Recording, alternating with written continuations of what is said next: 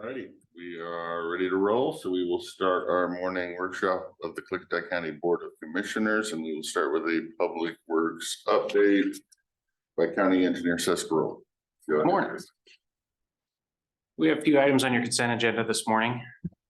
Item one is a notice contractors advertise and schedule a bid opening for our Bickleton area paving project. Item two is a settlement agreement with a landowner for purchase of right of way along Sundale Road for our Sundale Old 8 project. And item three is a concurrence to award the bid for the sale barn construction project at the fairgrounds to Hale Construction. On the construction end of things, white plastic edge lines project, contractors waiting for a break in the weather. We're hoping next week they can get started with that project. Curve warning signs and guidepost, no start date has been established. They're still waiting to obtain the sign order. There's quite a long line of signs going out right now. The annual striping contract, the thermoplastic work begins tomorrow. That's for crosswalks, stop bars, and various areas throughout the county. On the design end, the Bickleton area paving project, like I said, the notice contractors is on the consent agenda this afternoon. Right-of-way negotiations continue on Sundale and Old 8. We've 7 of 15 acquisitions have been signed and received to date. And there is a settlement agreement on the consent agenda for approval. Bridge repair bundles, we're still waiting approval from WashDOT to receive that preliminary funding so we can start the design on those. Crushing contract, hopefully in the next week or two, we'll get that out to add as well. Are you crushing, how much are you planning on crushing? I mean, 2 years supply, 6 years supply? 2 years supply, yeah. And for a project, the Sundale Old 8 will crush rock for that, so it's available for the contractor. And that's in 3 quarries. On maintenance end of things, the east end is working on that cattle pass replacement on East Road and hot mix patching. The west side, they're hauling some sand to Lyle for winter, brushing on Snowden and Glenwood areas, grading roads, and finishing up the work for the city of Bingen. I have a good question since you're talking about brushing. Harms Road, somebody like 15, 18-foot tree that's in the right of way and somebody cut it in half, about 10 feet off the ground. I'm gonna assume that's a PUD thing to try to keep it out of the power wire. Does that make sense to you? I haven't heard that we did any, but. Well, I mean, does that sound like something they would do? Yeah. Cause I'm like, I was expecting it to like be cut at the bottom, but it's just literally cut in half, 10 feet off the ground, and the half that's cut is still laying there. And I'm like, well, that's weird. Cut your one tree down, huh? Well, there's a few through there, and they brushed most of them, but this one, I don't know, it's just, okay, don't have answers for me, all right. No, sorry. I just don't know why they wouldn't have taken it at the bottom, because you cut top off, killed trees, so. And Steph, what do you have going on in Wakaikas, Appleton? Have you got grading and? Maybe grading, that's all I know. Okay. Up there. I have a lot of requests for Oh, up there, yeah.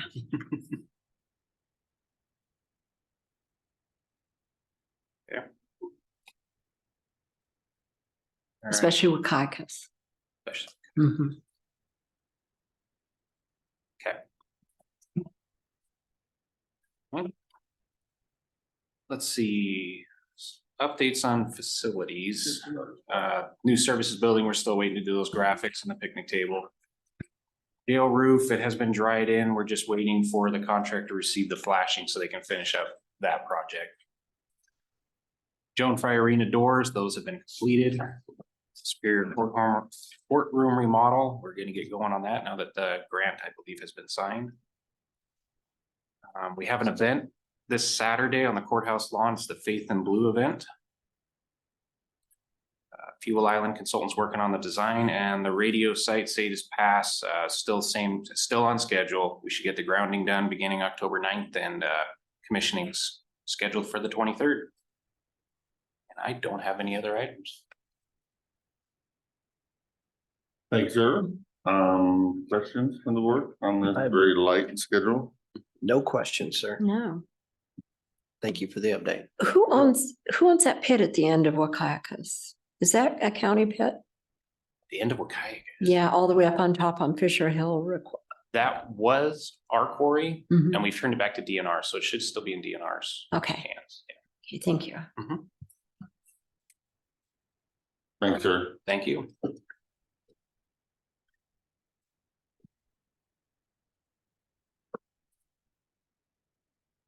That is, that's a short one, 5 minutes.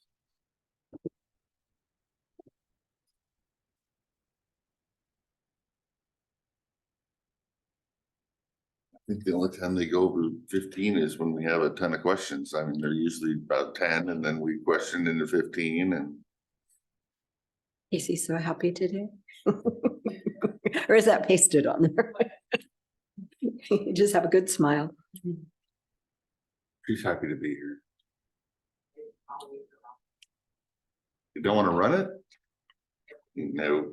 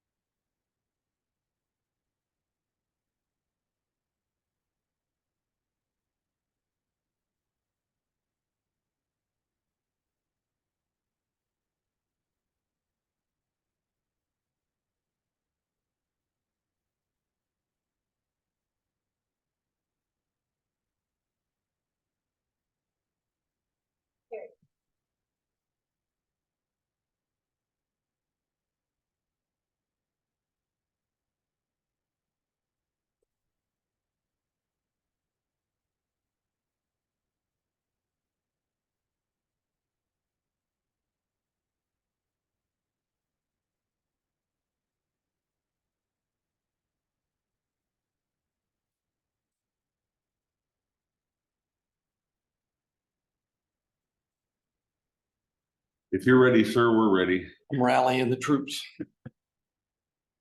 The 18, ready to spring at a moment's notice. Good morning. The 18. Not A minus, A plus. We're going to start out with HR this morning, and Casey's got some items that she'd like to discuss with you. That concludes our report. Thank you. Casey. And we're done. Well done, and we're Hey, done. Public Works had 5 minutes, so if you go 6, you're longer than them. Sorry, Casey. So we're gonna start with the DOL overtime threshold. And I've kind of created a little handout of where we're at. Ooh, colored pages. Thank you.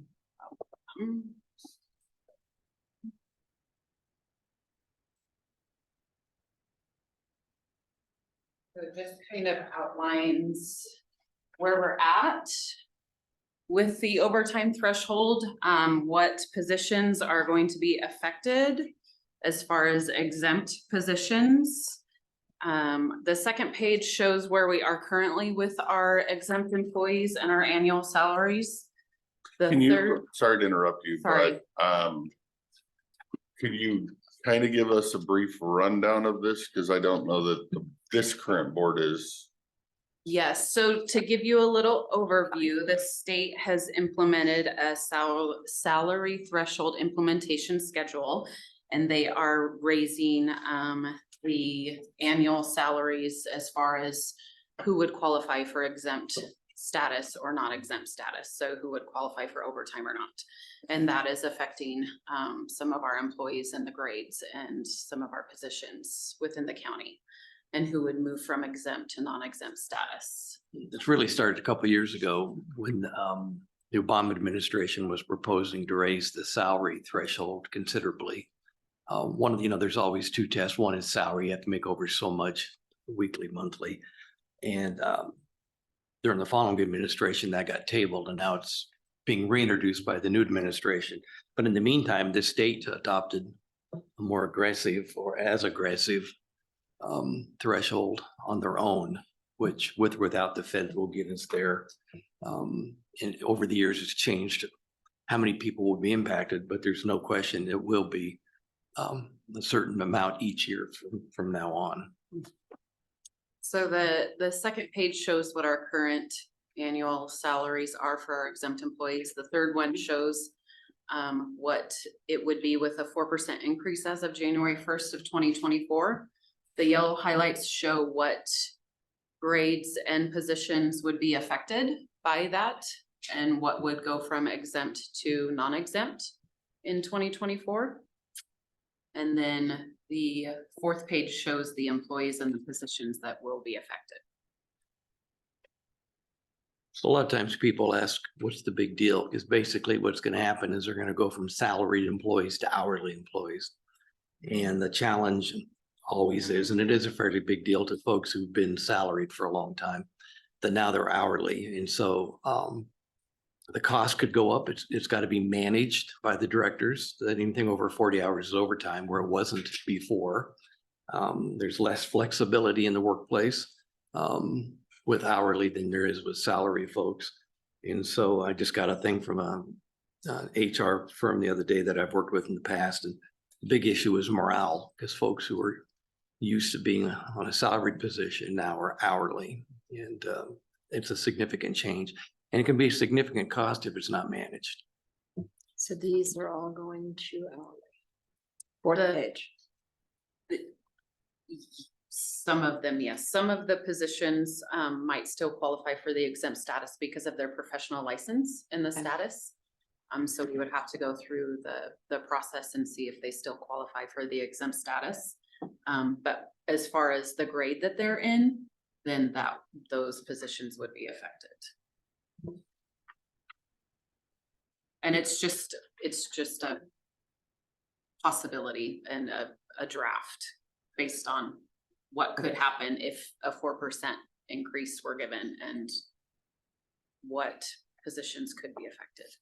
I mean, it's just a matter of time. How does that change the employees, I guess I'd say reporting of their hours? Does Well, it change anything if they move from salary to hourly and reporting of hours and? So as far as the timesheets are concerned, yes, because every pay period could be different. The salary to every timesheet is the set time. You're reporting 86.67 hours every timesheet for an exempt employee. For non-exempt, one pay period could be 80 hours for a pay period. It could be up to 96 hours. So it does fluctuate a little bit. so there's standard rule of thumb's always been generally is if you're salaried, you work no less than that. If you're hourly, you work no more than that without permission. Because every hour you work over that, or quarter hour, depending how we slice and dice it, is automatic required overtime.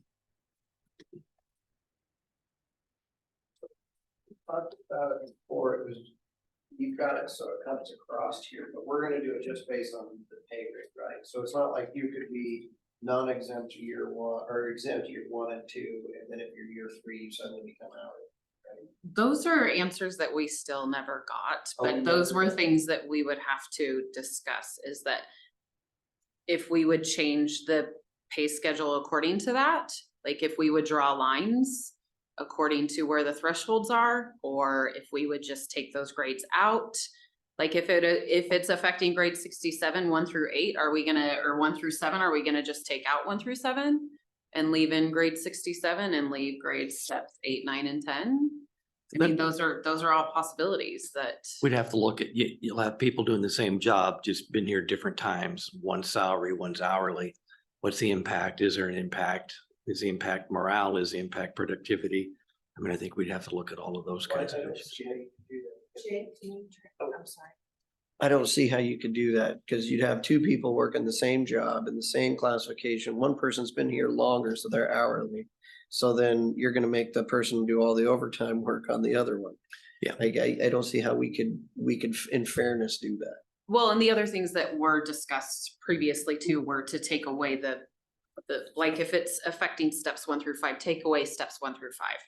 And so then those people, if they're in steps 1 through 5, then they would be moved to step 6, and then it would still be within that grade, but they would still stay in the exempt status. And so there's there's a lot of moving parts as far I as. don't disagree with what you said. Yeah. We just don't know what the government's gonna give us as guidelines. Is it our discretion or is it not? So it still hasn't been implemented then? As far as what employees would be affected, we have not had to. And so But we, 2024, we will. yeah, we will need to make Unless they some, kick the can down the road one more time because they Well, don't have this, answers. but this, no, 'cause they're not, the So they're state, not going to. yeah. feds might, the state is not kicking the can down the road. No. This is set. This will be implemented as of January 1st at the $69,264. So it's just gonna be a matter of if COLAs are provided and then where that puts each employee and how it's going to affect grades and employees and So- what we do to. So how are we implement. gonna get an answer from that on whether it's going to affect the individual steps or it's based on step one? I'll have to contact them and get some answers. Okay. And or a PA opinion request based on what, depending on what kind of answers we get from the state and run it through legal counsel and see if it's something we have discretion, should we or do we? And what's the pros and cons, so. So it's been a series of near misses over the years, and I think that's gone. So.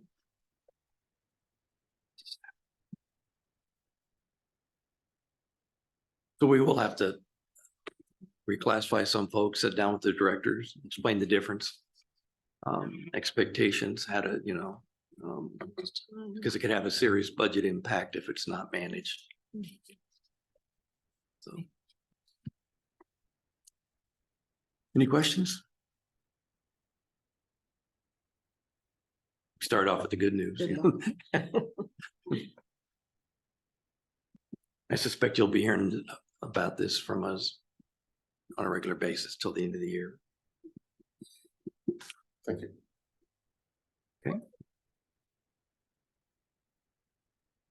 The next is the CPI. So the August CPI has been out and it came out at 5.4. And so 80% of that would be 4.3 for us. So that was posted a couple weeks ago.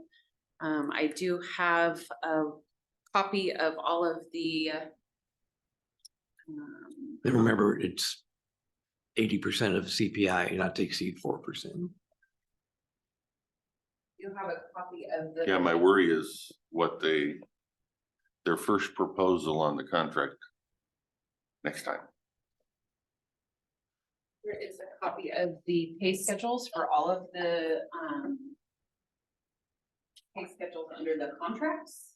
So it kind of gives you an idea of where we're at, of what is going to be given for increases for all of the union employees. So with the 80% at the 4.3, then based on the negotiated wages, everybody will get that 4% increase. So that just kind of gives you an idea of where we're at for all of the contracts. What was negotiated for wages for 2024.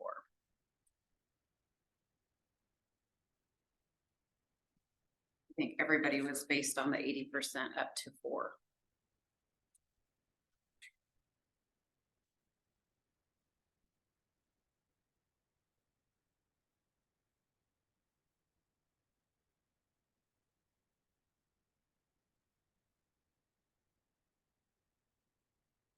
Any questions on that? I do not. And I think the follow-up to that, which is what Jen would ask, is her only issue on our update to date is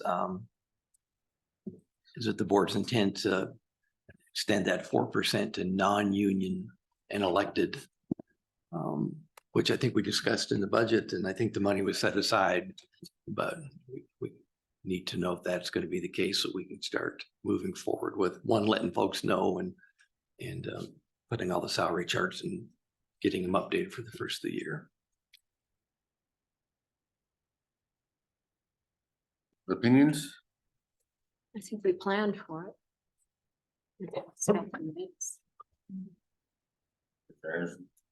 We budgeted for it, we planned for it. We better hope we don't fill all of our positions or we're gonna be up a creek. And we'll bring a resolution for what to do with all of that. We just needed to, I'm just glad we only budgeted for the 3.5, right? Rather than the. We did 3 or 3.5. It's What did we set aside the dollar? 4. Mhm. Oh, I thought we were. We talked about Okay. Plus, I think we decided the difference between 3.5 and 4 was only like $25,000, and as we got going through, she just left I it. can't afford that. So. Okay, Yeehaw. all right. It's magic. Peb, Okay, so we got the 2024 PEB rates for our benefits. It's an average of a 4% increase for our premiums. So it is nothing like it was last year as far as the increases. And What so was the percent last year? You remember? I think it was almost 10 it's big. across the board. And so the difference for employee is 3.78%. As far as increases in employee and family, it's 4.36. So it averages out to about 4% increase. As far as coverages, there aren't a lot of big changes. There are some minor increases for deductibles and stuff for the HSA, but What's the HSA? the health savings account, the high deductible plan, medical plan.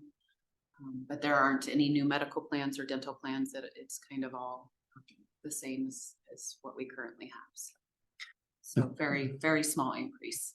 Casey has a tried and true roadshow for where she'll go meet with employees about changes to the benefits and those kind of things, and takes a lot of her time in the fall. Yep, PEB will be offering some open enrollment training that I'll be attending in a couple weeks to go over everything that is updating and changing, and then open enrollment will be in November for our employees. What percentage of our employees actually take advantage and change their enrollment every year, change their stuff?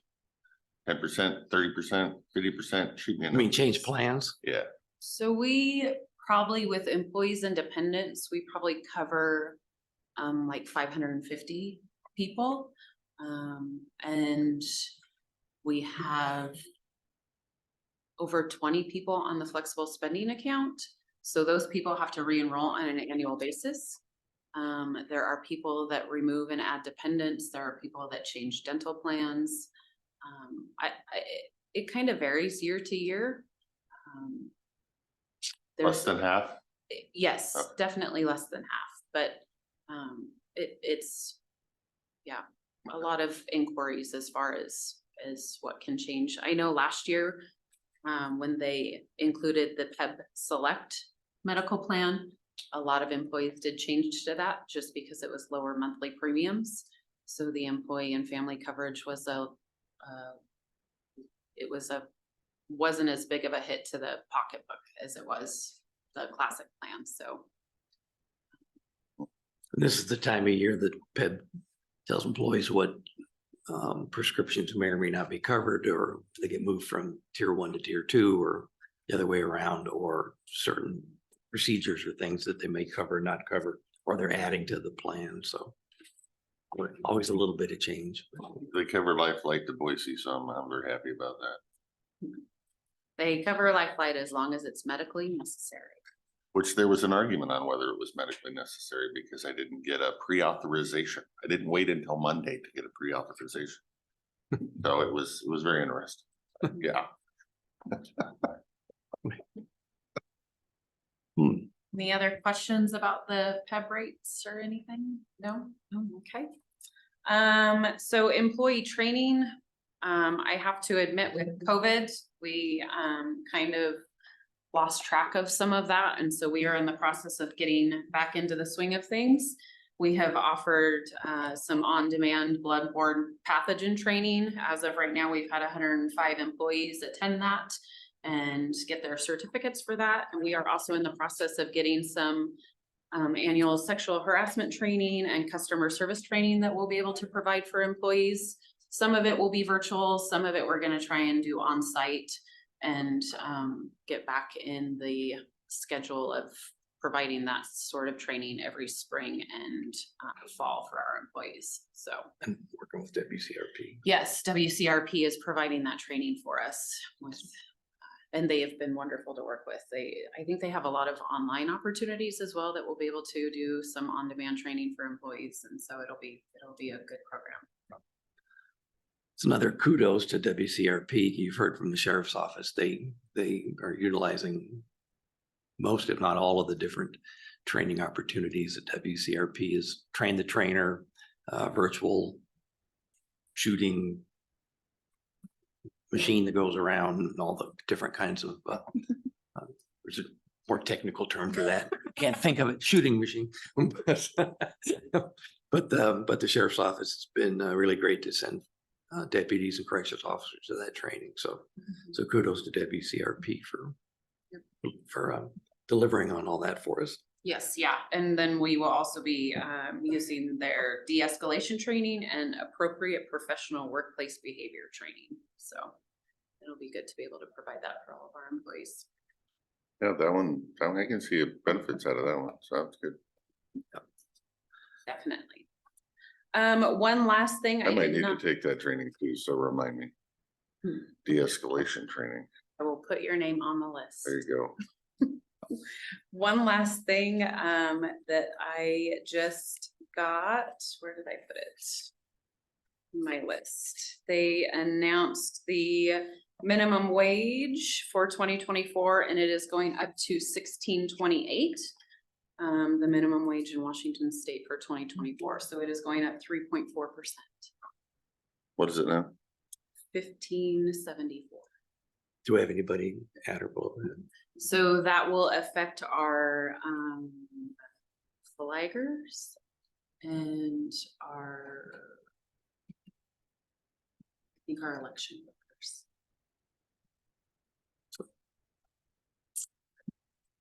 Couple more things for HR. One, I have the Prothman contract. It's been approved by the PA. I didn't get it done in time to get it for today, but it'll be on your consent agenda for next Tuesday. One thing I wanted to discuss with you, because we're ready to post it internally, but I need the salaries to be the same. Prothman strongly suggested we post it at the full range, not steps 1 through something, and that we post it with an asterisk effective January 1st. So now you've approved the 4%. They would recommend that we bump that up because they said there's no way you're going to get somebody on board before January 1st. So, and there'd be an asterisk. So if we did, it would be the current wages, not the January 1st wages. Yeah, as long, that's where I was going. As long as you had something in there that, yeah. We just there. need to throw the biggest net we can. And the reason I asked Casey not to post it internally, I didn't want to have 2 sets of salaries and confuse applicants. So if you're okay with us posting the full range at the January 1st, which is 4% above what it is now, with the asterisk, so that it's very clear that nobody would get that prior to January 1st if we were lucky. Then we'll get it posted and I'll get the contract to you next Tuesday for your approval. Works for me. Yeah, Yeah. okay.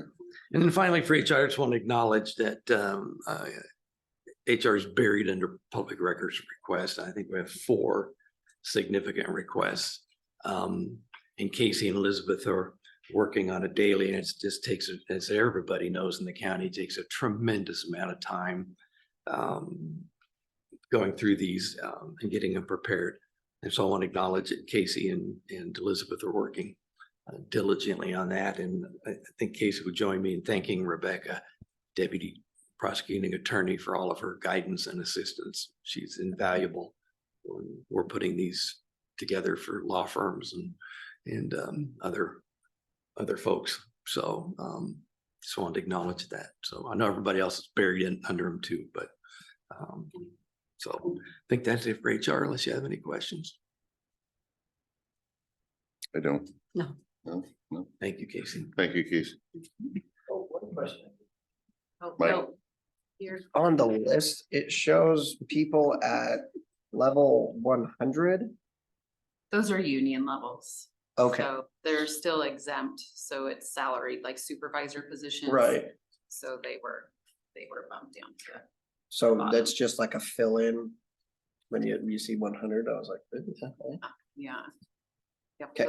those are unions, so they're outside of our pay schedule. They don't have the normal grades. Got it. Thank you. That was it. Then you had your question answered, Jen. Do you have anything else? I'm not. Yes, Jen will see you later today.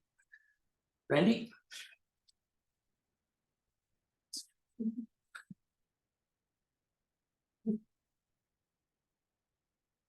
You know, Jeff Roy used to sing a song to the commissioners. I think it's about time he sang a song. There was a dance once quarterly too.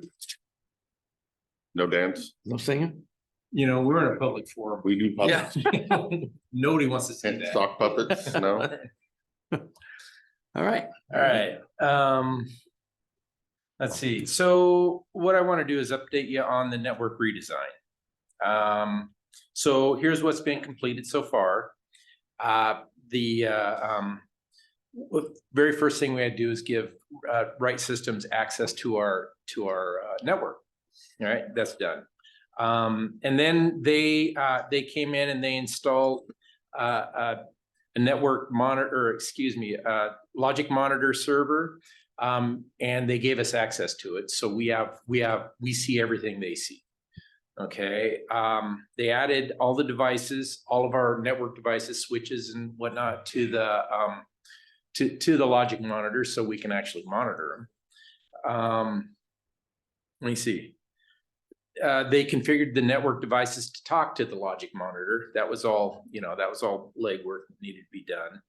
Let me see. They downloaded and reviewed all the equipment inventory in the logic monitor. They're looking at it.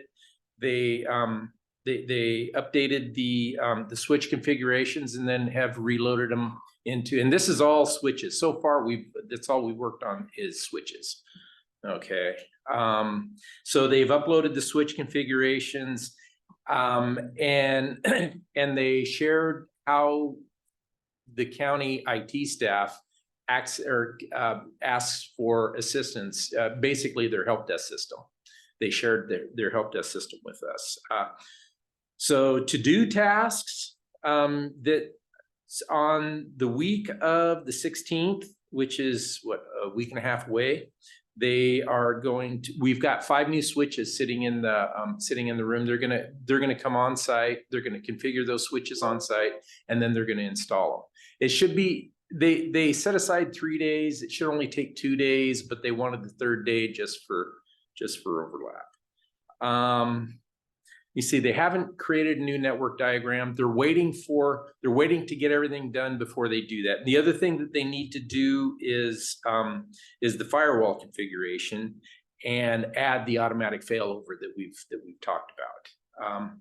That is going to happen after the week of the 16th. That's the last thing that they've done on there. They've basically what their approach is to get all of the internal infrastructure in place and configured, and then they're going to go to the perimeter, which is the firewalls, and they're going to work on that. We do have a firewall. The county has had a firewall that they are going to configure and install at the fairgrounds. That's part of this. Let me see. So after everything is done, which it should be done within a couple of weeks. Well, I'm going to give them 3 weeks to have everything done. After that, we're going to have a monthly meeting with our account representative, and that's just kind of to touch base and to see how things are going, because we've always got access to their help desk system, but to touch base, see how things are going, and then we're going to do a quarterly business review meeting with them. And that's going to be a lot more formal. And that's pretty much where we are. So you might be wondering why we're giving you so much detail.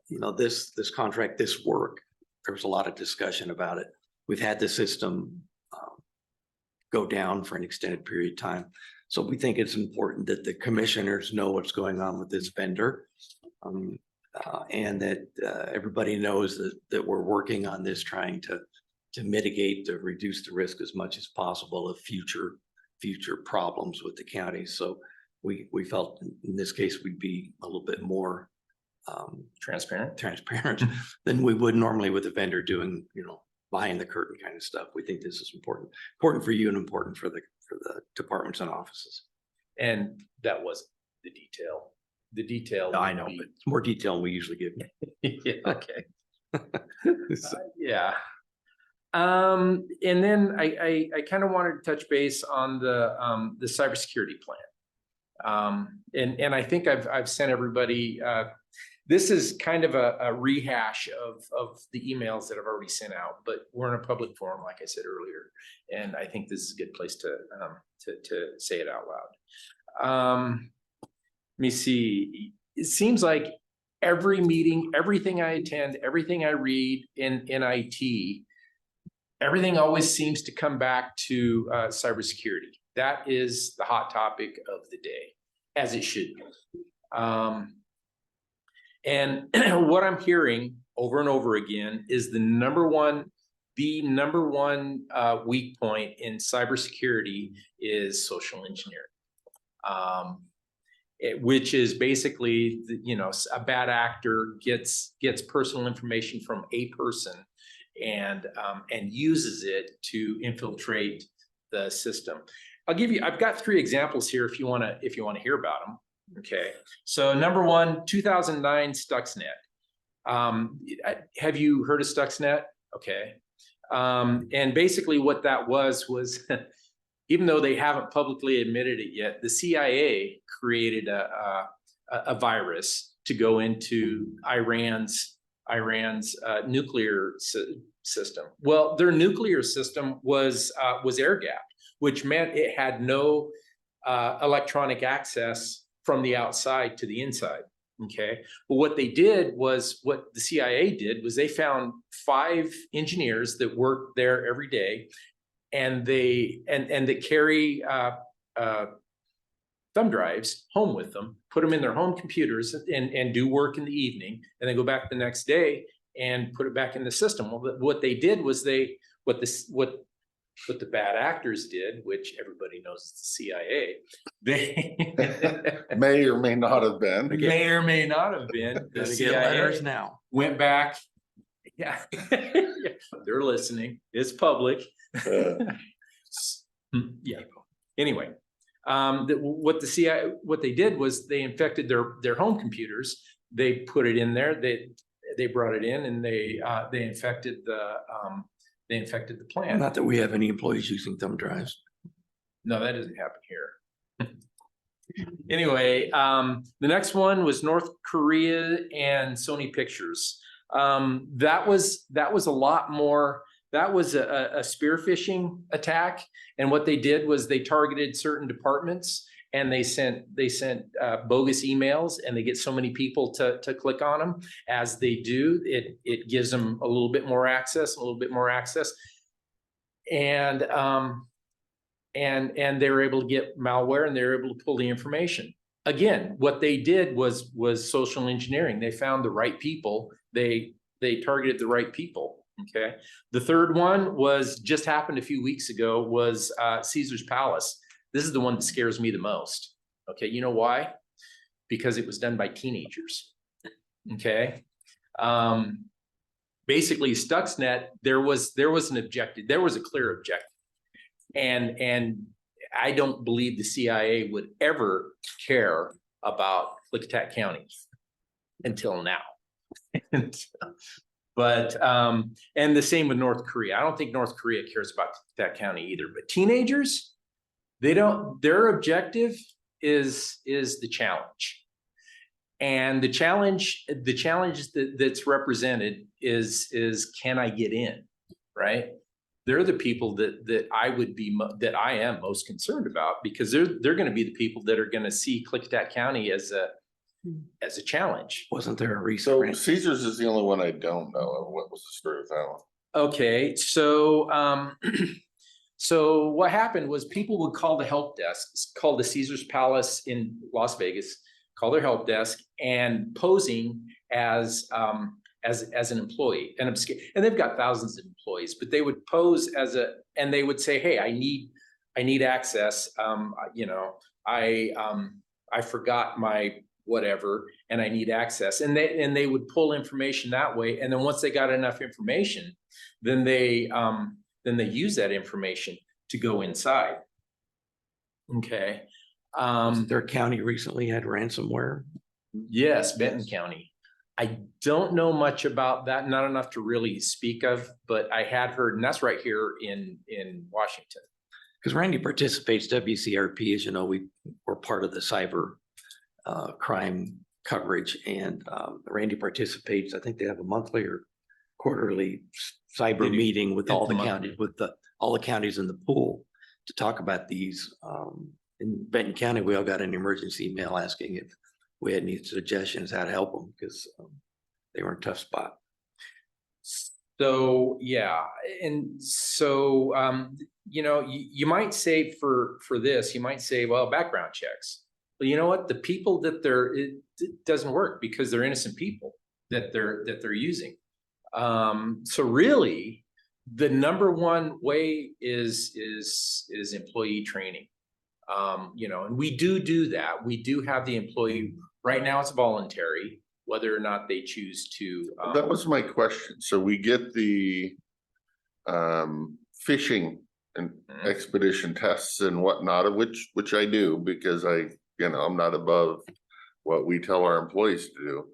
But my question is, do we keep track on making sure our employees are actually doing that training and passing that training and or holding them accountable for that kind of stuff? Or do they just get it I don't want to do that? And At this point in time, well, we have nothing saying that they have to do it. Well, I would be a fan, although I'm only one vote of 3, of coming up with a policy that is a little more stringent than asking. I think some organizations do it as part of their onboarding before. Well, I think it needs to be done yearly too. Before they let an employee in the system. I would like to have this as a future discussion because it is, I'm gonna tell you, I absolutely agree with you. Incompetence by our employees not knowing and then clicking something is not going to get us out of a jam. And it isn't that big of a time constraint. I will admit I fast forward through the videos because you can't take the questions without watching the video. But if you know the answer, you don't have to watch the whole 15-minute video. So I fast forward and then I take the question, pass the test. You test out of the class. There you go. But you know, it's everything. Some employees still don't like the duo on the phones. And one of the first questions the insurance carrier asked us before they would agree to take us was, do we do that? I mean, there was a short list of pretty key questions that they wanted to know. And that was one of them. It's because ransomware, these kind of things, malware can be extremely expensive to an organization. Yes. Yes, it can. And lost time. So if you want to not discuss this now and you want to bring it up later, that's fine. Just don't forget and don't wait too long. It's on my list. It's on my list. As a matter of fact, I do want to discuss it a little bit today. I want to touch on it. And when the time comes, I want a deep discussion on it. But right now, so here's the steps that I propose doing. And the very first step was a network redesign. Because we need, and I think I've told you in the past, we need a familiar foundation, right? And that's the network. Okay. I also want to make the point that cybersecurity isn't just an IT problem. Okay, it's an HR problem. It is. It is. It's an HR problem. It's a security problem. You know, drop the cyber and just talk security, and now it's a different conversation. And that's really what it is. However, because it's cyber, it seems like every place that I've worked, it always falls in IT's lap. Okay. But it really needs somebody that's more security minded to run. But the very first thing is the network redesign. We need a solid foundation, a solid, and we need to know where all of our ins and outs are. Okay. The next thing that we're going to do, and I've already got, I've got the go ahead from the PA's office to go with cybersecurity audit with a certain company, and I'll be in the next few weeks to get your approval to go with them. And that money is going to come from emergency management. They're going to, they've got a grant that I'm thinking right around the first of the year, we're gonna start that process of getting the cybersecurity audit. So with the network redesign, we've got a good foundation. We've got the cybersecurity audit, so we know where our security weaknesses are.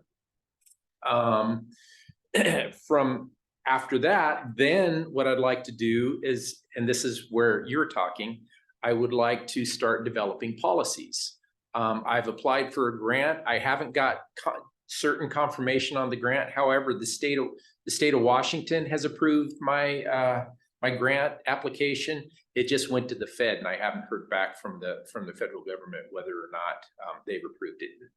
Honestly, I think that is a formality, but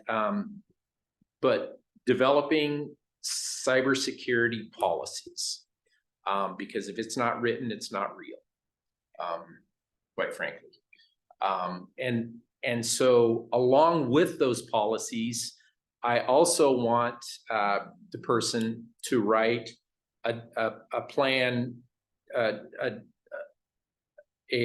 vendor. Yeah, I want the vendor to write a development plan. So here's the policies. How do we implement those policies? And that's what they're gonna do. And then start deploying it over the next few years. Now, there is a grant stream that is supposed to last until the end of 2027. I intend to use that to its fullest to do that. But at the heart of it, and you already touched on it, at the heart of it is the policies. You have to decide where you're going before you get the map out and figure out how to get there. And right now, But I get that. I guess what I'm coming from is, I guess up until today, I was unaware that we were mandating that cyber testing, Mandating. making our employees Oh, take yeah. the cyber test. Yeah. And so to me, that is a glaring weak spot in our cyber. And if we're gonna just wait until sometime next year to make them, that makes, I don't know, to me, that's a kick in the can down the road. If we get hacked because somebody fell for a phishing between now and then, that's my incompetence for taking too long. Randy and I'll take a look at it and see, I don't want to build it from the back forward. And I think Randy has a good plan. We can talk more, we'll talk more about the timeline, see how far that we are talking about it. But I think getting the vendor on board will be important. And Oh, I love that idea. I would just wish we could Jump ahead. jump ahead. And even if we're not creating the policy, we're sending out the test in an email that if the board so chose to do so, that the Board of Commissioners would like you to take a few minutes to take this test. And they will be looking at who took the test and who didn't take the test. Not a policy, but it gets the can less kicked down the road. well, I would say most of what we're trying to do is mitigate the risk. Yeah. There is absolutely. nothing we can do to stop it. Whether it's a kid or malware or, just ransomware, there's nothing that you're going to be able to do to stop it. And if somebody wants to target you, they're going to find a way. And when you have 255 employees and you can pick your way through them, we can't even send out a single email requesting people to not reply all to everything. And if they still do it, and that's a, very specific direct action right there. So while I hear what you're saying and trying to mitigate the risk and all that, I also think that it's a best management practices. For me, it's more about when they lock our system down and use ransomware and we can't pay them or we can't find a way to pay them. Do we have backups of everything somewhere else so that we can rebuild the system when we have to? We do. And that's what I care about. It's the vaulting of the information that is airlocked so that we can rebuild it, because in the end, sooner or later, you're gonna get it. Yes. But what we're talking about here is not day 2 after the attack. What we're talking about here is making it so difficult that we're not an easy target. Right. And I think we're all on the same page. Maybe we're in vicious agreement, but Yeah. I think right now we're very reactive, and this will move us to being more proactive. Understanding that proactive doesn't mean that we're immune from any attack. Right, and I would agree that even with the trainings, that you're not gonna be immune, but Or all if you the can educate policies or some all of of your it. employees, I mean, not everybody falls for a Facebook phishing scam sent Yeah. by instant messenger, but boy, a lot of people still do, and it just amazes me, so. And there's a lot we can't you talk know. about and shouldn't talk about publicly, but maybe Randy can meet with you guys individually and talk about what Commissioner Anderson's talking about, is how we when we bought that 100,000 plus backup server, there was a reason we did that and reason we needed one at that level and that expense. And maybe Randy can meet with you individually and kind of give you more detail about the scenario that Commissioner Anderson's talking about. So at least have an individual sense of No, I appreciate how Comfort. you've worked on this and that you're working with the vendor to bring that forward. I think you have a good plan. Mhm. but ultimately Jake's right. I mean, we can make it difficult and hard and be ready to react.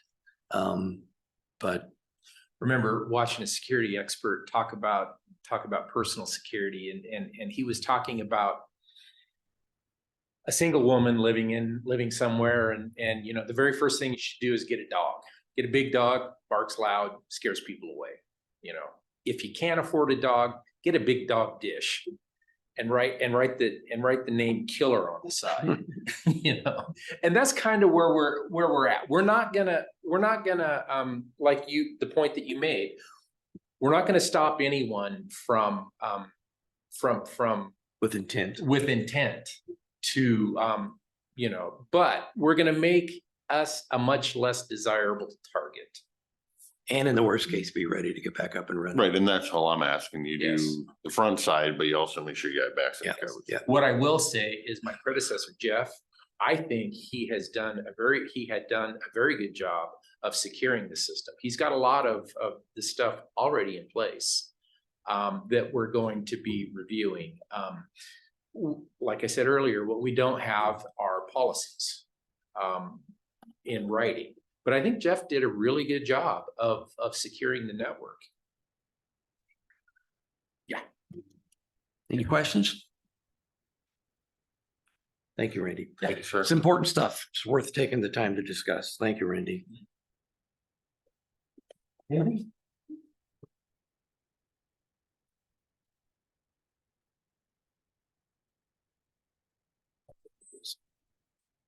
I didn't have a chance to.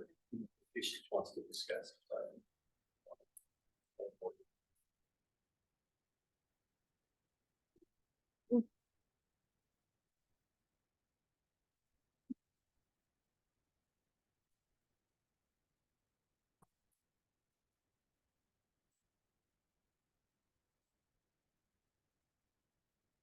Well, they sure do a lot of meetings and whatnot at this Wild Horse Renewable Energy Center. Have you guys ever heard of that? Mm-mm. They got green energy up there in their county, and they made this center that, I mean, they do tourism, they do things like this. It's like half the things I look at up there are held at this renewable energy center. So I had to go check it out online. But anyway, Right, well, you're looking at the schedule right now, but I'm gonna be attending this coming up at the end of October. Michelle recommended it for me, and the grant is paying the entrance fees and all of that. Michelle from Ecology. Yes, so she approved all of that as far as me going and paying for that. moderate risk waste is kind of the topic, and that's the first task of the grant. So I'm going to learn more about that. And I'm hoping to do some projects revolving around the batteries and the paint, which is one of the sessions.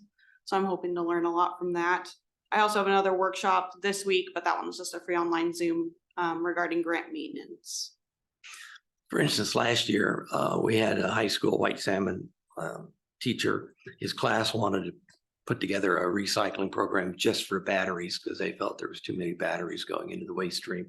And we just weren't ready at that time to work with that program. So we know there's an interest out there and a need. Are we talking just household batteries, double A's? Double A's.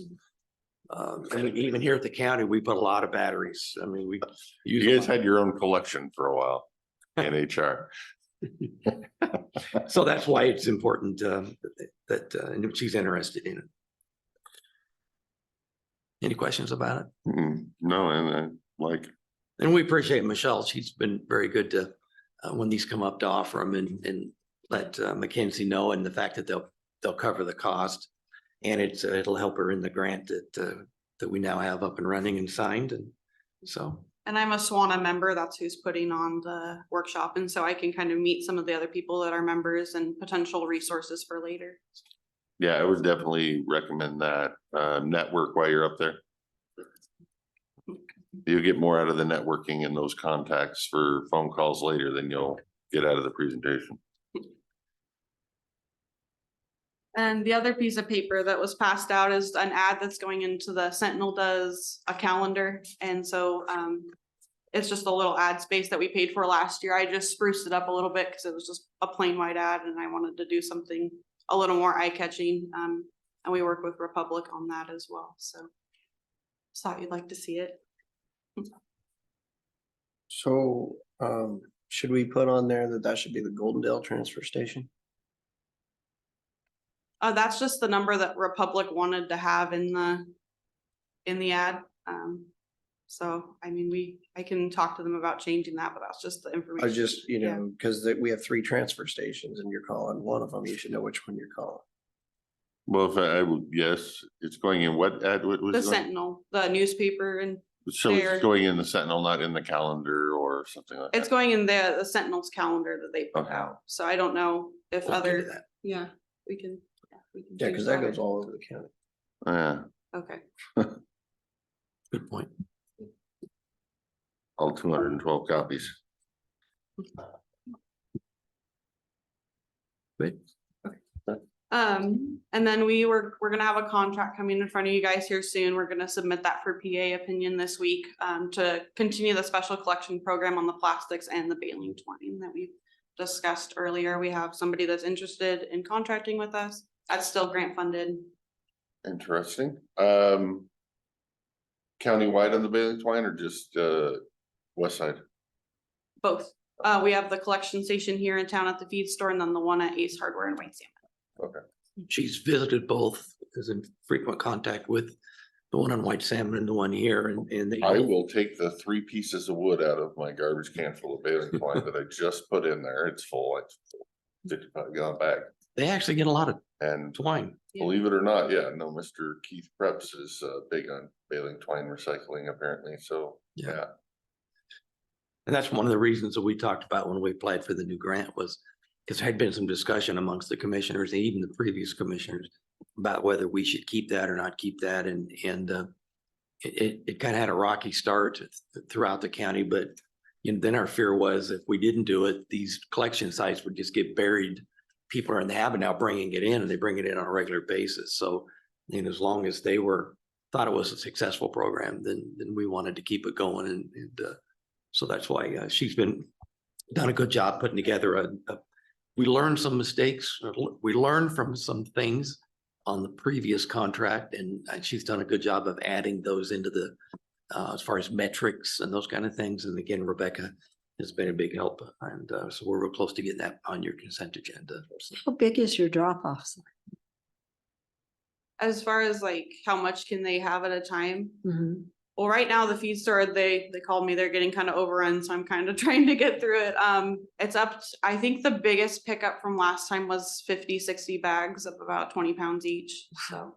Yeah, when it was first Well- proposed to us, I was thinking, there's no way in God's creation, anybody's gonna use this. But it's like me in the barn, I have 1 can for baling twine and 2 big cans for trash, and yeah, the baling twine goes in there and.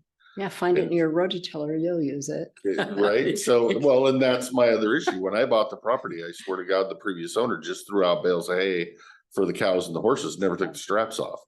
So it's like you constantly see these little pieces of twine sticking out of the dirt, you pull them and they're full of twines, and it's just constant. I can only imagine over So- public what the drivers say when they get that wrapped around the cats and, you know, get that Mhm. twine wrapped around the machine. So for them, they probably love it, but yeah, no, it's. Yeah. That's a big issue here in town. Blowing out of the back of people's trucks too, so.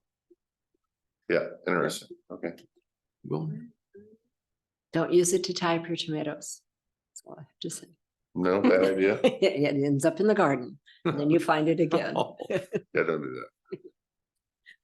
And the last thing I kind of want to touch on was just my interaction with the public. I've just been getting phone calls about recycling and stuff. And so I've been contacting Republic about their alert systems because people, you know, say that mine didn't get picked up. So I'm working on, they've added me to the list of people that get notifications when stuff isn't picked up. And so I've been talking to them so I can more appropriately answer questions in phone calls.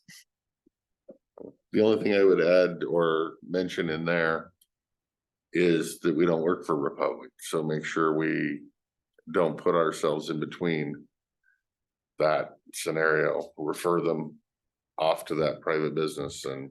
and Joe's really a big help because he understands what they can accept and won't accept. And so we were talking about that. The Wizard's a good tool, but I don't know, does Republic post it somewhere? Can we link to as our master list of those kinds of things? And if she's getting a lot of calls, and obviously there needs to be better communication, we just got to figure out who and what and how we can do that. So. Okay. And then I've been kind of leaving her alone as she gets the program up and running. She's hit the ground running. Recently we've started, her and I went over the budget. She's now added to the budget list. I've asked her and Lynn to work together so she understands the AP process and the revenue process. And now that the program's, the grant's in place, she's got her first quarterly review coming, not review, but progress report and reimbursement coming up. And Michelle's going to meet with her about that. So now we're getting more into the finance piece, the budget piece, the pay the bills piece. So she has an understanding. It's part of cross training. It's important to me that everybody know how to do something. You know, we have people on vacations, we have people occasionally are sick. And you know, things shouldn't grind to a halt when that happens. So it's important that she learned these things, and now that she has more time to Perfect, yeah. do that. No, because to me, it's not just an understanding that you're fully competent to be able to do it. So train until you get there to, yeah, good. Anything else? I don't think so. Any questions? Questions? Yeah, we're doing good. I think she's doing a great job. Thank you. Thank you. George? Are you gonna sing? Nobody's gonna sing? Sing? So, Wow. what am I, D team at this point? The D Right, team. the D team. You're the code compliance A team.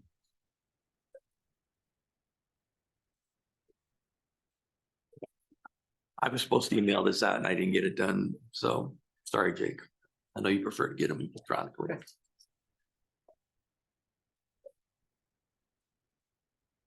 So again, as we've mentioned at the workshop, George will go through these, answer any questions. We're trying to not necessarily dive down to who some of these names and addresses and that kind of thing, but just give you a sense of the kinds of things he's dealing with and how they're being resolved. Oh, thank you. Go for it. So Klickitat County is currently sitting at 32 open cases. 5 cases were closed since my department's last update. 14 cases are nuisance, with the remaining falling under code violations. And then I broke that down into code violations by type. So 2 are construction without permit, 3 are conditional use permit violations, 5 are on-site sewage, or failed on-site sewage. One is a mobile home without a permit and one unpermitted structure. Out of the 5 cases, 5 cases that were closed since my last update, 3 were closed to voluntary compliance. A change of use permit was submitted for a shop that was turned into an apartment. The approval of the change of use allowed me to close the case. A complaint of unsecure trash was reported in Trout Lake. The homeowner was given 2 weeks to clean up. 2 weeks later, I did an inspection, which revealed the property was cleaned up and retention of household waste had been attained.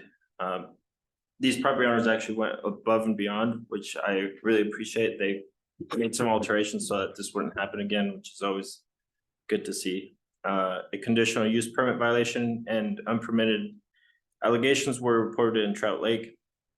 The tenant was unaware of the required permits for alterations done.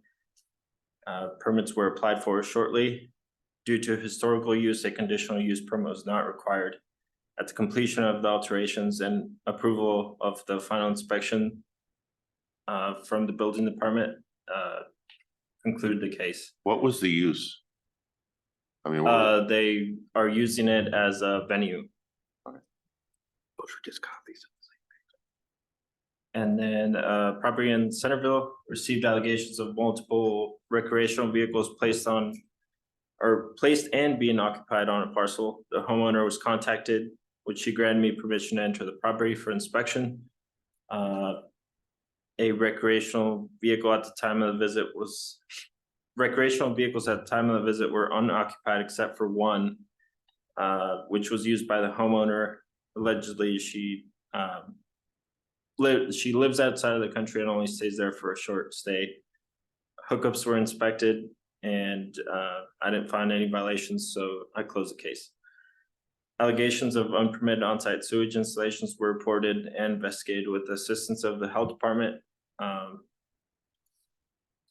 The claims were verified to be unfounded. I'd like to stop and, in all of these, George is working with all the various departments. Kudos to public health. Avery has went out on some of these visits with George. David Kavanaugh as Will on the other end of the county if necessary.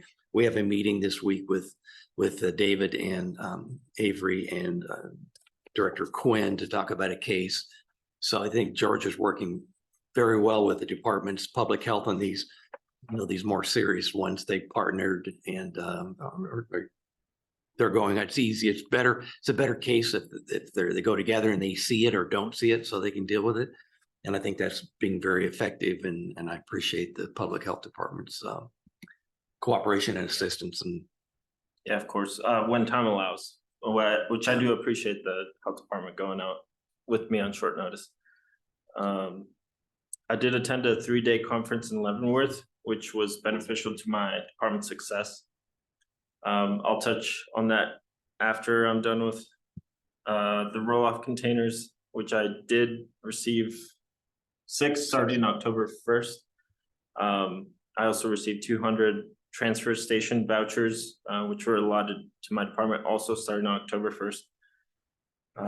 We had a great meeting with Republic with Zach and I think his name is Zach, right? And Steve Gilmore, better part of an hour. They co-branded the vouchers themselves. Republic wanted to co-brand that, have their name and our name on that. And it's important to them and to us that we track those. And so there's developing a way to track those. So, and the roll-off containers, they're very flexible with those. If they said, look, if you haven't used all 6 of them in September and you need 2 for one project, we can, they're just trying to be as flexible as possible. And for instance, if we used all 6, but we needed an extra one in the month of October, they're going to do whatever they can. Certain times of years, they're easier to get. They're really urging us not to use them or schedule them in the summer because they're in demand in the system.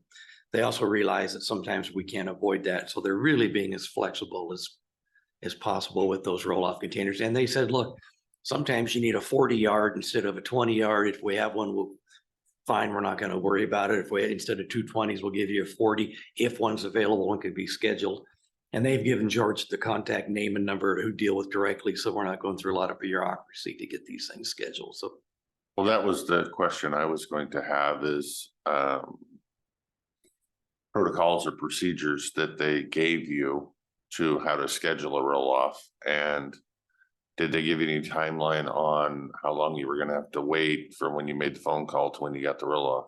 So essentially they, we're just gonna be placed on a queue and then they'll get to us as they can, but, we're not gonna be preference from my understanding. We're just gonna, we let them know in advance and then whenever they can get to us, they'll get to us, but which is why they urged is if we can do it and avoid the summer months when they're most needed, it's easier. But again, they're not going to pull one off a paying job, so to speak. So, but they, there was questions about placement and, you know, if I had to be there to, you know, pinpoint where the connexes or, sorry, the roll-offs had to be. And they're essentially taking care of most of it. I mean, realistically, yeah, they're doing all the hard work. I've just. Yeah, the only thing I would add for potential, like just vision down the road, when you do call to order roll off, try to make some kind of notes or spreadsheets so you have your own data so that you can come forward to us and say, you know, we did 5 roll-offs this year. I ordered it on this date. It was delivered on this date. They picked it up on this date. Because if for some reason we're not getting them, I'm gonna need to know times. Okay. So I would just start with that right off the bat, and be able to have your data, so. They also brought up good points, which I hadn't foreseen, which is that people will ultimately try to stick things in the roll-offs that they're not supposed to put in there. So I didn't think about that beforehand, but it is,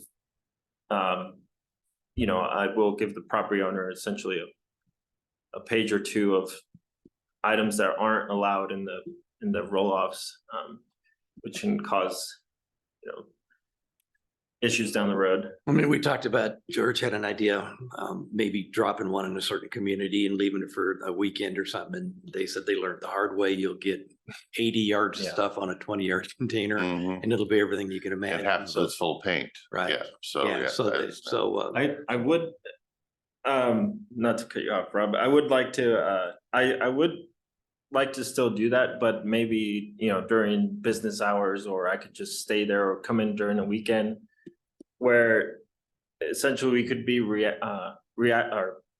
proactive instead of reactive to, you know, communities getting out of hand.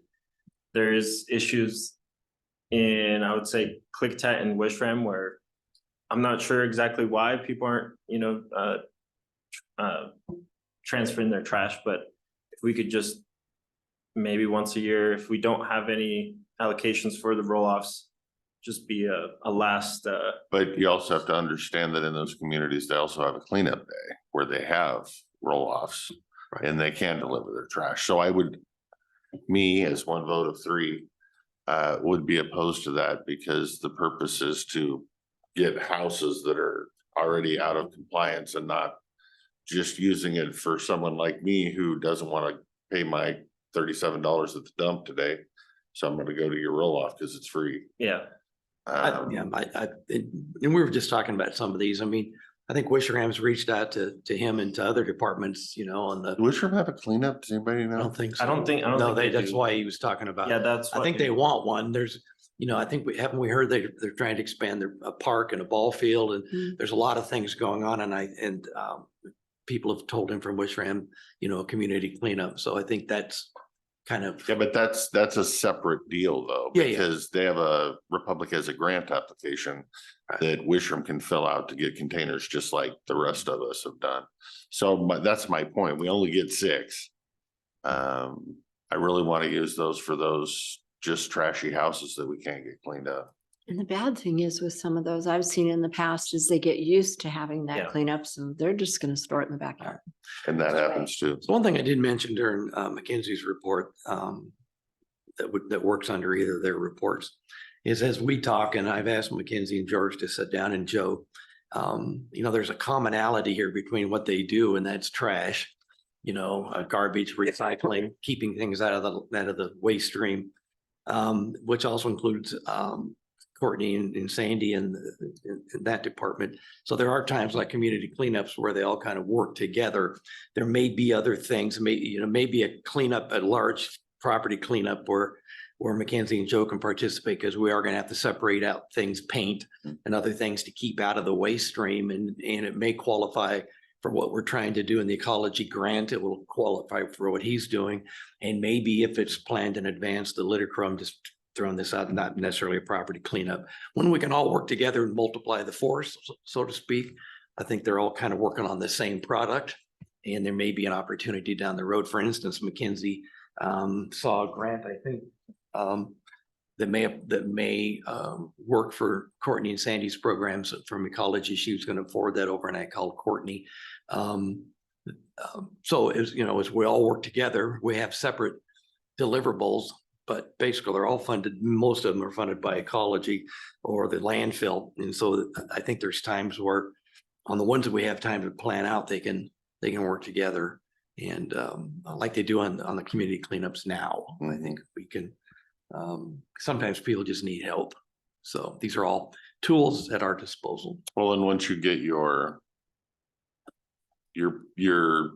system in place, I think even a call for volunteers, on a Facebook or whatever, or a nonprofit group, or volunteer connections with the seniors down there, if it happens to be a senior house, we'll be able to get the boots on the ground. Yeah. I I'm think going to it's all ask gonna go everybody. good. I told McKinsey I appreciated her looking out for something that might benefit Courtney, and sent to them to let them decide if it's worth considering or not, and for them all to work together on these things. And Joe's been very good as well, and he understands the transfer stations better than most. So. And one roll-off was already offered to a property owner. One of our code compliance cases. So. How are you going to determine who gets a roll off and who doesn't? Is it? I don't know. What's your rationale for who to? Is it going to be a pending long-term case? You can't get compliance. You've offered this. You've offered that. It's not working here. Have a roll off, or is it going to be?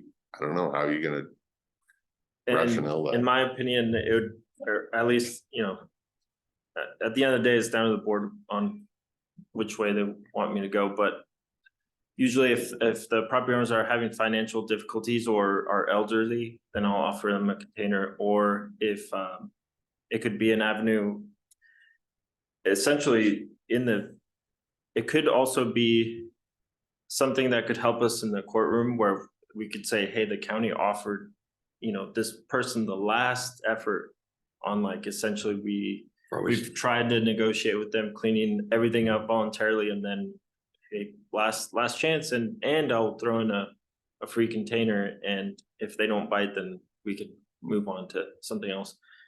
But I suspect there's an element of, if George thinks it's going to be effective, we don't want to waste them. yeah, Yeah. Right, well, and if they Yeah. make sure they have 20 yards of trash, Right. not Yeah. 6 yards of trash, yeah. And lastly, if it affects not only the property, but also neighboring properties, then it really depends. That's the most government answer ever, but it Yeah, depends. no, I get it, and I'm good with that.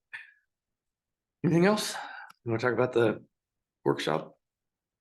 You said you were going to talk about that. Oh, I was going to talk Seminar. briefly about the training in Leavenworth. So again, going back to it depends. I did go to the training with kind of wanting to see how other counties, where code compliance falls under in other counties, and I just left completely still. It depends really, and there's just When you seen one county, you Yeah. seen one county. We're not It's so like, bad, are I you? go, I go around asking and like, people are under public health, Sheriff's office. yeah, the sheriff's office, police department. There's natural resources, human development. I mean, there's really no answer. And it was all like, well, it depends. We do it because of this. And so, yeah, code compliance is, Yeah,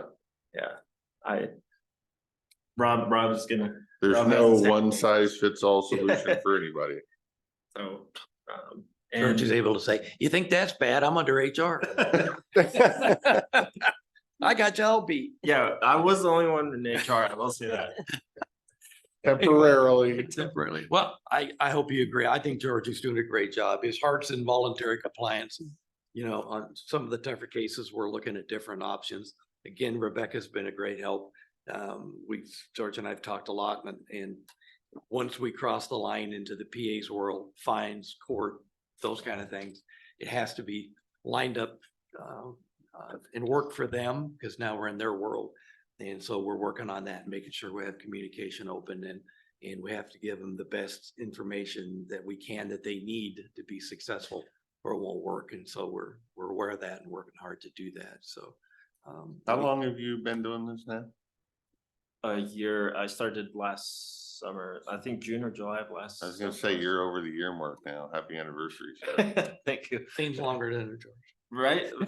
Yeah, a lot of people, I think, I don't know, it might be a good thing or a bad thing. People forget that I've only been here, not that long. But, I'll take it as a But compliment. that's been a year you've been in the sunlight and Yeah. not in the jail. Yeah. Out of the bat cave. Not Hold that on, I'll he, take not that. that he was in the jail. Yeah, he was working at the jail, not. Gotcha. Yeah. There you go. All Okay, right. thank you, George. Thanks, sir. Thank And you. then Thank you. finally, natural resources, staffing, we've got the position posted. Natural resource position, just confirming that. And then I want to confirm the Western Gray Squirrel process letter. Were you gonna reach out to McClure? Is that, Yes, I've reached out to him. okay, is that a go? That is, we're going. Okay, just wanted to check back, make sure that we were, because I know there's not an infinite amount of time to submit that, so. I've heard two commissioners bring up, I never know if it's Swissler or Switzler, but it may be something you want to put on a workshop. I've heard two of you have questions about it, and I'm not the one to ask. But and I know you would know that because you can't talk to each other, so it may be timely to schedule a discussion about that project or not. Just bring it up. Interesting. So, Okay. um, I guess. God, I want to know more. well, and then, well, and I- But not the time or place. So, and the lead just, I got a call from last week from the co-lead from ecology she's project manager on the grant, asking who McClure had formally attended those. Richard attended one. I don't know if he attended Friday. I couldn't get to him to see if there was a meeting scheduled Friday. Benton County has a person on there, ecology has a person on there, and then we've traditionally had a person on there over the funding piece. So going forward, and if maybe not today, but at a workshop if you want, are we gonna have somebody, is it gonna be, who would you like to attend that? That's to do with the funding piece. okay. She let's, said her bosses, she is- said, go ahead, sorry, Is there a reason for a Tuesday over Thursday or Thursday over Tuesday? for a workshop. Yeah, doesn't matter. Doesn't matter. Doesn't matter. Tuesday's fine. So yeah, I would just, put it on. But we there need to and designate notify all the somebody parties, Richard and HR.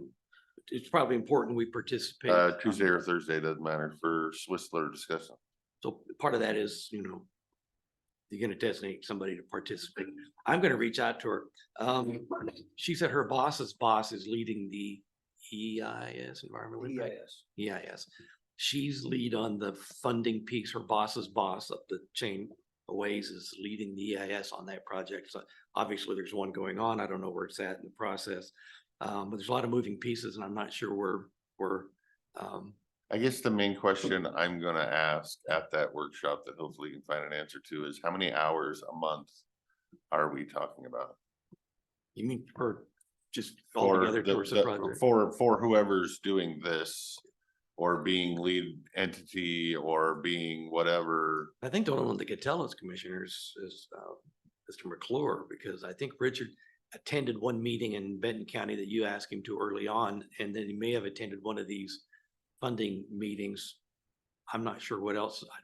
I think the reason I got the call is they know we're in transition, and we're missing some of whatever it is we're supposed to be doing. So within the grant reporting, I think Lynn has records in there in the drawer and on her computer. I think it may line out how many hours were spent and what the charges were that went back to the That'd be a grant. good. And I'm good gonna look reach at out to least this, past. I'm gonna reach out to Ingrid, I think's her name, and ask, I want a copy of all the funding. Yeah, so do I. I don't have access to it, or I don't have it, and I'm just gonna ask for a copy of it. Was really nice to work with, but she said, we know you're in transition, but the project's continuing. It's just continuing without us. Quarterly reports, you should be able to get all that from Lynn. Yeah, it's in there. Again, I'm not jumping into it. I just, when he calls me and says, hey, we just wonder who's gonna attend this meeting and who's gonna attend in the future. Who is the organization that wanted to go on to Horse Thief and do a cultural survey or whatever? Was that Corps of Engineers?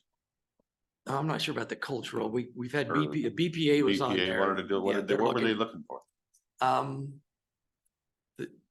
There's a name to that big power grid that runs, the power lines that run through Horse Thief, it's like the Cascade. They're gonna expand that, and so they're looking at all the properties along the line I think they're gonna add more transmission, and so that was all part of that.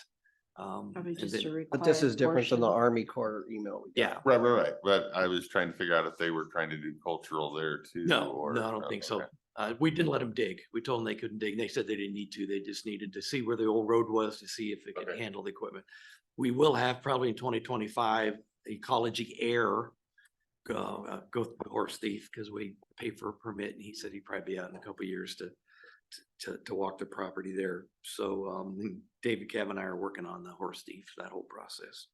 So I think that's it for natural resources. Any questions? Any questions? No. Thank you, Jake, for reaching out to Director McClure, our former Director McClure. All right, because that was something on my list for discussion today, if we can put it on the agenda for this afternoon or whatever. Is that Army Corps of Engineers request to do cultural surveys on all of our land down there. So we need to have discussions on whether we say yes or no to that. And I don't know where we wanna. It's technically new business, so it shouldn't be board pending. and it's I got talked about I got a now. list on so far to add. Sure. Anything else? Any other agenda changes that we're thinking for this evening? Anything else we wanna talk I've about? that we got don't know? the DNR transfer lands, adding Pat Arnold to the agenda, as well as conversation on the Western Pond Turtle. Yeah. Okay. And what you just brought up. Got it. At some point in time, where do we put a discussion about interim management of the planning department? Technically it can be now, because we've already discussed that, so that's technically board pending and. If you wanted it now, or we could do it later under board pending at the end of the day too, so. Depending on if somebody else has something now at lunchtime, if they need to go, or we can move it down. It doesn't matter to me, you know, if you have a preference. Hold on.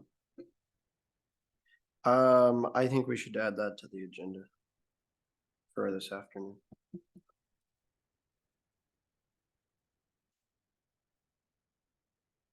Rearrange the week.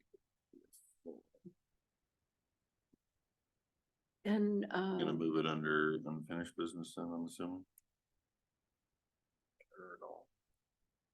and also the FSEC appeal. For 5. Okay. Taking notes. Good thing we have a short list. Yeah, right.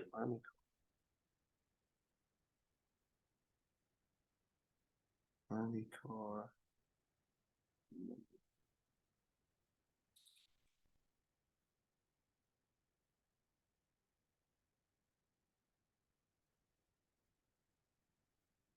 And then you said FSEC Yes, the appeal. and old business.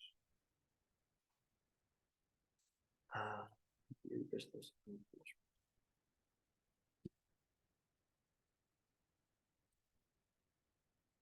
You taking notes on where all these are going? Cause I'm gonna lose track. Yeah, I've got it. That was the other question is, I guess I can make notes when we approve the agenda with the following changes and you can tell me which ones are going where. When we pass that motion, so I can keep track of the meeting as we go, or make notes and turn your blue card over to staff and maybe they can. So probably have 6 items. I I got said it's gonna 7. get confusing to me to keep track on them with what, when and where. So, Okay. All right, I got it. I'll make the motion. All right, with that, is there anything else? I don't. No, I'm good now. Mr. Chairman, I would make a motion, we recess for lunch. And I'll second. Okay, we have a motion and a second to recess for lunch back at 1 o'clock. Any discussion? Hearing none. All those in favor of recess, say aye. Aye. Aye, motion passes. Okay. And they'll go over the check for. Great. Is this one? It is now 1 o'clock. We will open or call our regular business meeting of the Klickitat County Board of Commissioners to order. Let the record show all the commissioners are present, and we will start with the pledge of allegiance. I will start by turning on my microphone. I'm sorry. I pledge allegiance to the flag of the United States of America and to the republic for which it stands, one nation, under God, indivisible, with liberty and justice for all.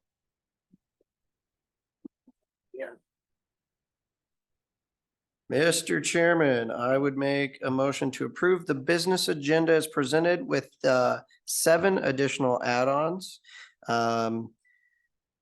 Number 1 being the discussion with Pat Arnold regarding the Western Gray Squirrel. Number 2, scheduling a date with the Skamania County Commissioners. Number 3, discussion of rearranging the weekly business agenda. Number 4, the Western Pond Turtle. Number 5, the Army Corps of Engineers. And number 6, the DNR transferred lands, all under new business. Under old business, I would put the FSEC discussion. I would set old business to after new business at 2 o'clock. And were we adding a planning department discussion under unfinished business? So all of these, for clarifying the motion, we're putting all of these under, that aren't already currently listed under new business, and we're putting FSEC in the planning discussion under old business. Or unfinished business, sorry. Is that correct? Which planning discussion? I wasn't on my list. No, that wasn't. part I of the brought it original up. motion. Yeah, I brought it up Yep, earlier. that was what she brought up before lunch. Yes. Okay, sure, we would add, I would take the friendly amendment to add a planning discussion under old business after FSEC. Thank you. And I'll second. And by old business, you mean unfinished business, right? Yes. All righty, we have a motion and a second to approve a very interestingly long add-ons to the business agenda, 7 add-ons. Any further discussion on approval of the business agenda with those add-ons?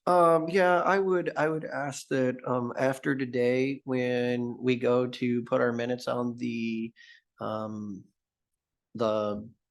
because we have so many add-ons, I would like to put the updated business agenda in the agenda section online so that when somebody's looking through, they can see where about something is. So then they can go through the video to get the information. Does that make sense? Yeah. I would just, So, For the after meeting packet. yeah, so essentially go back and edit our agenda with the changes. with the that we made. changes, so that then you can see it, so that when you're going through, when somebody goes, hey, what about this? Then we can come back, or the public can go in and say, oh yeah, they had a discussion, and then they can go find it online. Otherwise, you'd never be able to find it. Not a big issue, easily done over there. Okay, yeah, Good yeah, point. yeah, good point. All right, we're still sitting on a motion in a second. Any discussion on approval of the business agenda? Hearing none, all those in favor of approval with the business agenda with the 7 add-ons, say aye. Aye. Aye. And I think there was a third, yes? I said Okay. aye. Mhm. He was just quiet, sorry, didn't hear. Mr. Movement. Chairman, I would make a motion to approve the commissioner meeting minutes from September 12th, 2023 as presented. And I'll second. Okay, we have a motion and a second to approve the commissioner meeting minutes from September 12th, 2023. Any other discussion on that? Hearing none, all those in favor of approval of the minutes, say aye. Aye. Aye, motion passes. That brings us to citizen comment. Citizen comment will be limited to 3 minutes per individual. Please state your name and general location in the county for the record.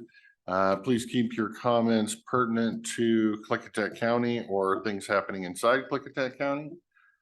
We normally start in the room, but we don't have anybody in the room, so we should be able to get a 3-minute stopwatch up on the screen for you Zoom folks.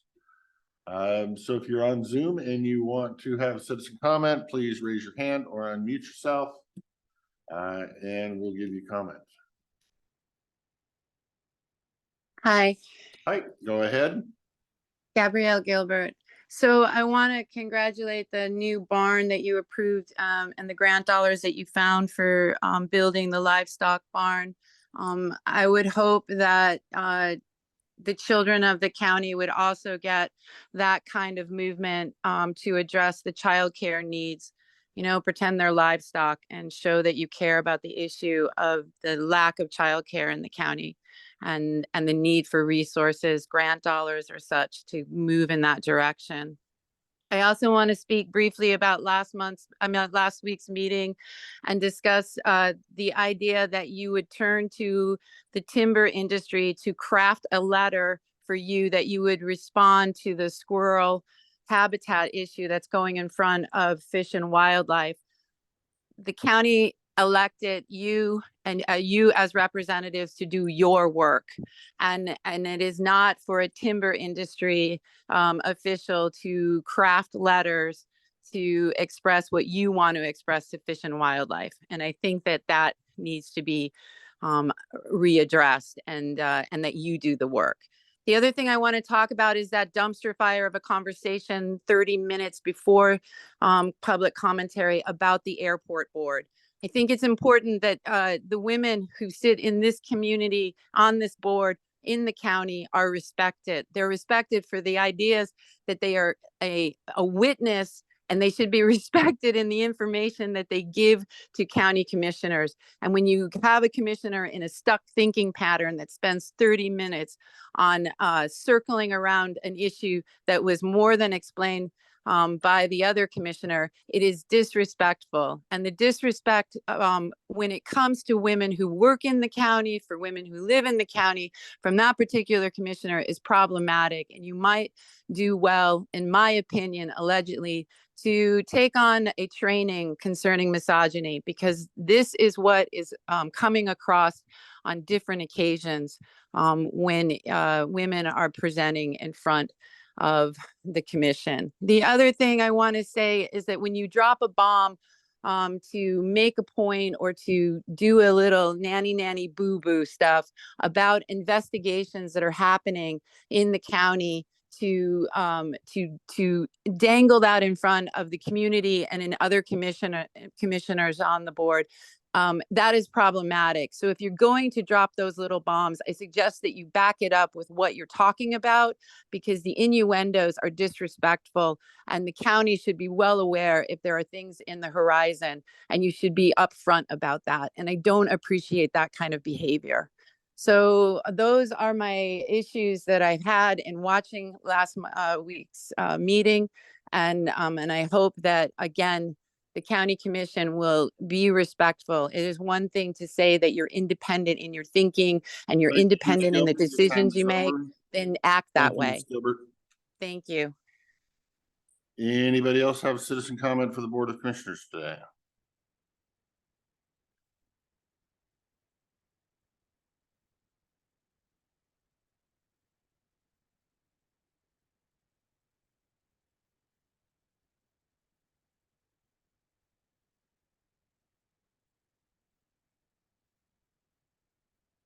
I'm seeing none. Anybody online? We do not have anybody in the room today. If anybody else online has comment for the Board of Commissioners today, please raise your hand or unmute yourself.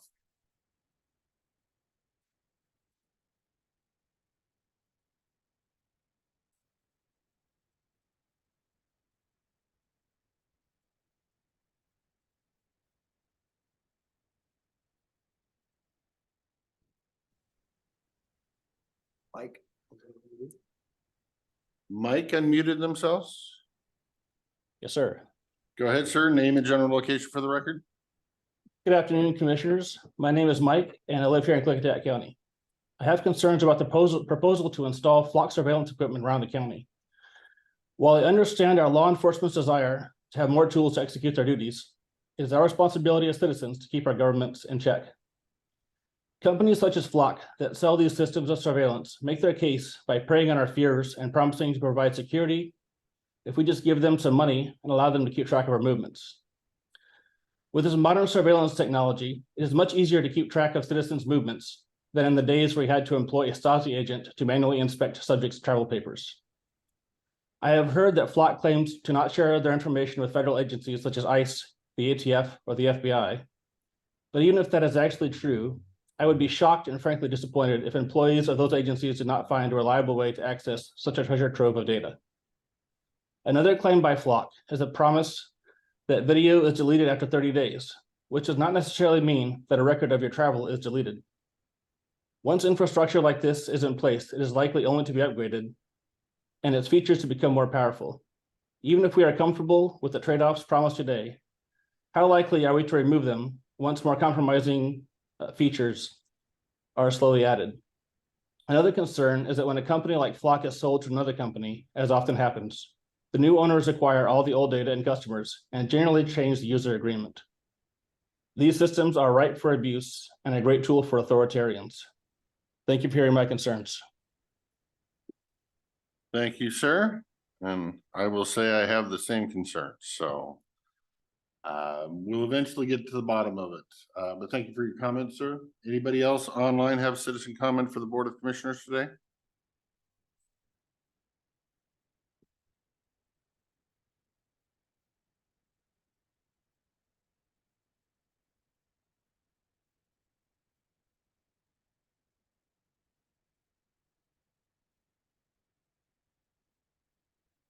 I'm seeing none.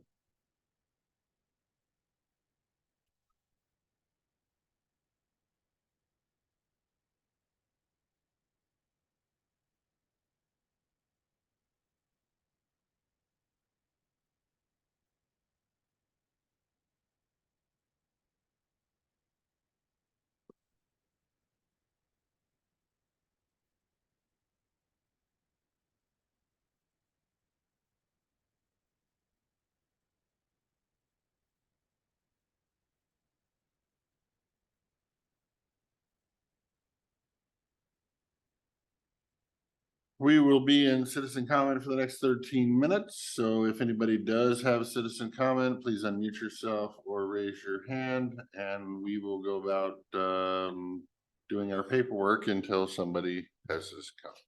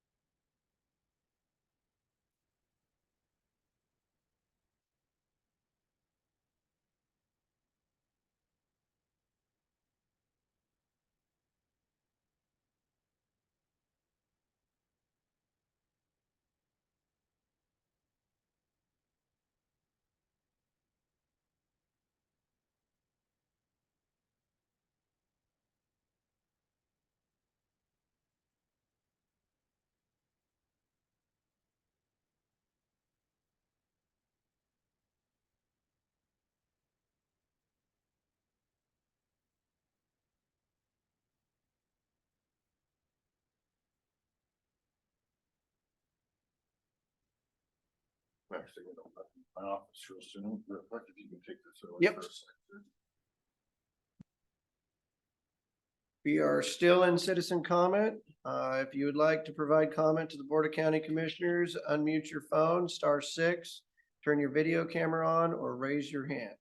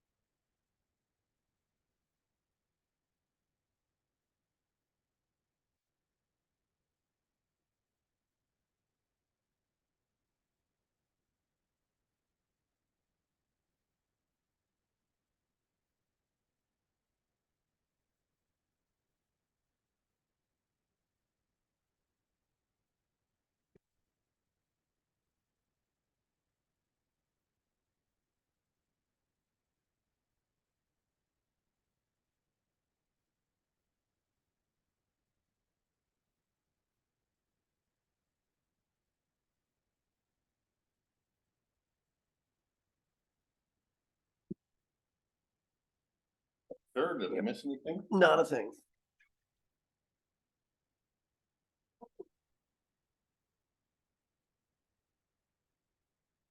Well, we will continue in citizen comment in hopes that somebody online has something pertinent that they would like to discuss with us.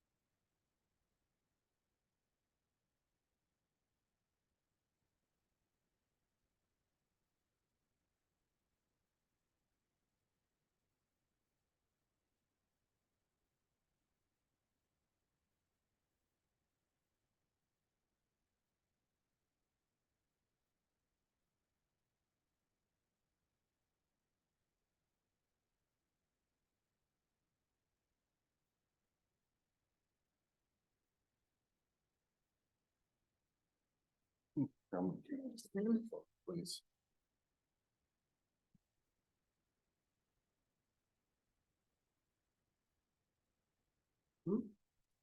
Payroll. These are permits. Permits, yeah. Oh, she got agenda over there. And our agenda has 3 items in it. How did that happen? Usually a book. By the way, it's. Yeah. Well, it's usually consensus this Yeah. big.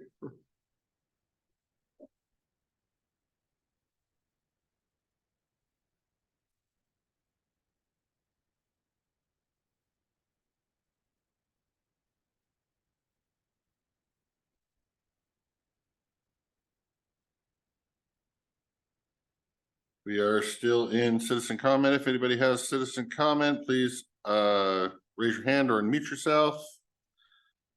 And I will happily stop signing road approach permits to give you the floor.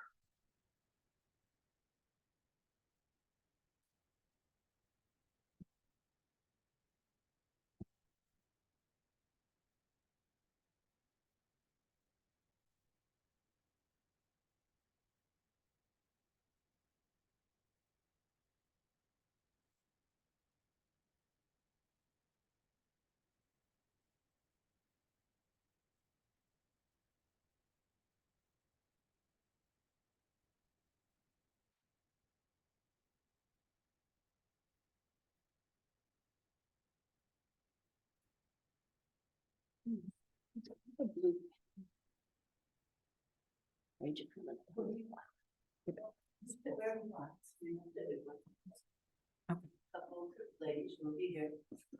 We are still in citizen comment. If you have citizen comment for us today.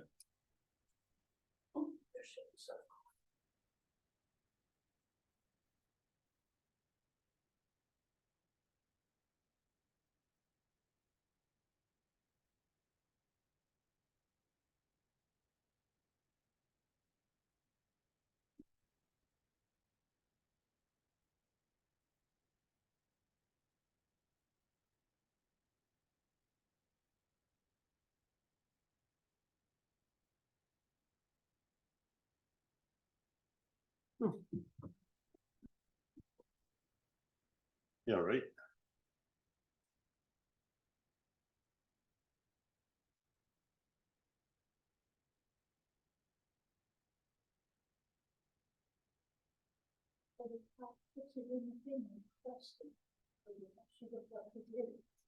And questions understanding. Once it's going to be in necessary.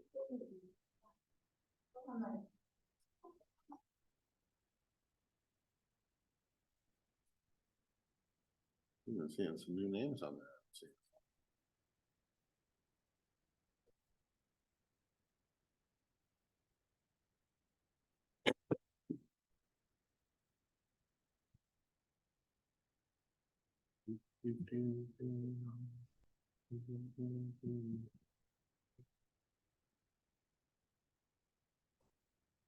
I need to make a note of this.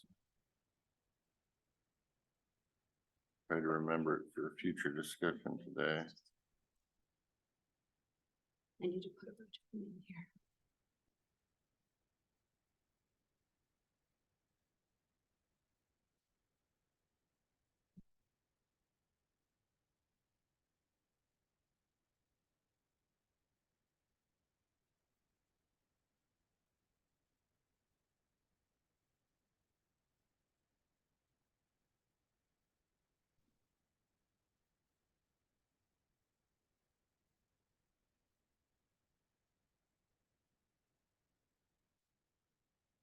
Alrighty, we will ask again if anybody out there has citizen comment for the Board of Commissioners. Now is the time to do so.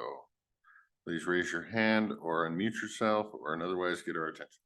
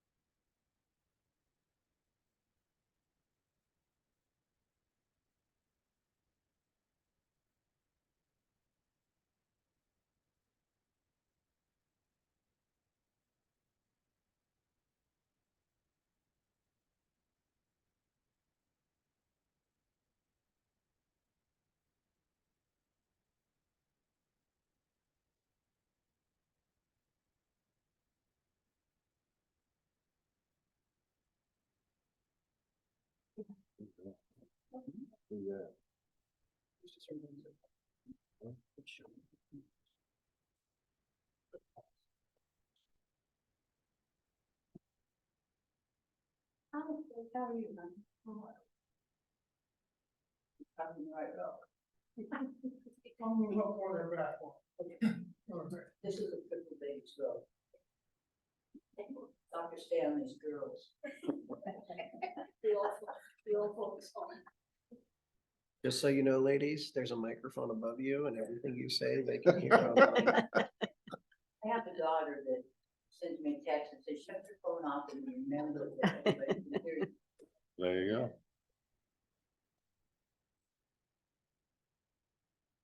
We are still in citizen comment for the next minute and a half. If anybody wants to claim that minute and a half by coming forward. I saw their hand here The first race and you were the first now. one in the room, so you can fight over the minute and a half. You were first, sir. I'm Craig Schuster. And I have been on the planning commission off and on for a while. And with Mochi leaving, I think that's a great disservice to our county and our planning commission. She was taught by Kurt Dreyer, probably one of the more knowledgeable planners I've ever known. Mochi is very, very usable, very serviceable. She doesn't want to leave. It's the way you three treat her. So that's my general comments within my minute and a half. Questions? I do not. You also have 2662 and a hand back I here. don't know how we're gonna get them in the next 30 seconds, but you got 30 seconds, sir. Well, first of all, you guys all took an oath to uphold the Constitution. And you're gonna be surprised to know that there is no 30 seconds or 3 minutes in the First Amendment. And the thing is, you know, here we go over this solar thing you're gonna do on the 16th again. We're not doing anything on the 16th, sir. Well, I mean, EPSAC is gonna hold it. But you guys, I don't even know why, with all the negative impact on the integrity of this county, you guys can even conceive any kind of approval process for any solar. I mean, you should, 2 or 3 years ago, you should have put together an advisory board. If you guys cannot comprehend or understand the areas that have had solar for over 20 years, the problems they are having, we're gonna have. Exact same thing. You got Chesapeake water system that is now contaminated with the toxic runoff of these solar panels, the residue off these solar panels. And then when you drive these pilings in the ground, you're gonna have the same effect. You're gonna contaminate the surface water. You're gonna be frying birds on top of these panels because they think it's water. I mean, it goes on. And Nevada, Texas, California, UK, Australia have no idea in the world what they're gonna do with these decommissioned solar panels. I mean, and that's just the beginning, over and over again. But you guys seem to ignore everything. I mean, you hear nothing, you see nothing, you say nothing. But yet this approval process should have been stopped a long time ago. You've had plenty of information on the negative impact that's going to take place in this county, and you could care less, apparently. You have no sympathy for the future of this county.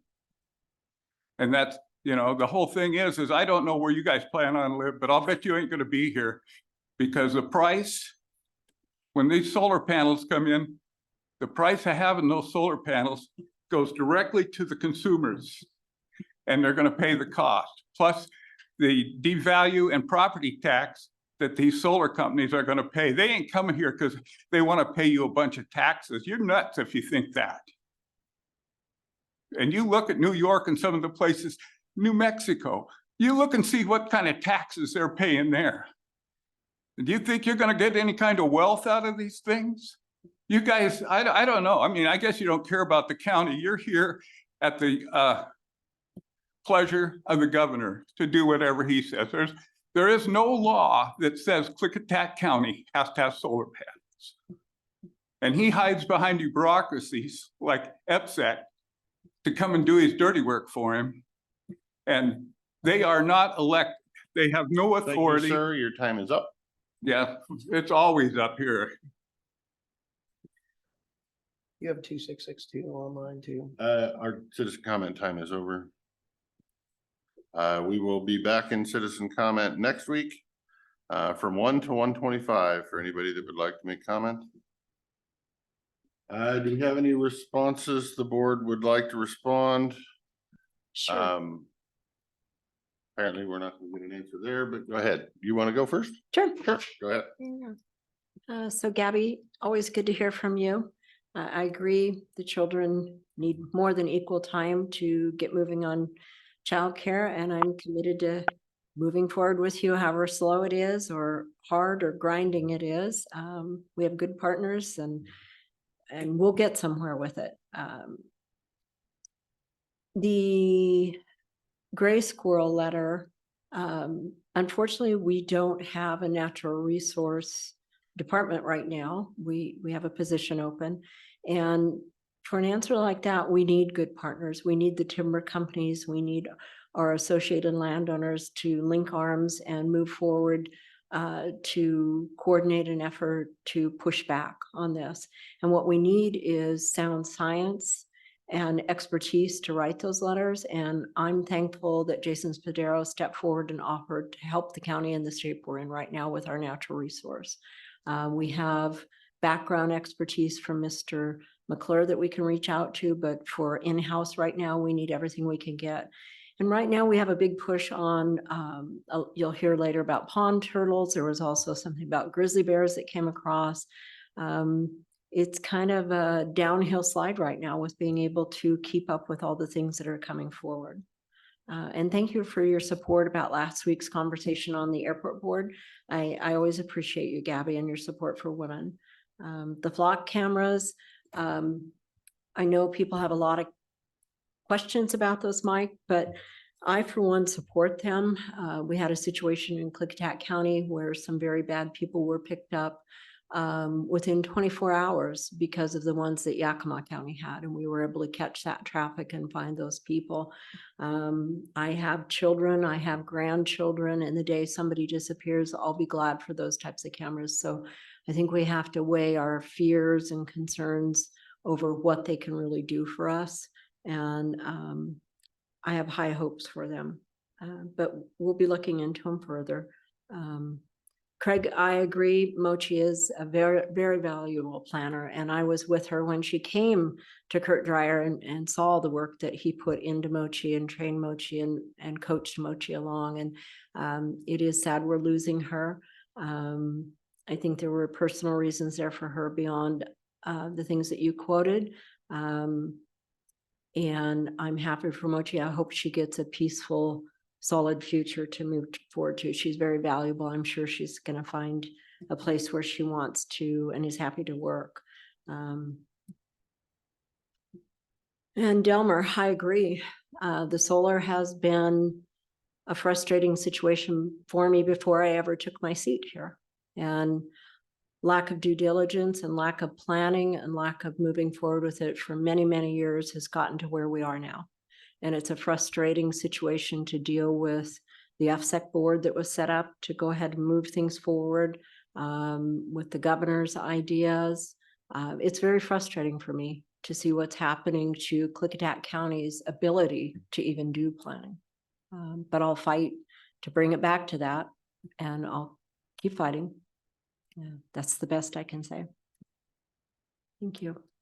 If you want to go ahead. I'll try to be fairly quick. Just for clarification on the livestock barn, there was a comment that we are buying a livestock barn and we need to invest the same amount of county money and resources into childcare. For clarification, that livestock barn is being paid for by the Dooley Fund, the estate of the Dooley family that left their money to the improvements of the fair. So if any family wants to leave their inheritance to the county and provide for childcare, I'm sure we will be more than happy to oblige. But it's not like the county spent $1.2 million on a livestock barn. And so just for clarification there. For Mike, the surveillance equipment of the flock cameras and government surveillance, I have the same concerns. I don't know for sure if I'm the only one on this board that has very grave concerns on where this is going. And yes, your government can't get in there and surveil you without permission, blah, blah, blah. And we all believe that, right? So yeah, I'm sorry, sir, I agree with you. Mr. Schuster, I agree with you that Moshi is valuable. I personally wish Moshi wasn't leaving. I do wish her the best, but I guess I would also challenge you to maybe have a conversation with her and get more information, because I believe I have always been supportive of Moshi while she's been employed here, and I have plans to be supportive of Moshi and whatever her future endeavors are. Dell solar panels. I understand how frustrating it is for you. It's just as frustrating for me in a different regard. It's frustrating for me that we continue to hear the same thing from the general public who doesn't want to educate themselves on the process to understand the process is happening under this new board. The October 16th is not this board. It's not FSAC. It's the planning commission that this board delegated to make the rule changes that you're asking for. We are in the process, but we can't do it without going there, and then they get done, submitted to us for approval. So while you're angry that it's taking a long time, you could do it correctly and not get sued. Time for citizen comment is over. You've had your time. You can comment next week. You can comment next week, sir. The planning commission, when they get done with their recommendation to outlaw solar in the valley, which I would remind you that I started, this board will take a vote on it. Now, that doesn't mean that solar in the county is over. The planning commission does want to look into more things, into the EOZ and whatnot, but we have to get through the process we're in today before you can get into the next process. There's a government process, and I apologize if we don't work fast enough for you, but government was set up to work slowly so that if one crew comes in from one party or the other, they can't change the world and go against the middle of the people. So whether you agree with that or disagree with that, we are going through the process. Well, you can shake your head and disagree with that as much as you want, sir. The other way, Dan.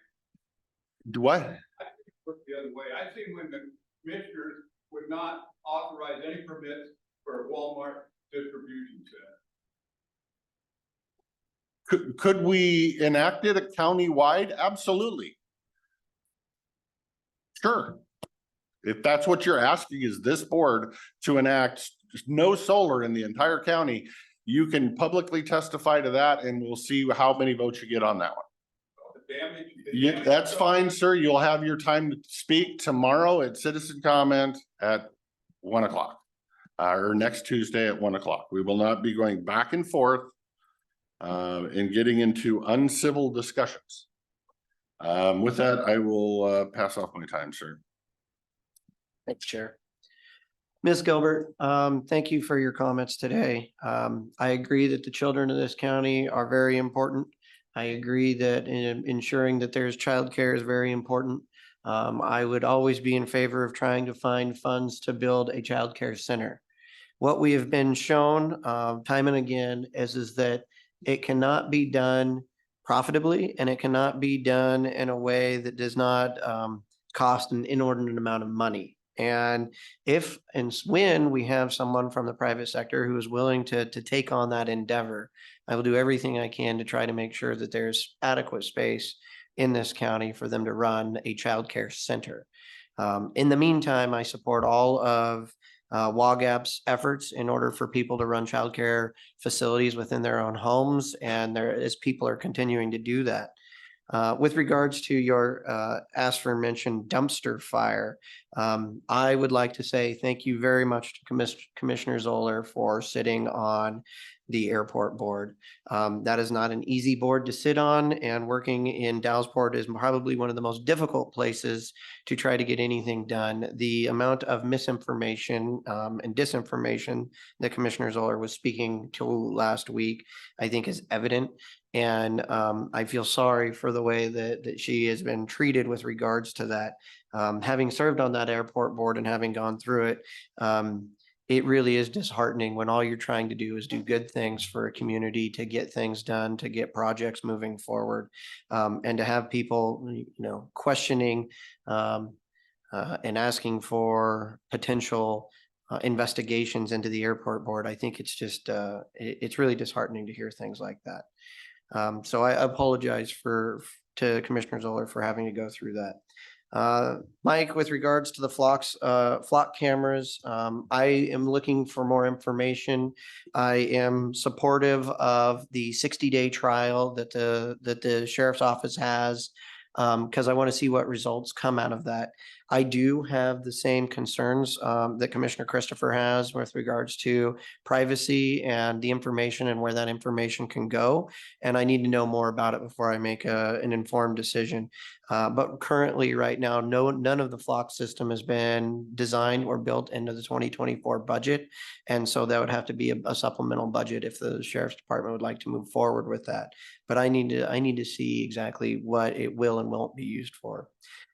Craig, Mochi is probably one of the largest losses that we will experience over the last years and in the future years. We currently have no senior planners in the planning department. Mochi has put in so many extra hours and time, and she's been pushed and burnt to the end of her abilities. The things that the public have said to her, the things that she's had to endure, I wish her all of the best in finding a very peaceful place and where she goes. I cannot say enough good things and great things about Mochi. She has been one of the rocks and pillars in this community and in this building and in the previous buildings we had before this building. She will be a very hard shoes that we will not be able to fill for probably quite some time. Losing Mochi is going to set us back likely years in terms of comprehensive planning and all the projects that we as commissioners and you as citizens would like to do.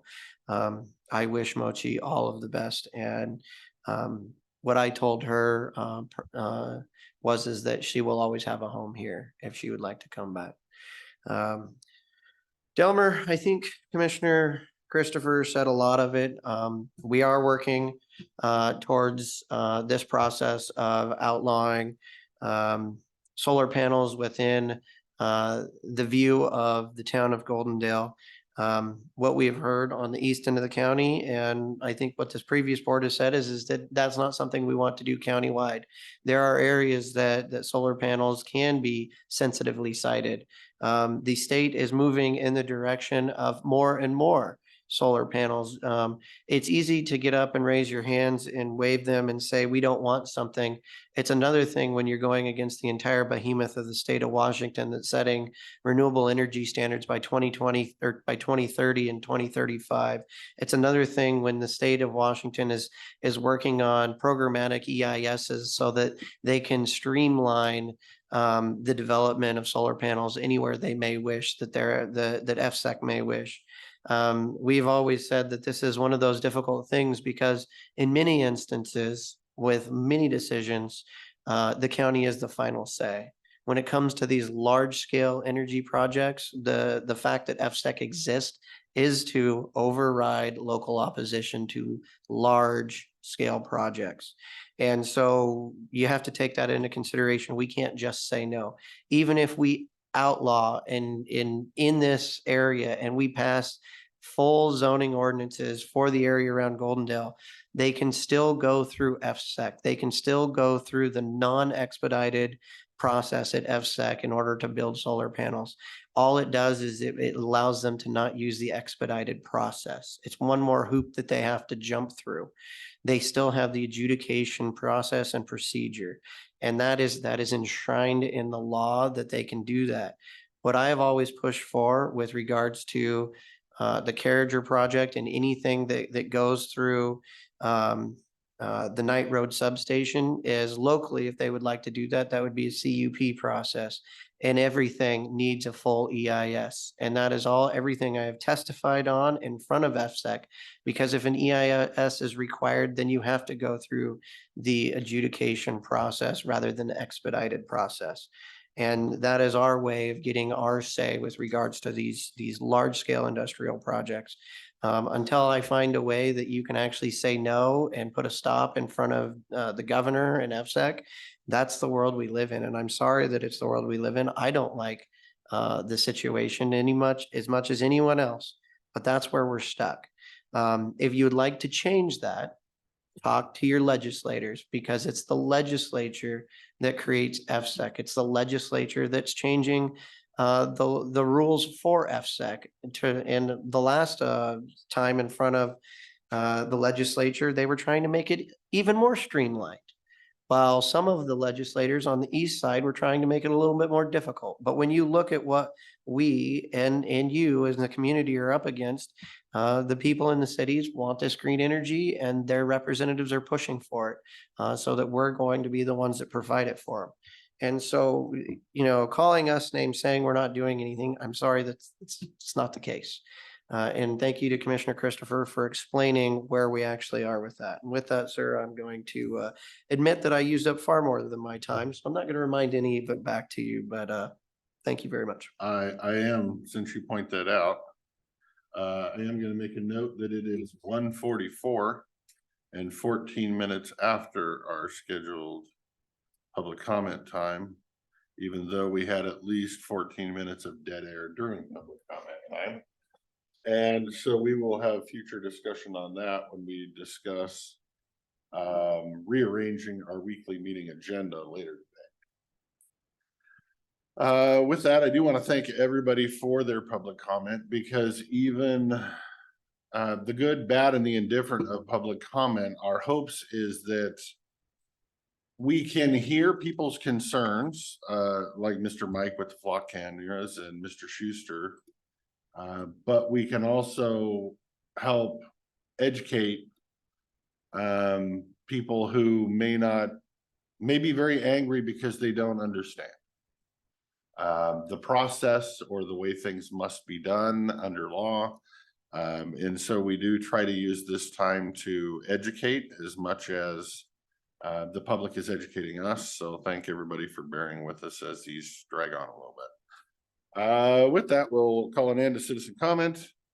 Moving forward, it's 1:30. It's time for public hearings, public meetings, and bid openings. The first item we have here is a public meeting to consider the final approval of boundary line adjustment BLA 2023 dash, not on my agenda, 11 in the White Salmon vicinity, and we'll start with a little staff update. Okay, so this is a boundary line adjustment at BLA 2023-11. It's a proposal to adjust the common property lines between parcels 04113118100400 and parcel 04113118100300 off of Fairway Drive, White Salmon. The proposed boundary line adjustment is located within a portion of section 31, township 4, range 11, Klickitat County, Washington, White Salmon.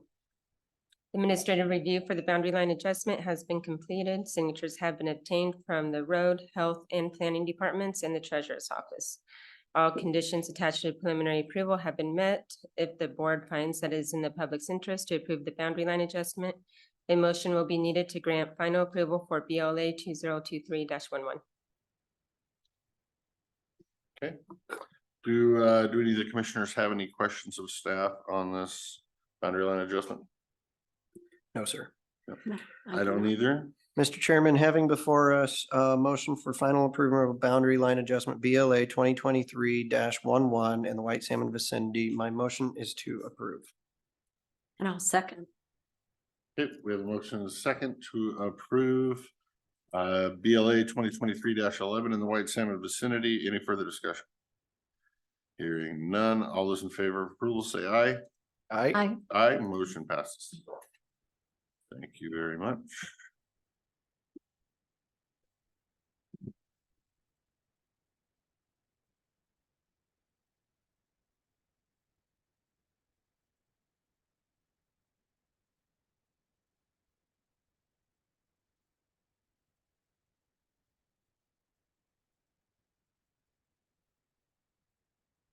Looking for a public hearing procedural sequence. Get from there.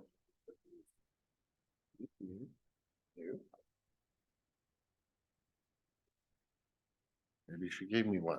Hey, we thank you for that. Much appreciated. Thank you.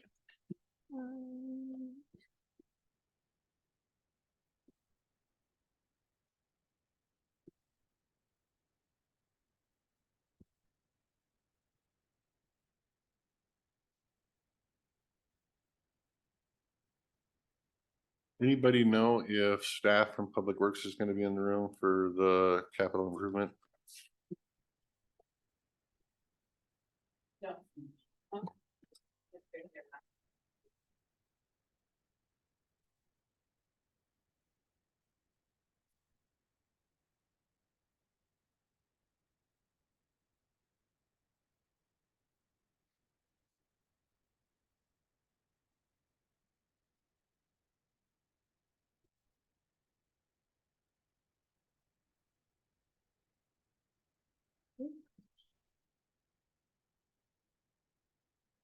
Okay. Give me that one. Next up is a public hearing in consideration of adoption of the Klickitat County Capital Improvement Plan.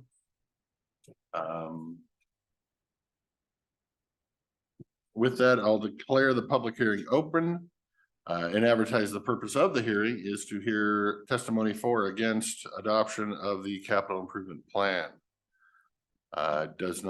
Are you going to be our update for that, or? Yeah, I typically do a staff overview for both the capital improvement Okay. and the budget together at one time, so we only have to do this once, but See you as doing one hearing as opposed to two hearings? we have to do them too. I just Thank do you. the Okay. overview as them conjoined. Just making sure I'm using the wordage correctly. All right, so I will allow you to present the brief overview, if you would.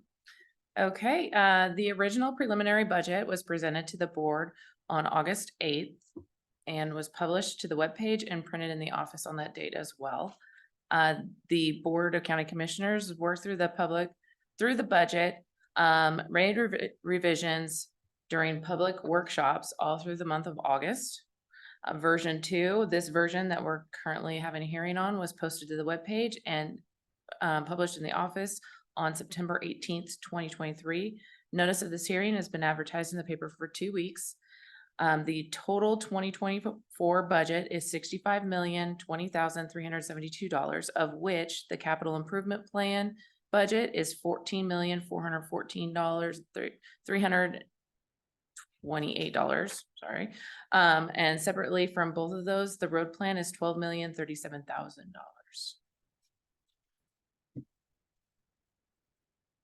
Okay, well, I guess with that, I will open the public hearing for the purpose of receiving public testimony, both in favor and opposed to the 2024 capital improvement plan. And we'll start in the room. Does anybody in the room have public testimony for or against the capital improvement plan? Seeing no hands and nobody running no microphone.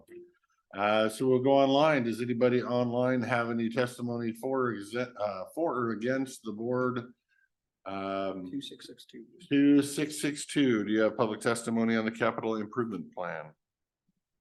I do, and that is the one that involves like the Klickitat sidewalks. Is that correct? And the Lyle boat ramp. I just want to make sure I'm commenting on the right improvement plan. Is that correct that involves that? I would have to go back and look at the Parks Park. It does have Lyle boat ramp. I believe the sidewalks are road and not capital improvement. And I would just like to point out the boat ramp is on 2027. Right, but it's on the boat ramp is part of the capital improvement plan. I believe the sidewalks are not. Correct. Lyle is 2029. For clarification, go ahead, ma'am. You have 3 minutes. Okay, well, I read that the improvement plan that I got offline did include the Klickitat sidewalks. And I just wanted to say that, you know, you're always going into how much recreation and how much money it's bringing into the economy. And with the bridge toll going up, there's far less people that'll be coming over to Washington from Oregon. I know I limit my trips over the Hood River Bridge since the bridge toll myself. That being said, the one thing that we have noticed in our town of Lisle is the fishing. The fishermen come in, they do eat at the cafe, they do go to the store, they go to the fishing place, Jake's Woods, and I counted over 60 vehicles just last week at the Lisle boat ramp, all the way down and all the way up the street, you know, for probably a quarter mile, honestly. So having the Lisle boat ramp so far into the future doesn't make sense to me. Like I said, it's the one thing that they will keep coming because the fish are here and they do help our local economy. So I would hope that this comment will help you put the Lisle boat ramp into the 2024 improvements calendar. And then the other thing was, and I don't know if this applies for this, but why doesn't the county have the historical value of Klickitat County as part of their improvement plan? Or, you know, saving the history of those that are alive now will be gone tomorrow. And I have seen only a $5,000 historical heritage grant go towards the history. You know, I would hope that the county could get on board with something to support the local museums. There's only a few, only a handful, and they're all very old and all self-supported. And I've never seen anything to help them. You know, the Lisle Museum is in dire strait of they have a water problem in the wall, and we don't know where we're going to get the money. But to stay open, we're going to have to take care of it so we don't have mold. And I would hope that you would consider, you know, your local museums to be part of an improvement plan in the future. And that's all I have to say. Thank you. Thank you, ma'am.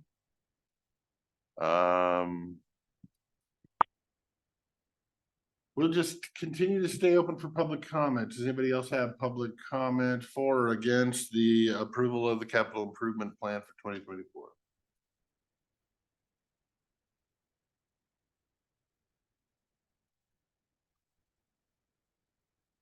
I'm not seeing any. So with that, I will go, does any member of the board request clarification of public statements or of staff comments?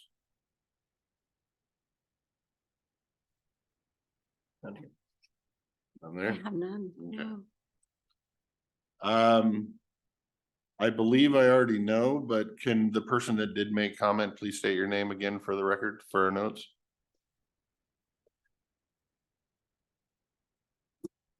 This is Tracy McCune. Okay, thank you, ma'am.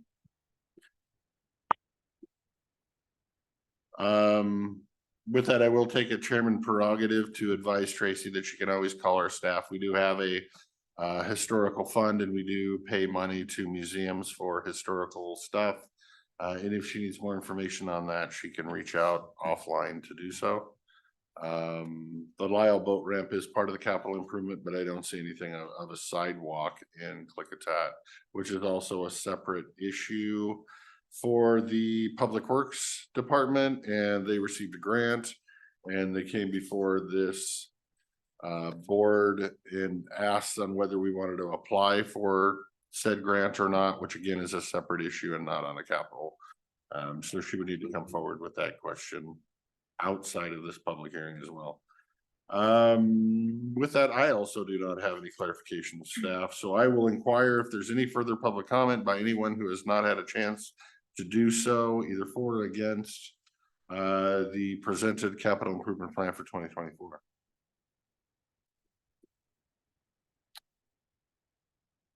I'm seeing none. With that, I will close the public hearing to further public testimony. And open it for discussion from the board on how they would like to proceed. If I may. Sure.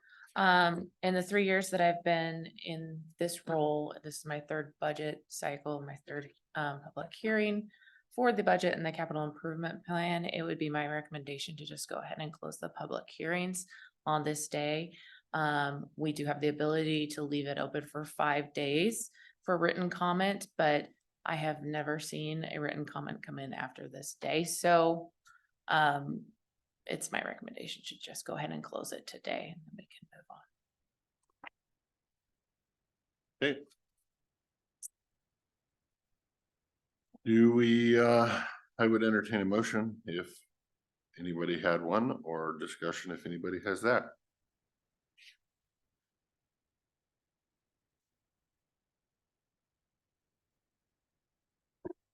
I would just mention that for those that are online that have not read the capital improvement plan for this year, our expected expenditure is $975,000. Of that, $585,000 is a grant through archaeology.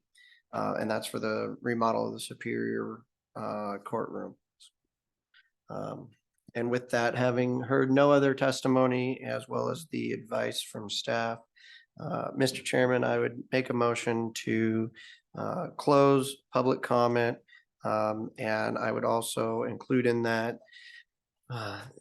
to approve the 2024-2029 capital improvement plan.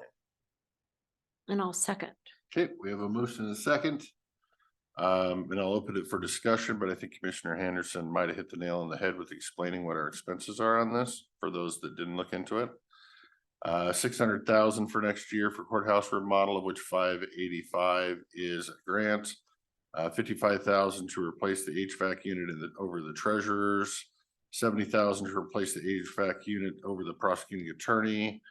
180,000 to replace HVAC units 1, 2, 3, and 4 in the West End building. $50,000 to repair and cover the beer garden bleachers at the fairgrounds. And $20,000 for land purchase and draining improvements at the fairgrounds for a total of $975, of which, like we said, about 600 was grant.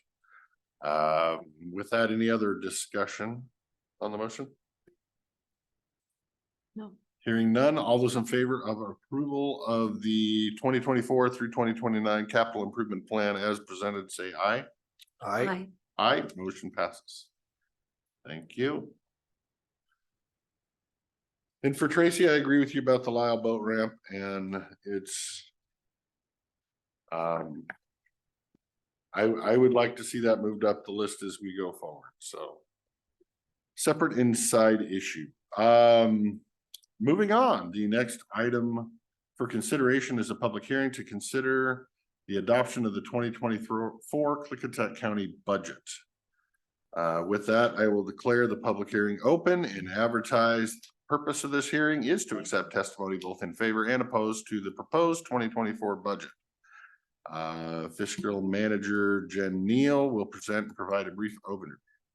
As I stated earlier, the total of the 2024 budget is $65,020,372, of which total $14.4 million is tied to this capital improvement plan. Road plan is $12 million. Rounding. Yeah, I was gonna say. Clarify that a little bit. Yeah. Always be careful with rounding. You'll be quoted. Yes, and that 2024 budget was built with actual PEB increases, DRS increases, and a COLA.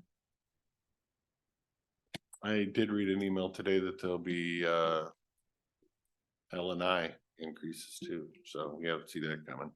Yeah, those are so minimal. Have you It's planned not those gonna- in, or is it's- that just minimal? It's so minimal. Okay. Thank you for the overview. With that, I will open the public hearing for the purpose of receiving public testimony, both in favor and opposed to the proposed 2024 budget. Does the board have any clarifying questions of staff before I go on? No, sir.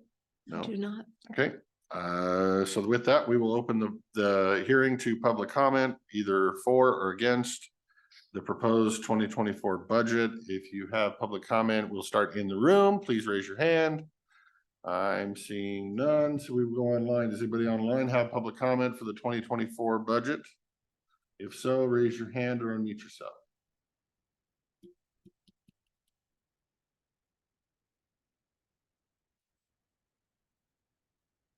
Two 662. 2662, please state your name and your comment, please.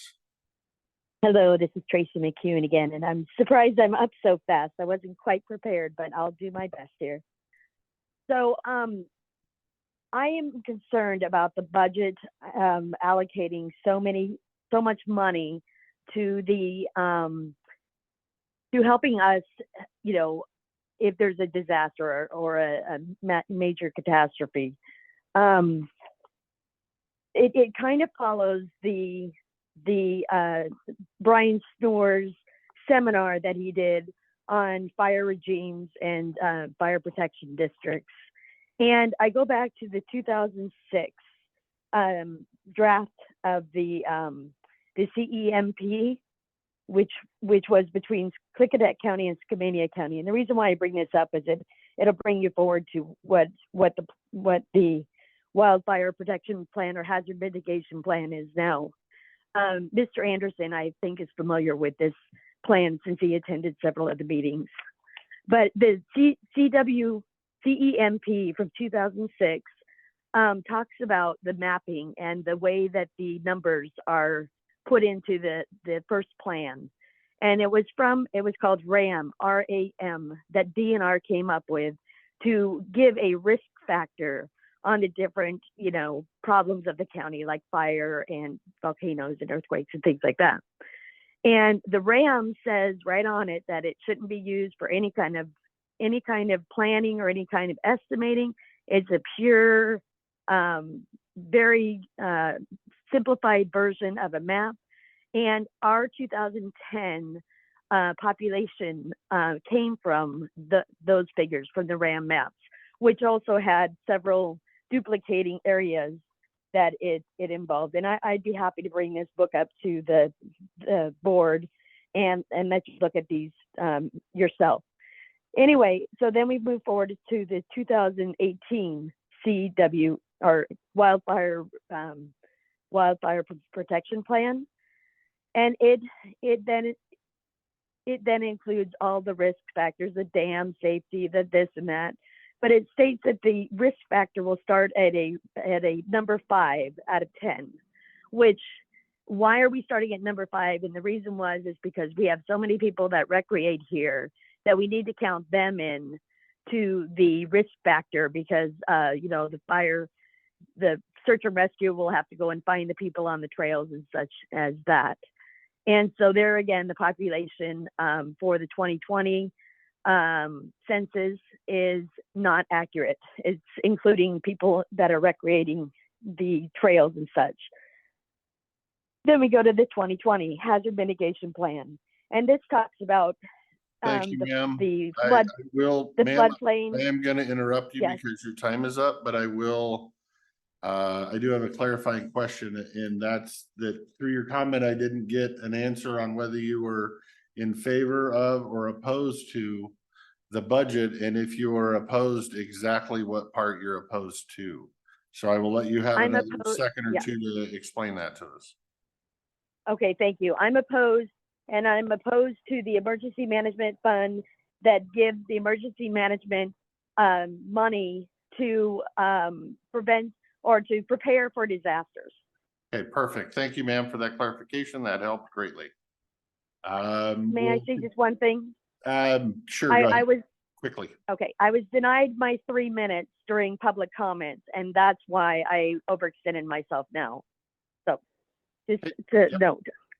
Yep, no problem. I just wanted to make sure we had your actual complaint of the budget on the record for our minutes, and it was well understood. So I wanted to clarify that, and I'm glad you clarified it. With that, we are still in public comment, either in the room or online. If you have public comment, either for or against the proposed 2024 budget, now is the time. Please raise your hand or unmute yourself.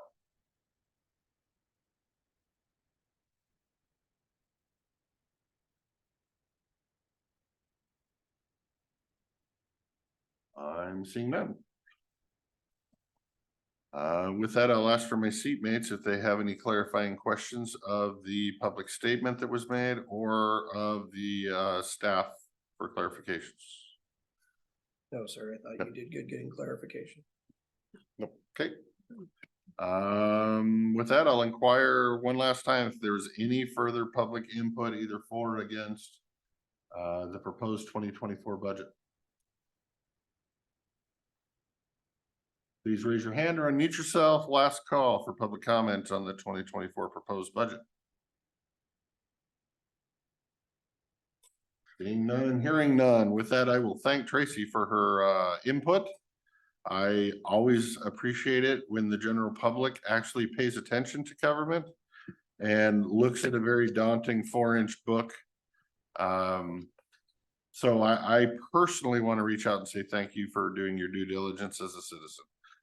With that, I will close the public hearing to further public testimony. And again, this hearing can stay open to comment, it can close to comment. I will look for staff for a recommendation. I would recommend closing for comment. Again, no different than the CIP. In the 3 years that I've been doing this, I have not received written public comment from it being left open beyond this day. Which is an absolute travesty, I might say. People need to be more attentive to their government. But I agree with you. With that, questions, comments, recommendation, motions, I'm open. I think technically you just closed it to further public testimony, not just oral, so you already did that. Mr. Chairman, before us, we have the adoption of the 2024 Klickitat County budget. My motion is to approve. And I'll second. Okay, we have a motion in a second to approve the 2024 budget as presented. Any further discussion? Yes, I would just like to say that most of the money in emergency management is through grants that come from the state. And we do not put very much county funds into that. And that I think that what the emergency management is doing in terms of preparing for future disasters is necessary. It was brought up, the CWPP plan and the CEMP plan. We have put those plans to use this year with our large wildfires, and it is great to have those plans in place. And so I support the work of our emergency management department and our staff. As well, I do. And I just want to say thank you, Jen, for everything. You made the process easy for me my first time. Oh, good. Yeah. And I think you get a gold star, I think, because we're probably the very first county in the state to adopt our 2024 budget. Well, yes, we've gotten to this point, and the assessor's office actually got me the levy certifications way earlier than they have in the past. So as soon as the road hearings are done, then you guys will have the official resolutions of adoption before you. Yep. So it will definitely be done in October. When I was up in Wasack and I had mentioned to them that we had already worked our way through the budget, and they were all stymied. Could not believe the quickness and efficiency of going through and hammering it out. So kudos to you, but I would also like to say kudos to our department directors and our fellow electeds for working with us in troubled times to get us a budget that we can pass that's balanced and that serves the people. So I want to thank everybody that was involved. With that, any further discussion on the matter? Okay, we have a motion and a second to approve the 2024 budget as presented. All those in favor say aye. Aye. Aye. Aye, motion passes. Mr. Chair. Yes, sir. Thank you for the comments that you've all three made. I was going to come up and do the same thing. We often focus on the things that aren't working or don't work. And I think the budget takes an entire village to put together. It takes everybody's effort. And on behalf of Jen and I would like to thank the auditor and the treasurer for their participation all the way through and the time they put into it. What gets funded gets done. And this is a critical piece of our ability to work on behalf of the citizens. And I would like to echo how much I appreciate the work that Jen has done. And I think it's been a long time, if ever, that the county has had the depth and the quality of information in the participation that Jen has got and has provided to the commissioners and the citizens. So thank you for acknowledging that. And a lot of people work very hard on this. I would agree with you, and I would say that that's where I echoed, I wish the public would pay more attention. Because I think Jen has done a wonderful job at making our budget more transparent to the public than it's ever been before. I agree.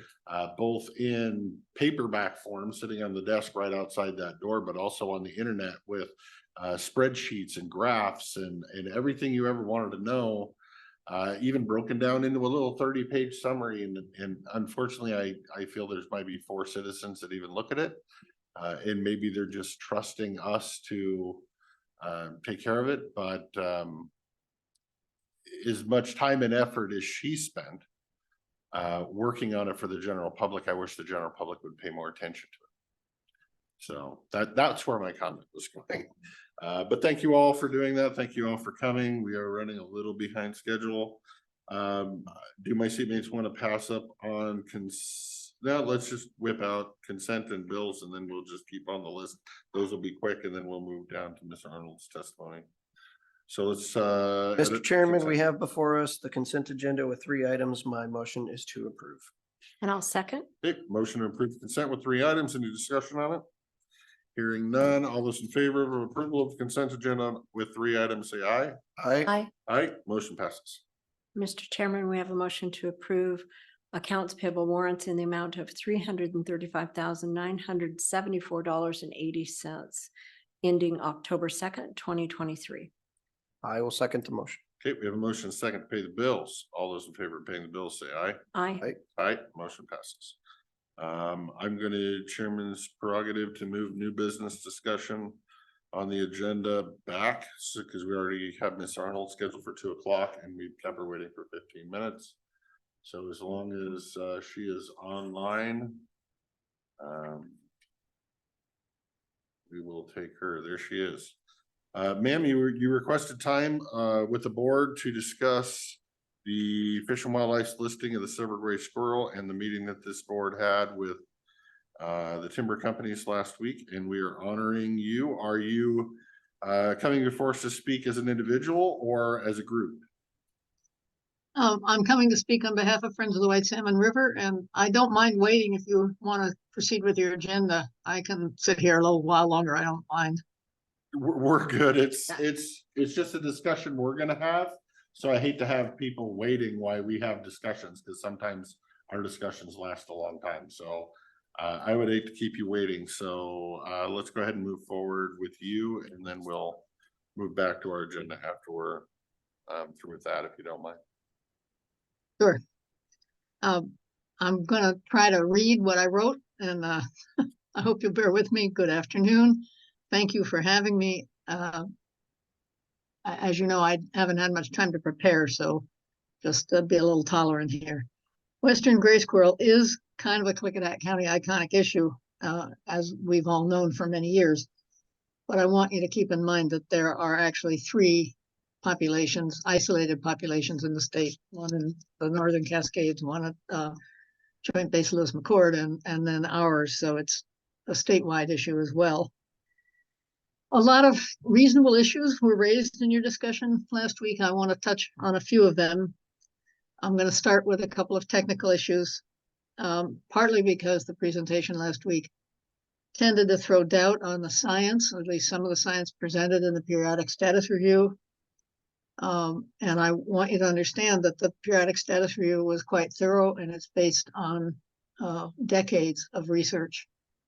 I haven't been able to obtain a copy of the scientific paper submitted in testimony. I'd like to do that. I'd like to look at it. But the PSR, I believe the science is sound. So some of the issues that were raised last week, populations are cyclical. So basically implying that because they're cyclical, they don't need protection. The PSR recognizes that populations fluctuate in response to changes in food supply, weather, disease, predation, and logging of mast-bearing trees, mast being the fruits of forest trees and shrubs like acorns. But there aren't very many squirrels to begin with, and cyclical populations can be more dangerous for the western gray squirrel. They're not like coyotes, which, as we all know, can rebound from pretty much anything. WGS don't have that ability. They have some they don't have the ability to reproduce more to respond to population decline. The second issue was raised is about habitat and whether the PSR has the correct interpretation of habitat. And I'm just going to urge you to have a look at the PSR yourself and to watch the presentation that was made with the draft PSR to the commission, which you can look at the slideshow, but you really have to listen to get all the details. It's very clear what habitat is needed for squirrels, and the PSR does not oversimplify it. In fact, if you do read it, it will make your eyes glaze over as it describes trees, species, size, alternatives, all the different places and ways that can work for WGS. It is not an oversimplified view, and it's well grounded. So those are just a couple of technical issues. I know that you said last week that you don't really want to delve into the technical issues, and I'm sympathetic to that because they are complicated. But I wanted to make those couple of comments because I think some of the things you heard last week threw doubt on the scientific basis of the PSR, and I think that's unwarranted. So the policy issues that I heard mentioned last week, somebody mentioned there's a rush to uplisting. This is not a rush to uplisting. Western gray squirrel had their first PSR in 1993, resulting in their being listed as threatening. Since then, there's been a management recommendation document, a recovery plan, an agreement with DNR to file annual reports, which are all available online. There was another PSR in 2016. None of this has resulted in anything like protection or in population increase, population recovery for western gray squirrel. We're still seeing slow decline, and it's been a long time. So this is not a rush. Another issue that was raised was voluntary protection in timber harvest. And that protection amounts to, and this is also well described in the PSR, it amounts to identifying nest trees and establishing a small 50-foot buffer around them. It doesn't specify which kind of nests. There are many kinds of nests, as was pointed out last week, and that's completely true. Western gray squirrels have a pretty complicated system of nests. They use all different sorts. The FPAs do not, if you read them, which I've read quite a few of them in their agreements about nest protection, they don't describe what kind of nest, and they're only the arboreal nests. They're not the cavity nests that the WGS use for reproduction and so on. So, but the main problem, and this is the voluntary programs are also discussed in the PSR, but the major problem with them is there's no oversight and there's no follow-up.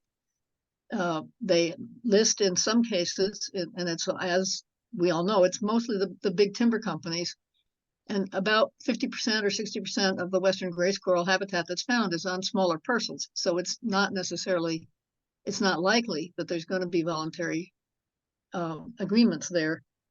But there's no follow-up. There's no reporting afterward. Nobody goes to look. Nobody checks to see what was actually done. And it's just an insufficient, it's good. I mean, it's good that people are making a voluntary effort, but it's not sufficient. Another question that was raised was what percent of Klickitat County is habitat? The PSR includes some detailed figures about locations and squirrels. If you look, and if I could share screen, I'd show these to you, but I know that's not possible. But the PSR has some pretty good detailed figures on nests or on squirrels reported in Klickitat County from 1990 to 2022, and also the overlap of those with logging permits. And, you know, it's a pretty fair chunk of the county through District 1 and District 2. I can't give you a percentage, but it is a pretty fair chunk of the county. Another issue that was raised was that this is going to affect or could potentially affect both timber and land use, and that's completely true. Uplisting would then put the squirrel on SEPA things, and I mean, I don't take this lightly, timber is important to us economically. I think the effect is greater there than on the land use, but it will definitely affect both. But the thing about it is that since 1993, the squirrels have not shown any recovery. In fact, it's just been downhill for them. And if they are uplisted, then there may be, there's not guaranteed to be, but there may be a process of developing regulations to protect them. And that process is open to everybody. That process people can participate in it and work on that together and try to come to some consensus. So, over the years, I've become less fond of regulation, but the process of writing a regulation in this case is really an opportunity for people to try to work through the impacts and work through the advantages or the need and come to some kind of an agreement. So I don't think that's all bad. But the real question is, what are the priorities here? And, I'd ask you to not jump right away to the short-term answer that natural resources for short-term financial gain is the highest priority. We have to take a longer view. We have to ask what we need to do to protect natural resources for many reasons. I'm going to read a short quote from a United States Fish and Wildlife brochure, which says this better than I can. And keep in mind while I read this, that the Western gray squirrel are a keystone species, meaning that they provide unique benefits for the ecosystem they live in, especially oak. They do things for the oak forest that no other species does, and they're pretty essential to the survival. We don't know what would happen if they disappeared. We don't know what would happen to that ecosystem. So the U.S. Fish and Wildlife says between 10 and 50 million species may inhabit our planet. None of these creatures exists in a vacuum.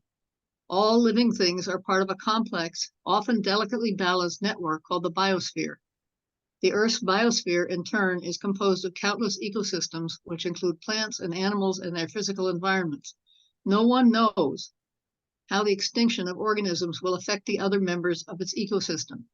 But the removal of a single species can set off a chain reaction affecting many others. This is especially true for keystone species, whose loss can transform or undermine the ecological processes or fundamentally change the species composition of the wildlife community. And I think that's the point of view we have to take. Extinction of Western gray squirrel is really a possibility with unknown consequences. So, by all means, write a letter on this issue. That's your job, to represent Klickitat County here. It's important to Klickitat County, but I urge you to take a more considered approach. Raise concerns, but at least acknowledge that there's a reason to be concerned about the squirrels and that you'll put your weight behind reasonable solutions to help those populations recover and rebound. Thank you. Thank you, Ms. Arnold, for that testimony. Do my seatmates have any questions or? Oh, sorry, I had it off. Thank you, Ms. Arnold. Do my seatmates have any questions for Ms. Arnold on the issue? I do. Go ahead. Pat, thank you for speaking to us on such short notice and speaking so concisely and thoughtfully. I always appreciate all of your comments and your kind consideration of Klickitat County. You made the comment that the squirrels are in a slow decline. I spent a fair amount of the weekend reading the PSR as well as the management plan and everything I could get my hands on. And the one big issue I came across is that we actually have no idea what the squirrel numbers are currently, and we haven't done any counts in any time. As far as I can understand, the basis is based on a decline in the amount of habitat that is currently classified as habitat. Well, we also still agree that there's krill squirrels in areas where they say that the habitat it's not considered habitat. How should we respond to the fact or potential uplisting when we don't even have any accurate numbers on the number of squirrels on whether or not they are in decline or not? Well, I mean, that is the debate that's happening around this. There were squirrel habitat studies, I think, in 2007, and at that time, they thought that the range of projected numbers was somewhere between 800 and 1,400, something like that, squirrels in the state of Washington. It's impractical to do the squirrel count studies for many reasons, which are explained in the PSR. So they default to looking at habitat, and there's information in the PSR about if you count nests, which they are getting some nest information. They're not getting squirrel information, but they are getting some nest information. There's some information there about what they know about how many squirrels use a given nest, how many nests a given squirrel uses, and so they can make some extrapolations from that. But what impressed me most was the presentation to the commission, because I was wondering, about this habitat thing. They really went into huge detail on the effects on habitat. They went from a 4,000-foot level down to a much more granular level where they were basically kind of counting trees using various devices and aerial surveys and stuff that they have. So they're pretty precise on the loss of habitat, both in Okanagan with the fires and down here. And I think that we just, squirrels may try to exist in submarginal habitat because they want to stay alive, so they'll do what they can. But if our concern is to keep them on the ground, to keep them part of the ecosystems, then I think we have to be willing to say it's important for them to have good habitat. And no, we don't have population numbers, but yes, we do know that their numbers, I mean, the estimates back in the 1800s were 18 million Western gray squirrel, between Washington, Oregon, and California. And now we're down, at least in Washington, we're down to maybe 1,000. So we know the populations have declined. There's no question. And the question is, how do we help them survive? How do we prevent extinction?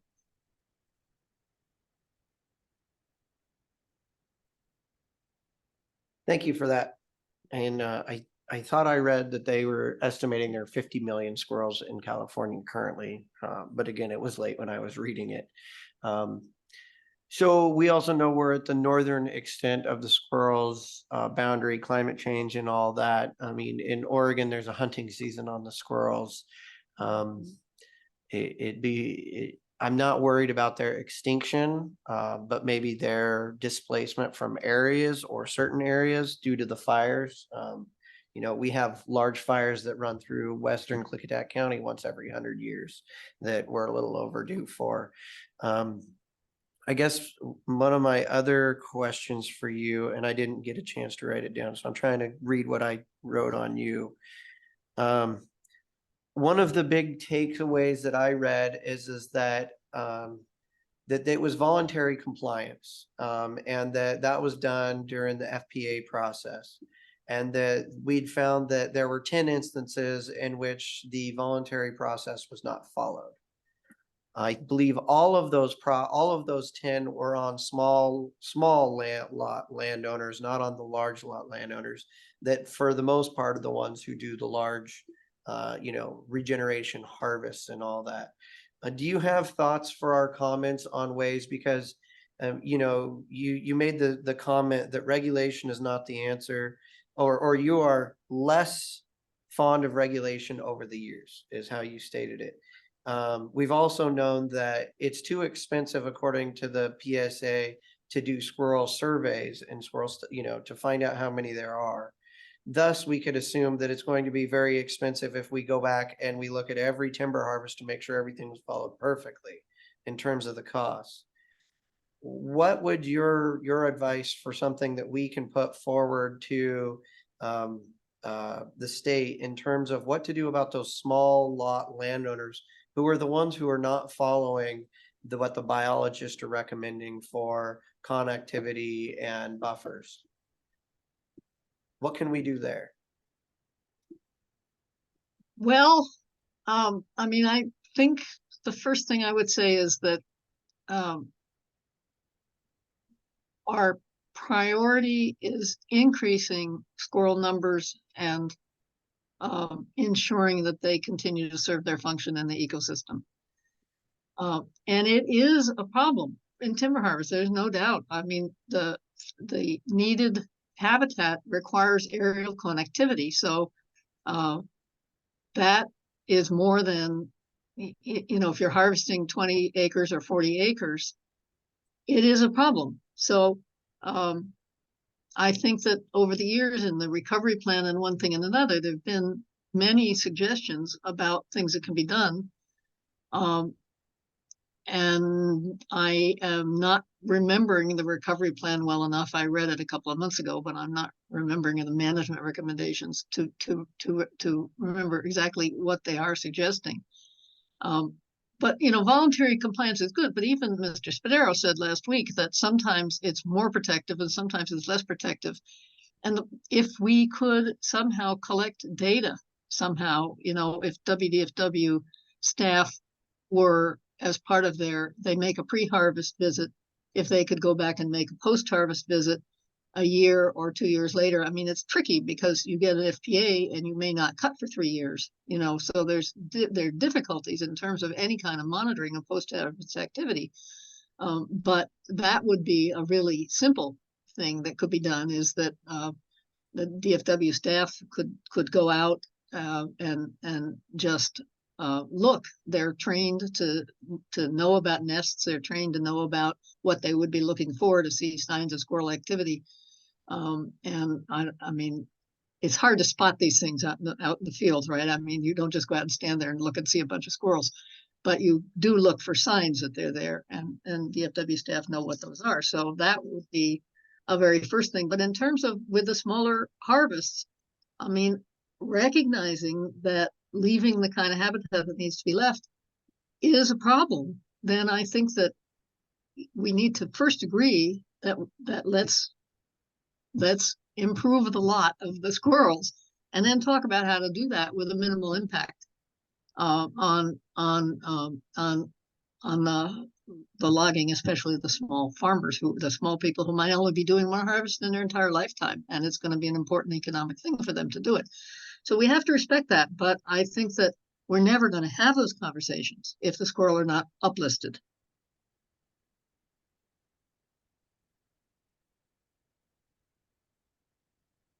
I guess one of my concerns might be is that we now have a significant portion of Klickitat County lands that are held by the Conservation Fund that we hope are going to be protected. We are also looking at large swaths of Klickitat County that are currently held by Twin Creeks Timber that we're looking to have the development rights removed from.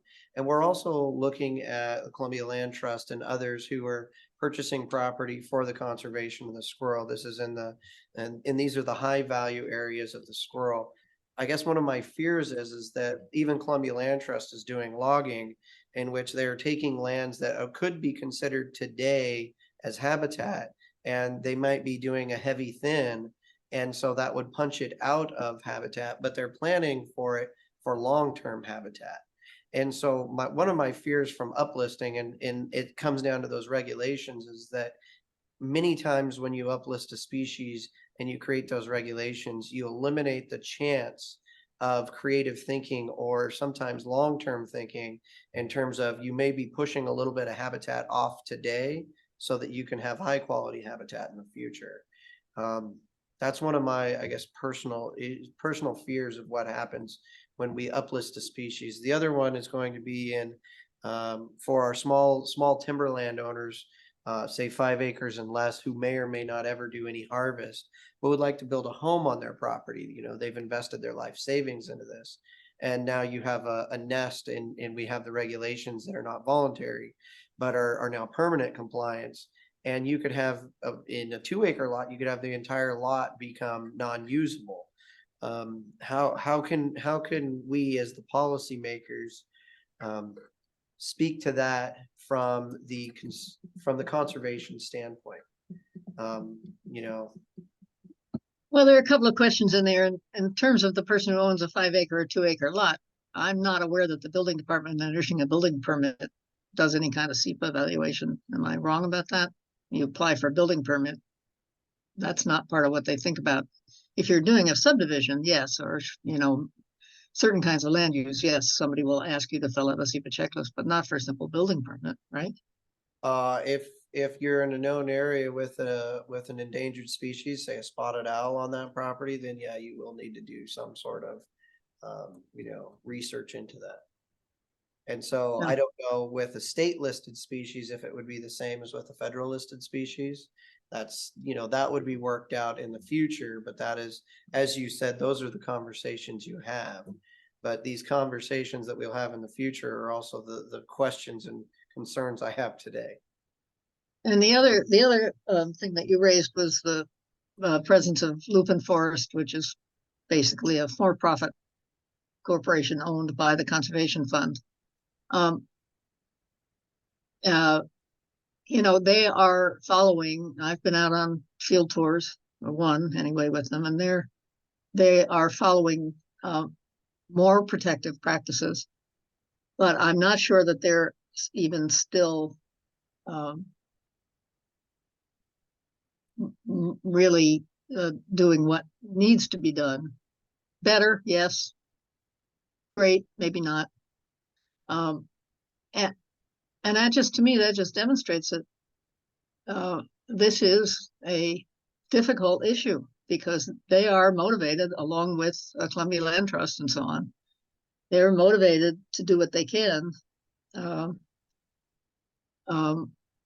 But even then, I mean, I remember on that field trip, somebody mentioned, maybe their forester mentioned the difference in net profit per acre in the way they thin and the way a commercial thinning would go. And it's significant. It was, I don't remember anymore, but it was more than $100 an acre. It was enough to affect people's pocketbooks. And so, yeah, I mean, this is not easy, but I just, at some point, we have to, however slowly we move in that direction, we have to start coming to grip with long-term effects on the ecosystems around here, or we're going to see changes that are just not good for us. And I will say, I've been told this, I haven't tried to verify it on Google or anything, but as far as I know, any state listed species, endangered, the state listed, don't have any regulatory programs. The federal ones do, but the state listed species generally do not. So it's not a given that this process of writing regulations would even start, although certainly I would be in favor of it starting. And it's just because I have this, hopelessly rose-colored glasses view that at some point we will actually learn to talk to each other and work through these problems together. And that's a structure where we can do that. Okay, thank you, ma'am. Commissioner Zoller, do you have anything to add? Thank you very much, Pat. I appreciate Oh, thanks it. for having me. Yeah, thanks for having me.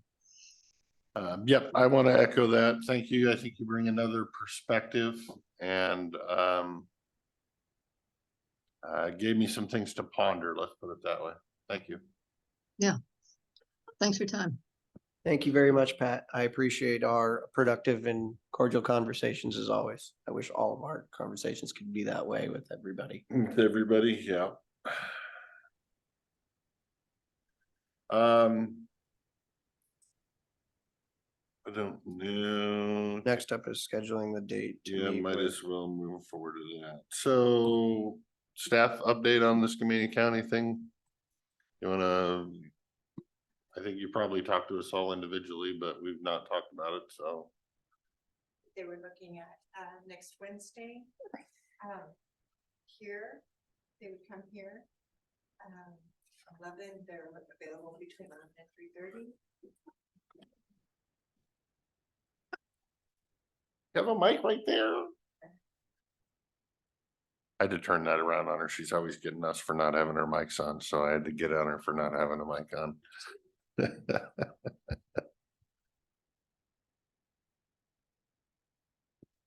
Klickitat County is looking, or Skamania County is looking at coming next Wednesday. They're available between 11 and 3:30 if we would like to host them. Next Wednesday, which is the 11th. What do my seatmates think? And do we want to do it after lunch? Do we want to do it and make it a working lunch? What is your thoughts or feelings on all of it? I'd be happy with a working lunch to work with them. I think I heard, I wasn't here last time, but I think we owe them lunch from what I heard. I think Mr. Christopher, I heard you comment on what a wonderful lunch you had. with Yeah, them. but we stopped. Where did we stop when we were in Oh, Skamania County and ate lunch? And I had a salmon fettuccine at some Yeah. restaurant down there. Big River Diner. Big River Diner, maybe. I don't know. That's what he We said. might But got no, it. they didn't feed They us. did We not. fed before we It'd be got there, nice. but we had an afternoon meeting with them last time and not a. My worry is if we do our own lunch and start at 1, we may not have Still the working time we lunch. need to do it. So I would agree that a working lunch is in order and we just figure something out and feed them and come in here and the public can sit through it if they want. And All right, we'll put it on the agenda.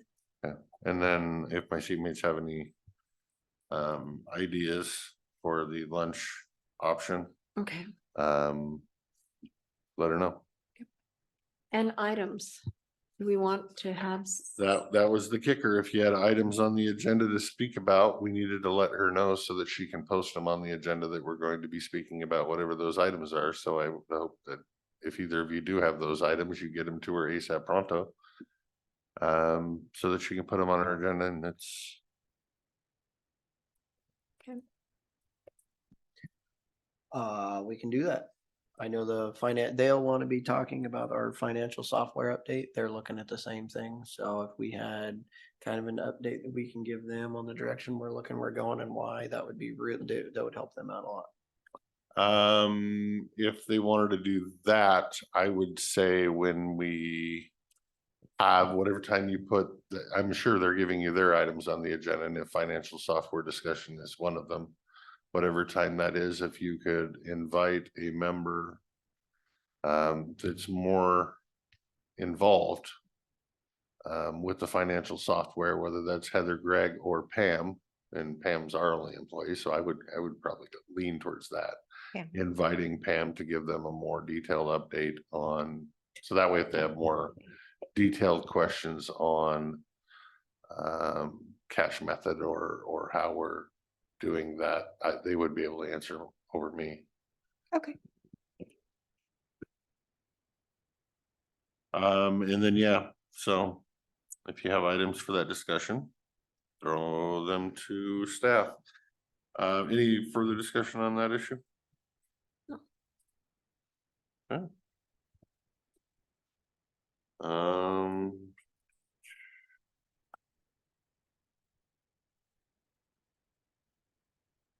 All sorts of fun things. I don't know, Corps engineers. So the letter, I think we all received. Did we all receive the letter? Yes. Yes, Corps of Engineers letter. The one for the area around where we're building a new bridge. One of the areas. So the Army Corps of Engineers, to all those that are interested in what I may be talking about, the Army Corps of Engineers emailed us and wants to do a cultural study on all the county's property down along the Columbia River. But they can't do a cultural study of the property unless we give them permission. My worry is if we let them do a cultural study and they find something we no longer can do what we may want to do on the land down the road. I don't know of any positives for the county or the taxpayers that could come of this. And yes, if we did build a bridge, we would eventually have to do a cultural, but the cultural would only be in the cultural of the area that we're using. So I guess I'm bringing it to discussion on if any of you think it's a good idea to allow the Corps of Engineers to do cultural testing along all of our properties now. I would say that, well, I always hate to get the results of the test when somebody else is paying for the test. That's the test that we don't have to pay for in the future. And if we ever want to do something on those properties, if we can say that the Army Corps has already done it, at least that sets a baseline for what we can do in the future. Much like if we could talk somebody else into doing all the core samples down there at the mill site, which hopefully we're getting a grant for here shortly. But that's kind of my, I tossed this around overnight, and I was like, my first instinct is always no, get off the property. But as I think about it longer and more, I'm like, well, and some of it's completely underwater. I'd say there's nothing to test anywhere. They're just picking. They ran through their consultant, their number generator, and that's what it came up as. That's the land that used to be land back before the dam was built. But I don't think they're gonna drain the dam to go do their cultural testing on a lot of that property. Do they need to Well, it's do like this? one of them, I think we have the point of the island. This little sandbar thing out here, I think we own a little point of it. I don't know that they're testing, That but might be another one. I don't know that there's not a little island or anything out in the middle of here, or if they're gonna actually go into the sand beds. Because Do they need this as a requirement for a project? Is this a requirement for them? that's not what it said, No. no, they're just doing a sampling of all the lands along the Columbia River. I also worry about the other side, because isn't this side of the White Salmon area where they were gonna build the stairway to heaven essentially over here? You think that was over here? Over here? I thought it was through a piece here, but maybe it is in this section. That's where that gas pipeline Yeah, the station. gas. over there. That'll have to get moved anyways. I guess the other thing is, we've done, I believe we've done extensive archaeological studies anyways. And if they want to add to it, go ahead. I don't see it. If you would like to wait, we could send a message, send a copy of this to the Bi-State Bridge Authority, who hopes to one day, have that, and ask them their opinion. The consultant we have would probably have an opinion on that. That's the only piece that right now I could be inclined to say okay on. Because we're probably gonna have to do that anyway, and the bridge is gonna have to do that anyway. But at least this might help mitigate that. So I guess that is the only piece currently I would be willing to sign off on them looking at, and that's only if the bridge wanted to, the bridge group. But even then, I'm still at I don't know of anything really good that can arise by people digging holes. So yeah, that's around that anyway. Right, since we have something current there, and like Jake said, we're gonna have to have it, and if their consultant approves it. I'm still curious as to why. Why would you initiate this for yourself if it's not a mandatory requirement through a permit or? I don't. It's contracted.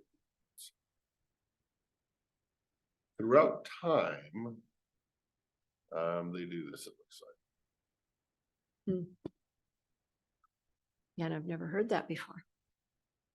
They're doing a study on the traces, the history of the land, an effort to better understand how Bonneville locks and the dam and the reservoir associated facilities may be affecting these important traces of history. Corps of Engineers and BPA are working with the Fed to check the impacts of cultural resources on government and privately owned lands.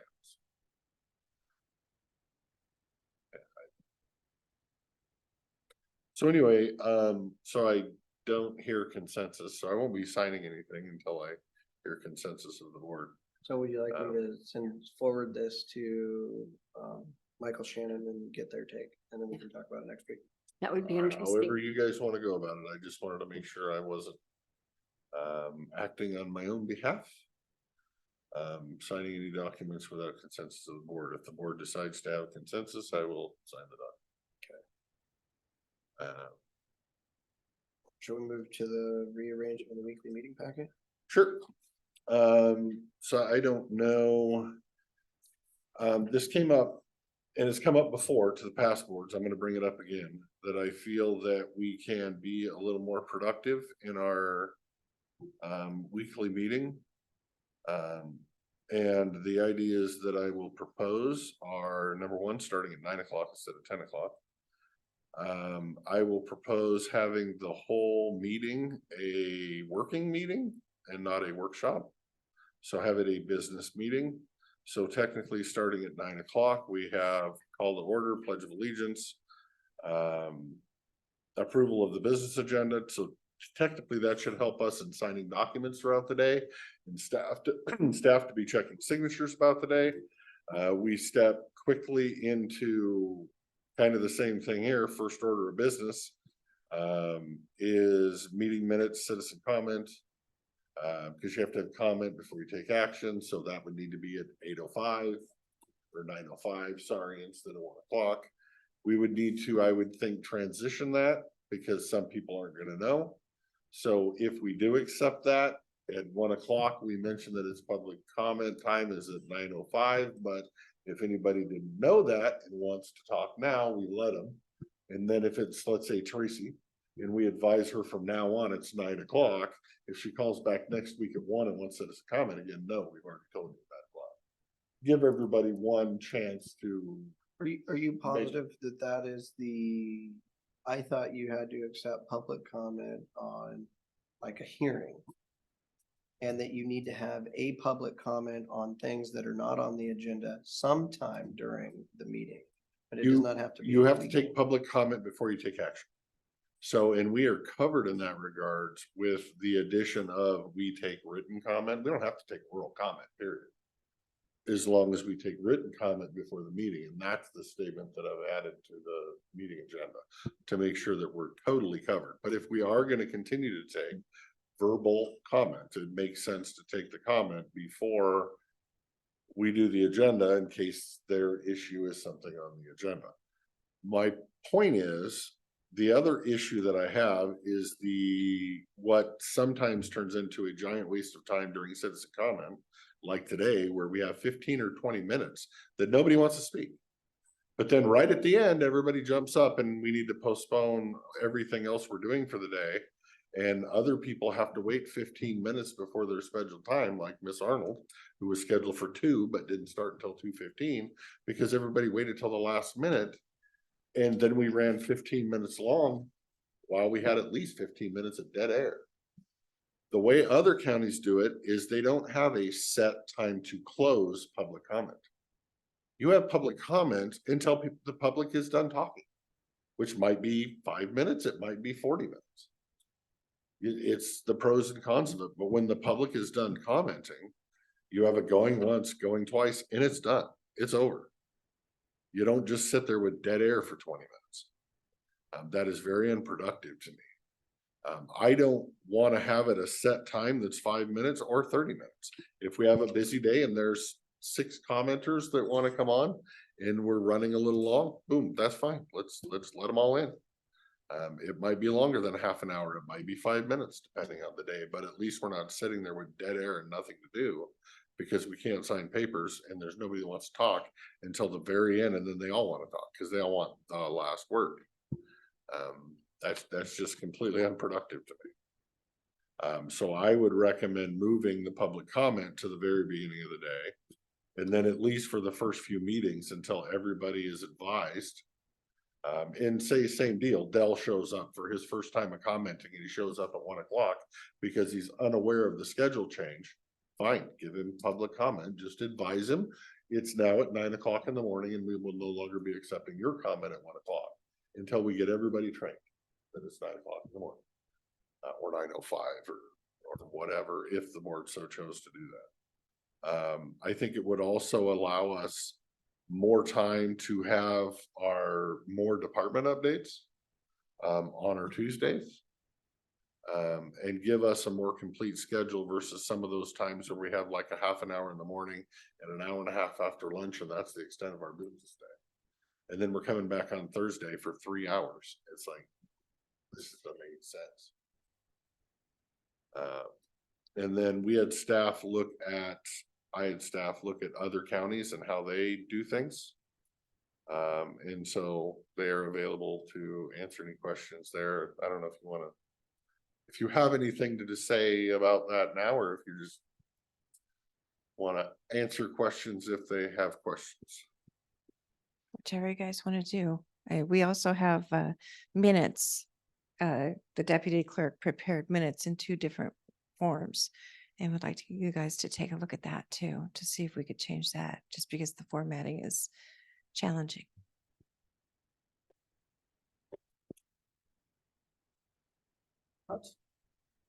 I've thought this over the week and I think it's sensible. It's more in line with other counties, gives us more working time, which I'm always looking for. Seems to be in order a little more so we can get more work done. Yeah, the other thing that I would say, the only 2 items that I would say I would recommend to be at a set time is public comment at 9:05. And then public meetings, public hearings, and bid openings at 1 o'clock. whatever time. The problem is if we do it at 1 o'clock and I take a quick public comment for the next 3 weeks, that's gonna push that back.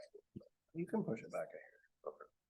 So, but that would be my think is public meetings exactly 1 o'clock as well. That was my thinking on that. At 1 o'clock, and then everything else can fit in the later part of the morning session and then that morning session having everything else, our business agenda, bills, consent agenda, all that kind of stuff. And then also, then you can throw a public works in there. If there's anything of more time, great, fine. But making sure all that paperwork stuff is on the first part of the day. And then the only thing that's for sure on the second part of the day is the public meetings, public hearings, and bid openings.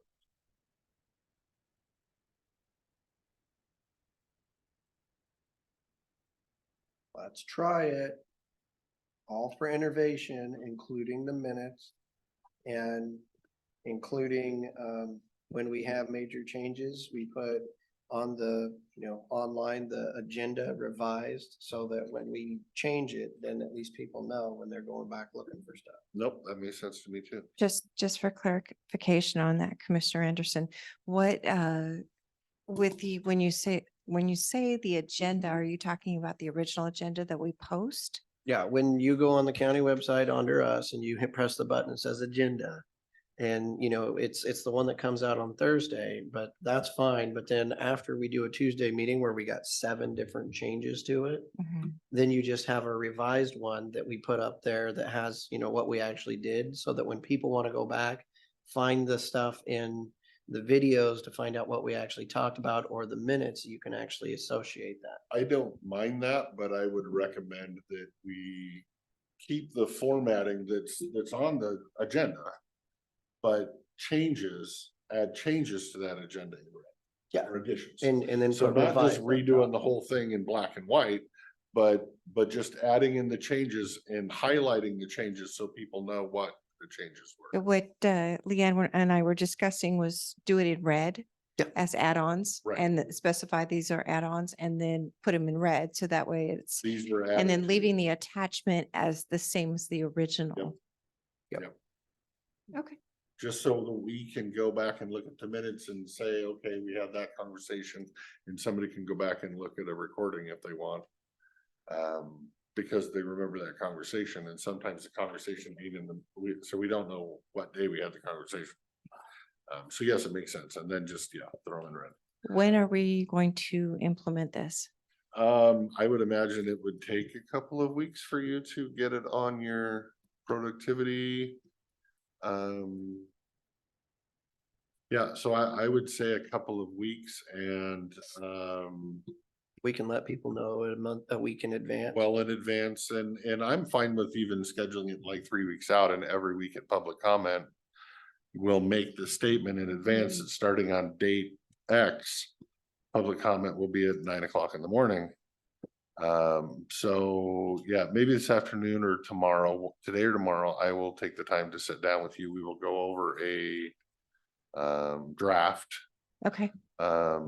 agenda, and then what do you guys think? 2 weeks or 3 weeks? I don't matter. You want to You're the just chair. October 24th? Does that work? work for me? Okay.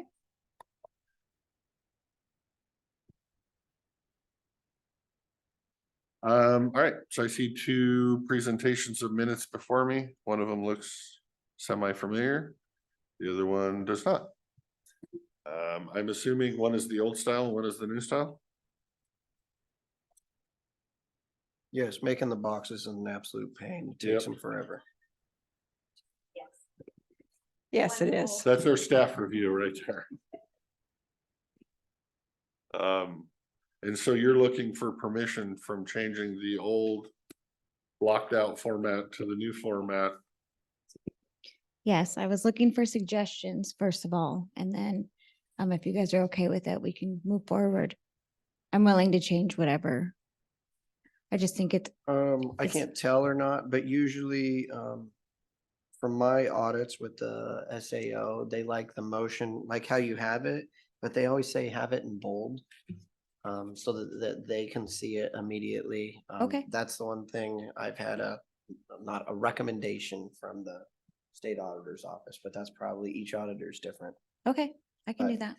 But I'm totally fine with it. Okay. Yeah, looks good.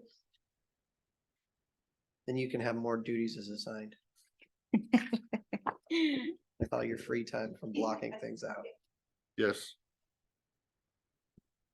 Thank you. I do have an answer for you, an official answer on your car washing of fleet vehicles. It sounds like through working with adult probation, they will be available to handle maintenance or cleaning of our fleet vehicles. Hopefully, I told them it, once or twice a year, called on when needed, kind of a thing. They were hoping to do it on a Saturday. Of which then they can just come get all the keys from you sometime on Friday or something and then just whip it out on a Saturday. So, and then I do not want to be the middleman for that conversation. I'm happy enough to set it up and facilitate. And for those that don't know, I send about a $60 Amazon list to staff of car wash soap and vinyl cleaner and glass spray and rags and whatnot that we will need. That they will probably just put in a little box in the little public works garage over there in the Sally Port and wash them over there. So yeah, you just contact the litter crew supervisor directly and go that route. Sorry, I forgot to put that on our agenda. Have we talked about it before? Yeah. Okay, just wanted to make sure, because it was like. Well, like we this had discussion- a complaint from someone that used one of our fleet vehicles that it was dirty and gross. And we've never had the conversation on. Like who's gonna inside or clean outside? Spilt coffee. That we never had the conversation. We don't know if it was that way when we got it. But we've never cleaned them. We've never cleaned the inside. We've never washed them. We've never whatever. And we've got staff running oil changes. But I didn't want necessarily to make staff have to go down and wash cars. Whatnot if we had another avenue. And since the commissioners were so generous, not me, because I stayed out of that vote, but my seatmates were so generous in providing that 5 hours of time to adult probation. I thought the commissioners might enjoy seeing what they're getting for their time. Or at least he said. So anyway, yeah, that was the recommendation that I worked on. And of course, this board can say no all they want if they so choose. I didn't figure that would happen unless, you guys really want to wash them or something. Crickets. I think, yeah. I got it right here. As you're all looking at this planning information, are you ready to move into that? We can. Your agenda. Planning discussion was at the end, old business FSAC. I mean, we just got handed it. Doesn't matter to me. I'm ticking them off as we go through. Yeah, I'm fine too. So we can either talk about FSEC, we can talk about planning. We do need to have a discussion of where we're at with the district court costs or how we're moving forward with district court costs. So I have that on my little list. I don't know that we added it in, but obviously we're adding it in now. So go ahead, sir. Well, actually, I think Elisa got you this information. You guys wanted to have a discussion about the transition. The next Tuesday will be Mochi's last day, I believe. But I wanted to add something about the recruitment because we've talked about that this morning as I was sitting back there looking. San Juan County, as you know, is one of the two counties that's most recently recruited for a planning director. We know San Juan County's unique and different. Their pay is significantly higher than ours. They offered 12 months of housing and a $10,000 sign-on bonus. They also just moved the entire county to a 32-hour work week with 40 hours of pay for recruitment purposes. What?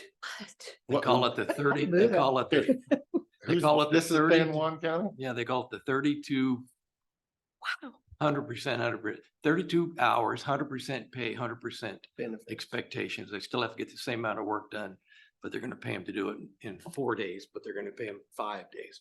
Folks, I'm not advocating for that. I'm just telling you. I don't know, that's but what- I'm going to San Juan County. Let's go. If it could be done in 4 days, somebody was sitting around a lot. But that's what we're up against recruitment wise. That's how creative some counties are gonna. Well, it get. takes them 1 day just to ride the ferries back and forth, so. If the ferries are working, because the ferries are all about to break, and so. So as we recruit for really tough positions against counties that are doing those kind of creative things, it just makes it more challenging.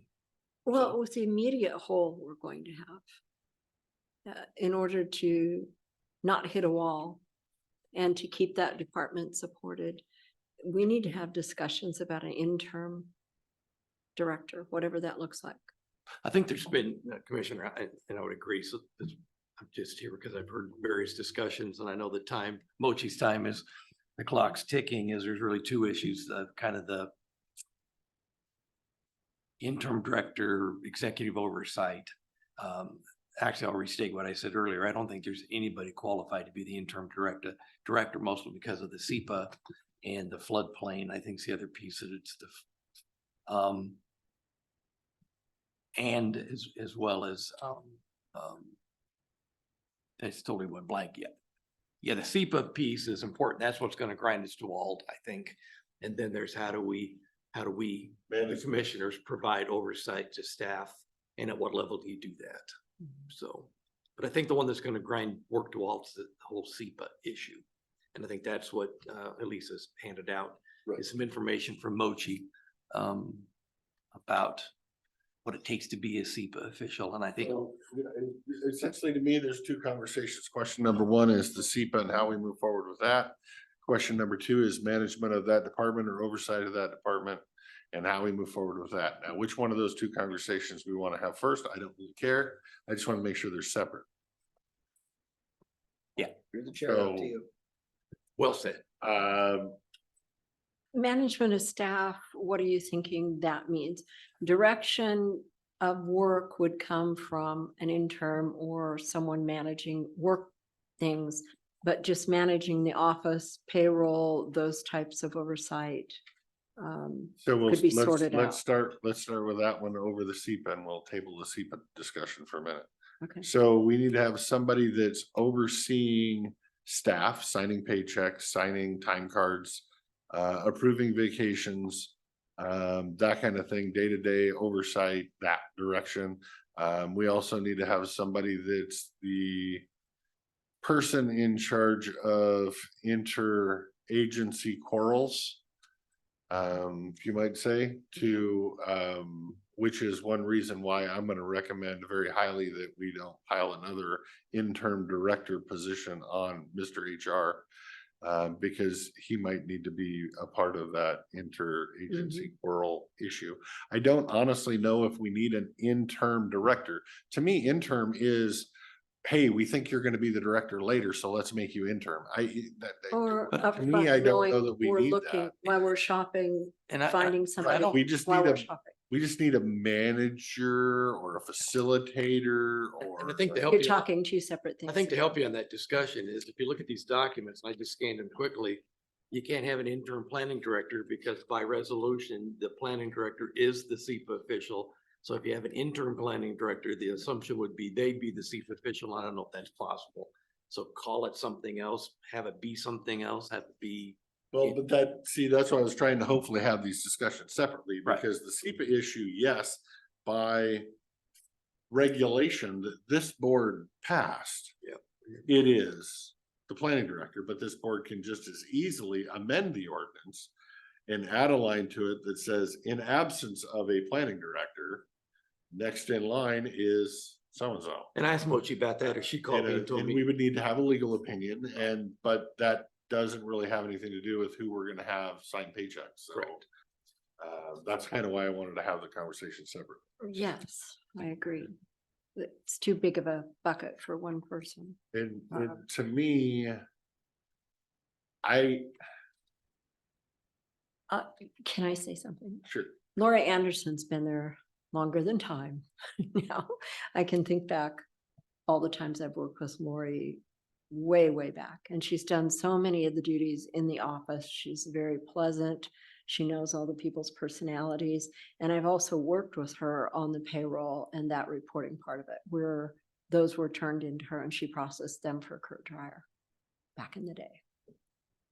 Aren't you gonna have her oversee the planning commission? well, and that's where I'm at. So And if she's done she's, that. if she's picking up planning commission and all that stuff, me personally, in that department, I would like to see managerial oversight being somebody that's not inside the department.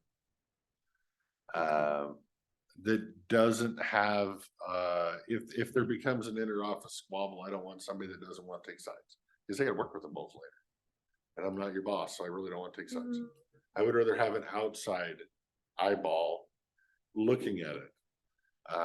And oversight. So I don't have a problem with Lori, whatever, signing time cards or paychecks or whatever else, or planning commission. No issues there at all. This is no knock on Lori. But I believe For who interagency. they come to when they have questions, who Lori comes to is not directly to us. There needs to be somebody. That's your And idea. and I'm probably gonna have stones thrown at me in about 5 seconds. But to me, you have two options. Option number one is your building director, and option number two is public works director.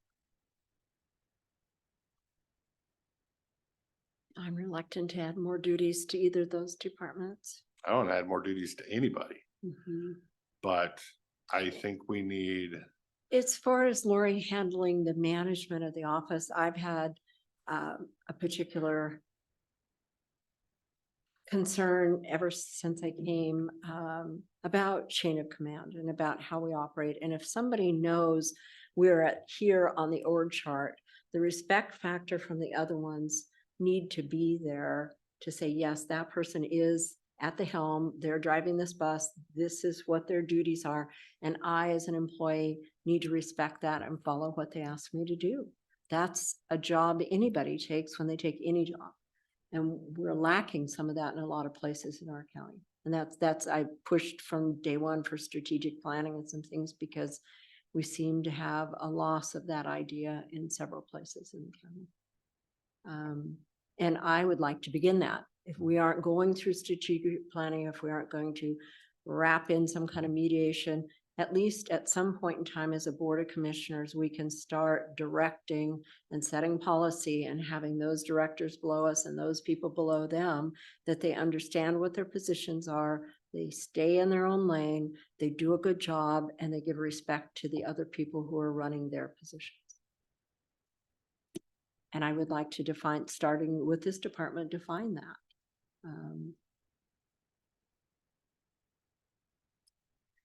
If starting in a department that doesn't have a director, that we're trying to split apart pieces might be it's gonna be messy. I don't care what you do, it's gonna be messy. I think we have been given a very good example of, who does what. And so what you're really talking about is who's allocating the tasks and where. And when you look at that list and the time amount, I think they'll be able to work a lot of that out themselves based on their workloads, because I expect them all to be professionals, figuring that out. In terms of so within the department squabble, that would be a good conversation for HR. That's the only place that makes sense, agree. while not making HR the interim director. In terms of who can be the SEPA responsible official inside the county, that's a different, it's a I'm trying to separate hit it all. issue than who's managing. I'm trying to hit it all at the same place. In terms of my thoughts inside the organization, the people who have the most amount of diligence with SEPA would be our county engineer and our public works director in terms of signing for the SEPA responsible official and looking at that. Otherwise, we could try again to ask someone like Kurt Dreyer to come back on an interim basis to do those SEPAs. But I think he's gonna say what he's already told me once, and that's take a hike. Yeah, don't want to talk to you. So. And I agree, at least in I believe Public Works, we even have if Jeff it's- and Seth. Even if it's an interim director, I don't believe, according to our code, that gives them the right to be the SEPA official, because it has to be director. So we have a problem with our own ordinance. We're gonna have to amend it to allow whoever we want it to be, whether that's in the planning department, or a public works official, one or the other. Or a vendor. Or a vendor to be that person. And we need to be sooner rather than later on that. And to me, that is a legal opinion request on how do we amend our ordinance to have a protocol for a second, third in line of succession. Because to me, this is not the only time this is going to happen. So we need to make sure that we change the ordinance to whoever that's going to be, but also add for a vendor to be that person in the same ordinance. So that we don't have to deal with this again. Should have been done the first time. It should be as simple as a resolution where one person is I agree. authorized to act. Microphone. Oh. I know, right? Bring that. Simple as a resolution. I agree. That allows someone to act as the SEPA responsible official. And I mean, I don't see, but if you'd like No, PA opinion I request. think it's a 'Cause policy we issue had with the we board. had an interim county engineer who was acting as the county engineer. I mean, But he was qualified and he had the education and experience to do it. I don't know, the SEPA official doesn't need any certification according to this document that Mochi got from ecology, but I don't know what else the SEPA official has to have. I'm sure they have to know what they're doing. Well, and I guess the reason why I'm asking for the I don't know. legal backup is because if we think we're right and we get this wrong, then everything we sign a SEPA on between now and whenever we get an actual director, which could be 6 months, is challengeable in court. And do we really want to open that Pandora's box because we didn't want to get an opinion? I'm the least knowledgeable on this subject, but I've heard a lot of conversations. It seems like there's very little we can do without a SEPA official. In talking to staff, a lot of the basic entry level SEPA boundary line adjustment type stuff is done by planning department staff, and they just hand it off to Moshi for signature. it's reviewed. It's always. So it's for review and signature, but it is done by staff. So a lot of the lower line SEPA stuff can be done by staff if we change our laws to allow them to do it. And if that's the direction we want to go, that's fine. But again, I don't think you should just have it as one person being backup. You need to have the option in there to have a consultant be your SEPA designated official. Because you don't know when you're going to need that option. And we're kind of pigeonholing ourselves thinking just about SEPA. She did a lot of other things. And if we have somebody that can interim plug that hole, whether it be an interim director, or whether it be a consultant, however you want to call them. Floodplain administrator. Yep. Luckily, we don't have a lot of that right now. Sorry, didn't mean to interrupt you. But yeah, there's other things. And Mochi wanted me to, suggested I recommend that, the PAs, you're really gonna want to get the PA's input on the SEPA piece for sure. It would be my recommendation for us to draft the legal questions, but for Moshi to come forward with a draft resolution or whatever, and work with the prosecutor on that to, and hopefully we can make a determination and pick a name by next week. Yeah, because we're in an unfortunate situation. This is an easy thing to even replace interim in a 2-week period, let alone have a couple of months to do it. When a director leaves, we've got till next Tuesday. I mean, Mochi's got 4 working days. Yeah, So I think we need to make a decision of what we see as our direction and what our policy is to do it. Right, but that's me with wanting to have that chain of succession in there. Yeah. Not just one person can do it. There's other people can do it. If Moshi's gone in, China, or the next director's on a 3-week tour in Italy, somebody needs to sign the dang SEPA. Mhm. We need somebody more than one person who's allowed by county ordinance to do a SEPA, especially if there's 0 training required. Well, Public Works to me seems to be Logical. Until, at least next Tuesday, if we have to go the long route and ask a bunch of questions and try to move through this, at least if we could designate Public Works to pick up what we get for a very short time period, but also look for possibly a consultant to fill that position. Right, but Public Works can't do anything because We can write have to a change- resolution. we have to change this, right? plus I suspect Jeff will never go on vacation again. Well, that's what I'm saying. We need to make the wording of the resolution that the Public Works Director is. Let's just do it right now. Yeah, I The agree. public, right, but That's what see, you there get. you go. He is on vacation. So that's why I want to make sure we have a chain of succession. And not just listing one person. It's the planning director. If the planning director is not available, it's the Public Works Director. If the Public Works Director is not available, it is the, So it seems to me, right, one of the and- questions you might want to ask the PA is, can it be anybody you assign? Is there requirements outside of, of what we have here? You have total latitude in who is in that succession, or does it have to be certain background, certain skill set, certain knowledge, certain education? I don't know. what is the, no, I want to know exactly what does the RCW require? And point each one of those requirements out specifically. I'm sure there's Uh, ways to work not around some of it, interpretation. because if a One planning race, director died, you have to have a way to fill that position. Email Yeah. states that there are no training requirements. Correct. Yes. Well, that's my point, and there's also going to be an RCW somewhere that explains the position and the process and who can be and who can't be. Got to be an RCW. And that's what we need to look at. There's a WAC, chapter 197-11 on that first page that you passed out, but I don't Oh, I see an see. RC.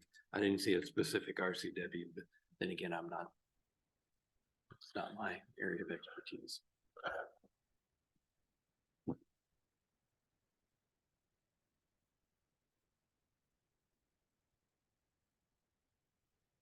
Yeah, but right above it says, that's just definition. And right above it's definition of RCW, so whatever the page before that was, might actually explain what that actual RCW was, so, yeah, interesting. Back to the first topic, I think running this is the gonna show? take longer than y'all think. Yep.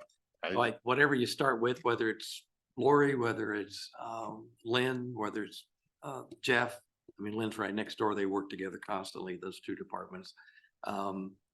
Some counties, those 2 departments are combined, actually probably many counties, most counties in Oregon, they're combined. It may change. I mean, we don't know how long this is gonna go on. It may be short term. It could be 6 months, could be a year. I mean, we have no idea at this point how long it's gonna take us to fill this. So I don't think whatever you decide today has to be what it's gonna be 6 months from now. You may find that it's not working or you need to do something different. So, And that's where I'm at. I'm kind of torn on it because this board is many times discussed, although it might come as a surprise to staff, a combined building and planning department with one director. I shouldn't say most counties, many counties, especially the larger ones, have combined it under many different names. Part of me wants to entertain that thought. And then instead of, necessarily hiring a planning director who would be responsible for public records requests and dealing with those angry public, maybe we could take the heat off of that person a little bit and remove that responsibility from that person, and it might give us a little more longevity of whoever we hire in that position that is, we're setting up for failure. If we allow them to be abused by the public, like we allowed the last one to be abused by the public. We are going to have a hard time replacing Moshi because people talk. Everyone is aware of the hostile nature of the public in this county. And so if somebody says, hey, I'm thinking of applying for that job, and what do you think? Yeah, It's, work with their commissioners. it's gonna be hard. And if we are expecting to hire another public works or a planning director that is responsible to have to deal with those same people that are being harassing, it ain't gonna go well for us. So just kind of forethought, and I think separation of the person doing the senior level planning and director responsibilities I think, would be good for us, but that's just my and I opinion. think this conversation's getting way off of main base where we need to be. We need to, we only have a few days. We need to support that office with crucial things that they need. And we need a super responsible official. That's our minimum. And then we can work from there. Every day we can work from there and start filling our gaps. But for today's conversation, to keep it short, we need to decide what we're going to do. And I don't know if a mechanism exists for you to declare an emergency on a resolution. That might be part of a PA question, whether you short-term can do something as you're working through updating the resolutions and that kind of stuff or not. I don't know. Again, I guess the next question would be is if we start sending over written PA opinion request, it might be 3 weeks before we get a response. So they're busy. Yeah. They have a they're lot. busy. They're busy. Yep.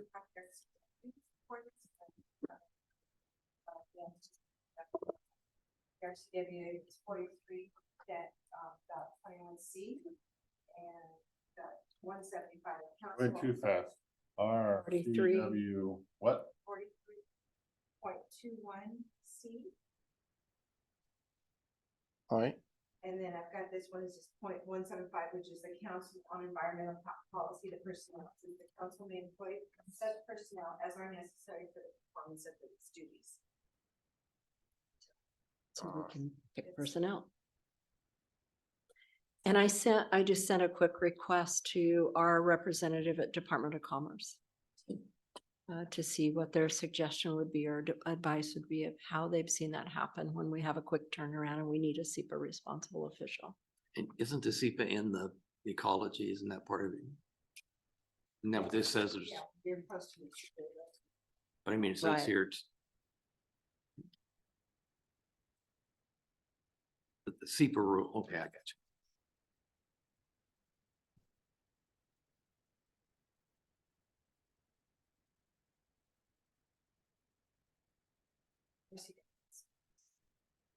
Very well.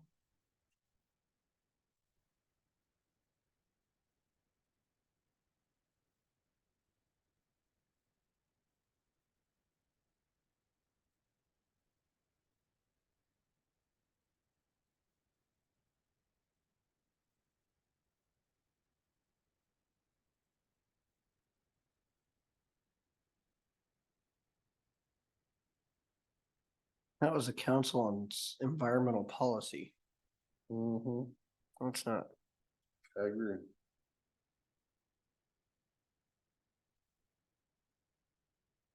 I don't believe that is correct. RCW for designation of our SEPA officials.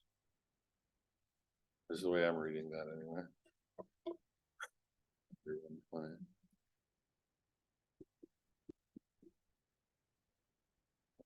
35.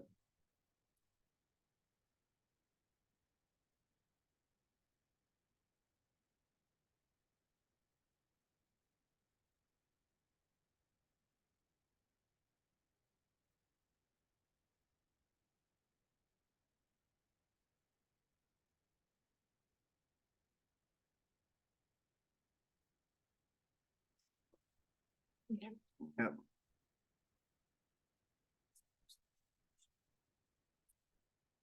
What whack is that, remember? So the WAC is 197-11-788. 7, And 8. that talks about the responsible official. And I like that.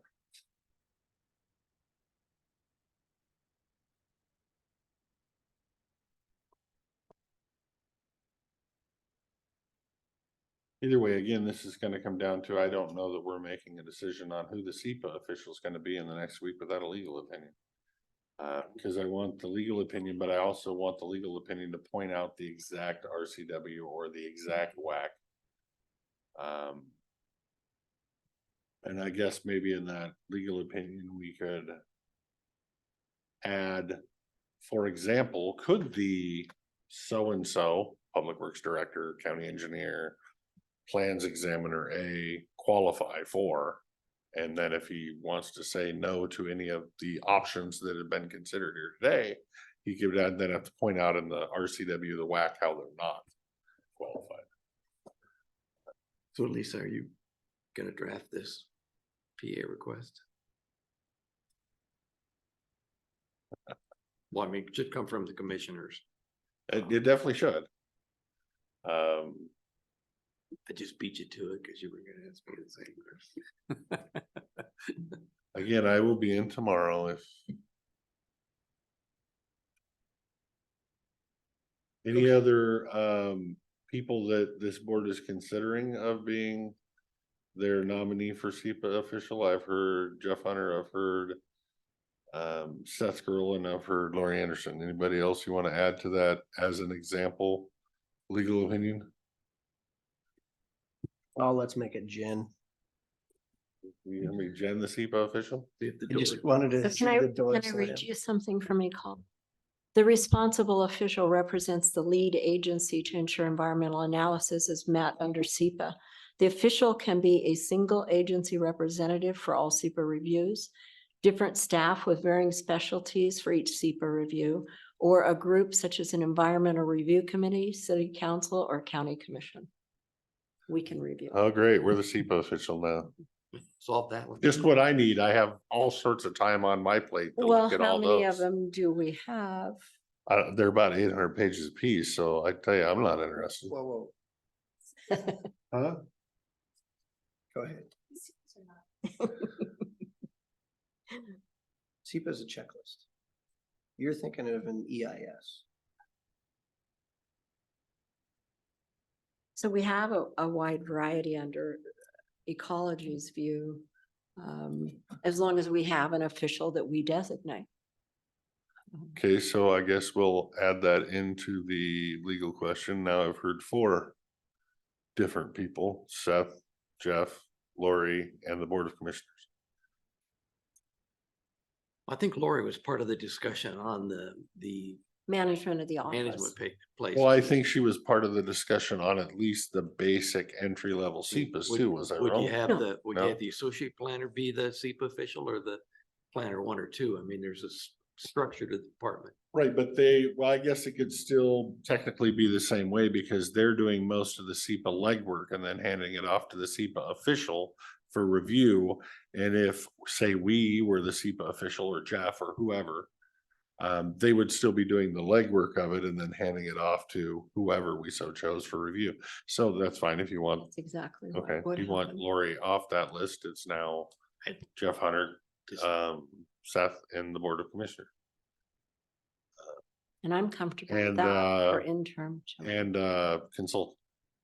until we find a consultant. Well, and I think consultant needs to be on the opinion request too. so. Okay. I think that's the third thing that I've heard discussions, maybe you need to talk about today. If you're thinking of bringing a consultant in to do parts of the planning process or supplement the planning department. Or at least be a phone call away for somebody in the planning department that has a question. Then I think you also we need to find out, is that a RFP process? Correct. Or is it, is a professional services? Can you just go out and contract with somebody? I know we should always do an RFP if we can. Does this qualify as emergency since we don't have anybody and there's nobody oversighting and? And that I don't know. So that's another question. I So think that's the other, that's I said, I'm gonna have to sit down with maybe, are you gonna have free time tomorrow a little bit as well? Well, then maybe me, you and Alyssa can sit down and brainstorm some legal questions. Cause I knew that one 5 minutes ago, but I forgot it until you said it, so I'm gonna appreciate you Well, guys remembering these, cause that one was on my list. PA's office is busy. The more we can put it in one request, it might be easier for. That's my point. I don't like to send one. I don't like to send a contract and then change it and then have to send it back again either. Kind of one size fits all. Okay, so those are the SEPA questions we're turning in. Now who's managing or overseeing department, and is there a stipend, and all those questions Well, I come think- next? Can't speak for Mochi. I think she would think maybe Lori would be able to do the sign the time cards. Well, they don't sign it, sign the time cards and you have to sign to get a PA request. The things that the director would need to sign for. But staff knows their jobs. They know what they need to do. They have that list. And if it gets overwhelming, then you could go to a plan B or C, to a Lynn or a Jeff if you needed to. And then as far as a stipend, that's a new territory. The Case and I work on that a little bit. I think the interim director, we have a past, we have a long history of how we do that. This is something different. And frankly, what I want to avoid is, one, I agree, you want to acknowledge the extra work, but also you have people in every office and every department who are taking on extra work. And how do we not reward one in this new area and not be aware of there's a lot of people doing a lot of things above and beyond. How do we deal with that? So like Casey and I kick this one around a little bit. I just think it has to be well defined so that it so when people hear it, they understand and they go, oh, that makes sense. So that makes sense. So your recommendation is not to figure out a management structure right now? I'm thinking maybe just, I think it was Mochi's thought, at least to me, that Lori could do it as kind of I don't know what you would call it. As far as the management things that need to be done, signed for. Administrative, I think she feels, and she's on, I'm speaking for the staff know their job. I guess I have to speak that I do believe she can do the administrative oversight of the department, no problem. I have no issues with that, but I feel that we are doing a disservice to the department by not having the next step up. Her not having someone to go to. Well, how about if she comes to HR? Then you're in her directory again. Well, Casey's No, just able- Just personnel don't think problems that's would right. naturally be directed to personnel that department. if something comes up she can't deal with at a staff level, that she would come down and talk to the HR department, which is what other offices and departments do now, and we try and help them through that. And I get it. We're essentially at a crossroads. I disagree with that scenario. And I don't have a but I vote. haven't heard from I'm everybody, just trying to keep so- this conversation Right. moving, so. Or Hey, Joe. There hasn't been a consensus of the board yet, so I'd like to have a third opinion. I also think Lynn can do it. She's right next door. They work together all the time. They're familiar with the staff. To me, it's somebody outside of that department, and I don't really care who. As Lynn raised her hand, and she's probably just hung up. She just. Probably got on with her the way code down. compliance. Probably on her way That's part down. of it. And there's lots of other options. Mr. Anderson, your opinion or thoughts?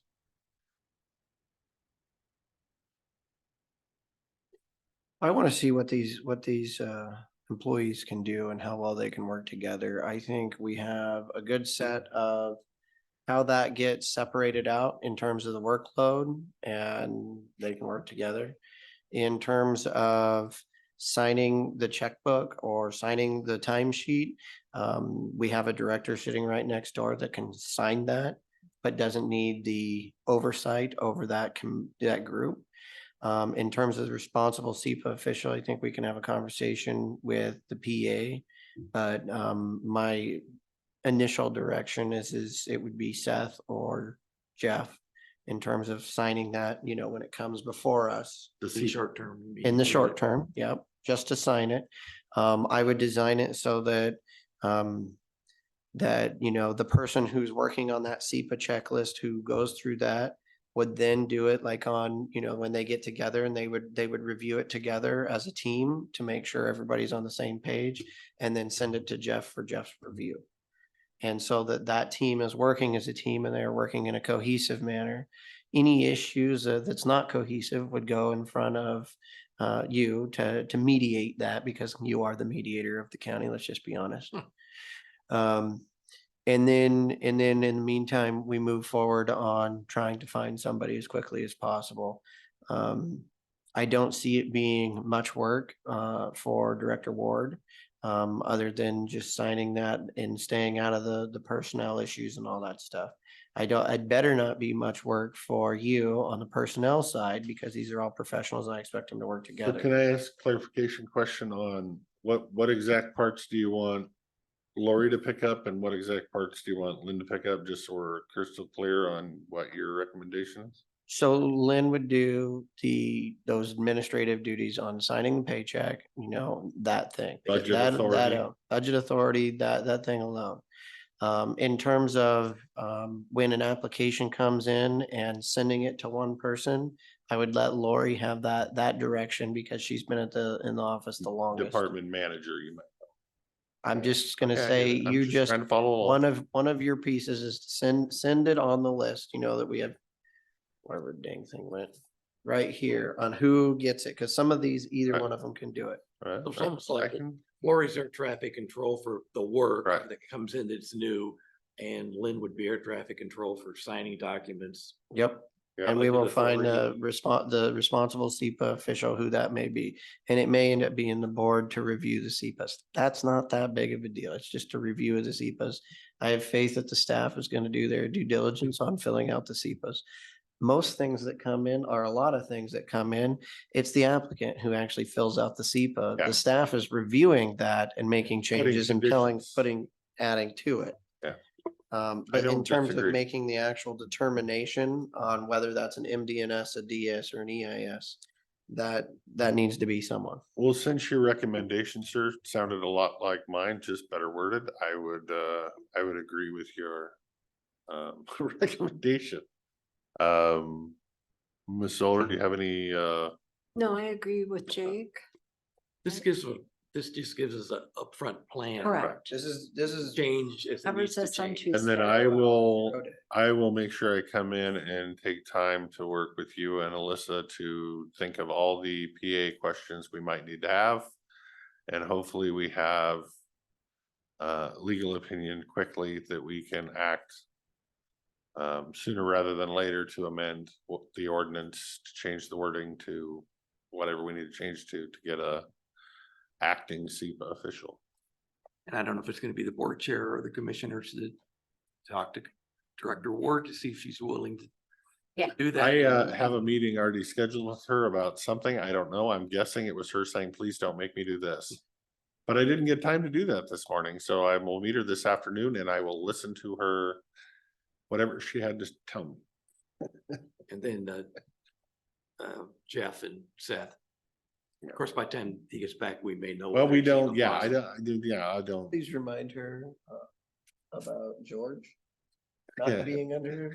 Yep. Already on it. Yeah, I don't It's know gonna be that very I'm short term. too in a hurry to talk to Jeff until we get an answer for the SEPA Yeah. stuff. Yeah. Because it kind of, part of what I'm actually hearing is this board's thinking it may take on the SEPA duties of the official too. So if that's the case, then no sense talking. So I'm 3 feet away from it. It can't hear it. No, it went, you can hear, I couldn't hear you Oh. over here. I'm sorry. So yeah, I don't want to talk to Jeff yet about that possibility. Let's see what legal does, and this board might just decide it wants to be the designated SEPA official, and then if it doesn't and it wants Jeff, I'll go have that conversation too. So It's really hard for me to say that the whole board could do it. Because the board's gonna have to rule on a SEPA determination. Maybe one member of the board could potentially do it, so that I it's not have zero interest in one member of the board Really? Because I would love to have you learn a whole lot about SEPA and enjoy that for 6 months. Nope, I think if we're gonna do it, it needs to be the board and it needs to be consensus. And if we're talking about a topic that gets a mitigation or a condition. We even have to We talk learn about how to work this. together. I don't think we have to talk about this. I And- think it's gonna be covered just fine. So Our departments are gonna do one more great. question, and I'm way out of my lane, but I've heard it being discussed. So, maybe Mochi's already addressed this with her staff. So there's gonna be a time frame till we get this determined, week, 2 weeks, 10 days. So some things can't get done without a SEPA official. They're gonna notify the public when they bring things in that, because the first part's going through the checklist, I'm assuming. But, you know, until we get it figured out, there may be stalled or delayed. And it seems to me the public should know that. as they Staff come in. needs to, I would say staff needs to advise the applicants when they're getting an application that essentially we currently don't have a SEPA official. We hope to remedy the situation shortly. But let them aware, and like I said, my hope is that we're not without one for more than a week or two tops, so it shouldn't stall too many people. If it all goes south and goes wrong, we can always just say that's it. We can't accept applications because we're in a tight situation. HR manager / SEPA official. So you get for being old and wise. We got like 4 members of the Old and public that I'm wise. sure would Sorry. love to be assigned. to There's this. candy in there. There's candy. She did win the candy award this I week. brought candy today. What? I knew better. I gave you 2 Snickers last week. Baby Ruth. No, I bought a bag. Well, I Moving bought a on. bag too. I just hid them from the candy hoard. Moving on, got that done. I just We're doing seniors, mentioned the Western Pond Turtle, Yeah. adding to our woes and natural resources with the potential uplisting of the Western Pond Turtle. This affects many different places in Klickitat County. And it takes my first theories, you know, that we can survive with a natural resources coordinator to deal with the squirrel and the pond turtle and these processes. To me, that's higher management level and higher push than just the project coordinator position. That's, you know, that's some specialty stuff. So you think by hiring a HR manager / director, you could stop the listing of a squirrel and a turtle? No, I wasn't talking about an HR manager or anything. I'm just saying that Yeah, that if natural you're, resource. it's the difference between somebody who's working for $65,000 a year and somebody who's working for $85,000 a year on their history qualifications. Could what they that can- $20,000 stop the delist or the uplisting of a turtle or a squirrel? We certainly would serve our public for a pushback. I think what We you're can't- doing is you're not stopping and uplisting. What you're doing is you're working through the process to set the stage so that when the regulatory side begins, you're in the best position to protect the citizens of Klickitat County. I agree. Interesting. I'm dying to know how you guys are gonna get through the budget next year, but throw another 20,000 in there. Well, you do know if we go and hire somebody as, you know, say a SEPA responsible official on a contract, you just threw your budget out already, so.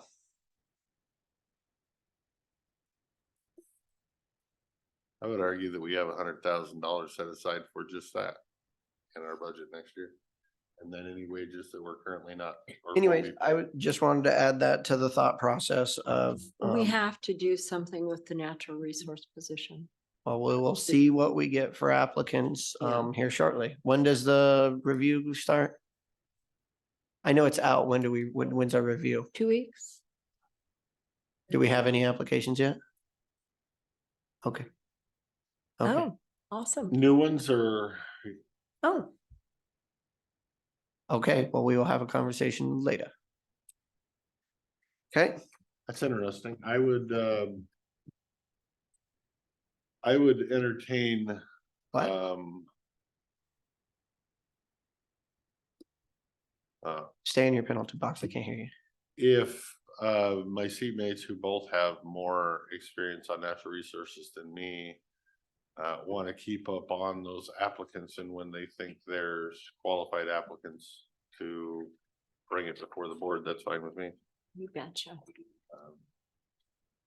Okay, the other one I have before you, that I brought forward, wherever it went in my big pile here.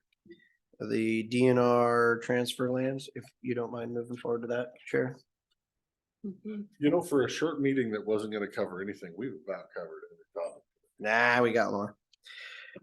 Okay, so if you guys got that email and tried to parse through it, it didn't make a bit of sense, so I contacted DNR about what exactly they're trying to do. And what I found out is out in Trout Lake where the ski resort was gonna be, that was County Timber Trust lands. And when the ski resort didn't fall through, they ended up having, because of the way the leases were, people built 2 houses out there. And it's been a pain in DNR's butt for 30, 40 years now. And with the change in the legislation last year, they're finally able to sell that underlying land. And so the idea is to, because of the way the law works, in order to sell that land, they have to reimburse us or compensate us for that for that land loss. So they have to move the land from Timber Trust into the land bank. And then they have to move other land into Timber Trust when they figure it out how it's all gonna work. And so the land bank acts as the centerpiece. Does this mean we're actually gonna eventually get land that they can actually eventually harvest timber on? Can I get there? Or are you gonna just jump? Oh, you were starting to confuse me there a minute, so. Well, you're gonna probably be more confused. So they have to keep the market value the same on what it is. And so what they want to do is they want to sell those 2 underlying properties at market value. They've set the market value for a 4-acre parcel at $62,000 and another one at $59,000. And so I think we're gonna have to have some comments on that, because you look at any lot and it's going for nothing short of $200,000. And these are treed lots. There's not a whole, it's 4.3 acres. It's not good timber. It's on the side of that Pretty hill. steep. It's buildable lots is what the actual And it's in a market good value. location. I mean, they're putting the value on there as treed value, not as its buildable value. I don't want to really, ruin the lives of these tenants that are sitting there. But again, this is county trust land properties and we have to protect that asset. There's another lot that's 10.34 acres that there isn't a house on. And so that one will have to go to public auction. They'll take the dollars at the public auction or, all that they get. And then a portion of these parcels are going to get then transferred into county trust land. They put forward 2 different parcels. One of them is right next to the Elk Meadows RV Park, which is right next to this big area, which is also potentially Western Pond Turtle, elk habitat, and refuge. How did houses get built on land they didn't own? They just leased the leased land it. from the Forest Just Service like, to put a just like, house up? just, no, it's from DNR. You know, And that was the area that had the T-bar or whatever it is, the ski run out there. So in 1985, when I moved here, I went up there to lease that and run that building. And we got up there and the Kelseys at that time owned it and they opened up all the pipes and stuff and they hadn't drained them and they broke all in the ceiling and everywhere. So getting back to it, my thought, I'd love to hear more about that, is this other parcel, which is a little bit further to the west, is a 40-acre parcel that's flat, fairly flat, easy to log, with a fair amount of timber on it and a road going through it. And That's so west of. yeah, it's just west. The parcel numbers are on here, so you can look them up to see where they're at. And it's not very far off of the main road. My thought would be is that, we could send them in a letter that says, we support this transfer, we support you getting rid of this problem, and we would prefer it be all of that being on this parcel of land, not the other parcel. It's still within the county that is close to being merchantable timber ground. Okay. They have done a logging operation, a couple sections to the Is it east of west on the Elk Meadows side of the road? No, it's going out towards West. the ice cave, or Okay. towards the caves. Okay. So the further we keep our land away from the nap, the better off we're gonna be. Because likely, I have a feeling they would love to give it to us and then never log it. Sure.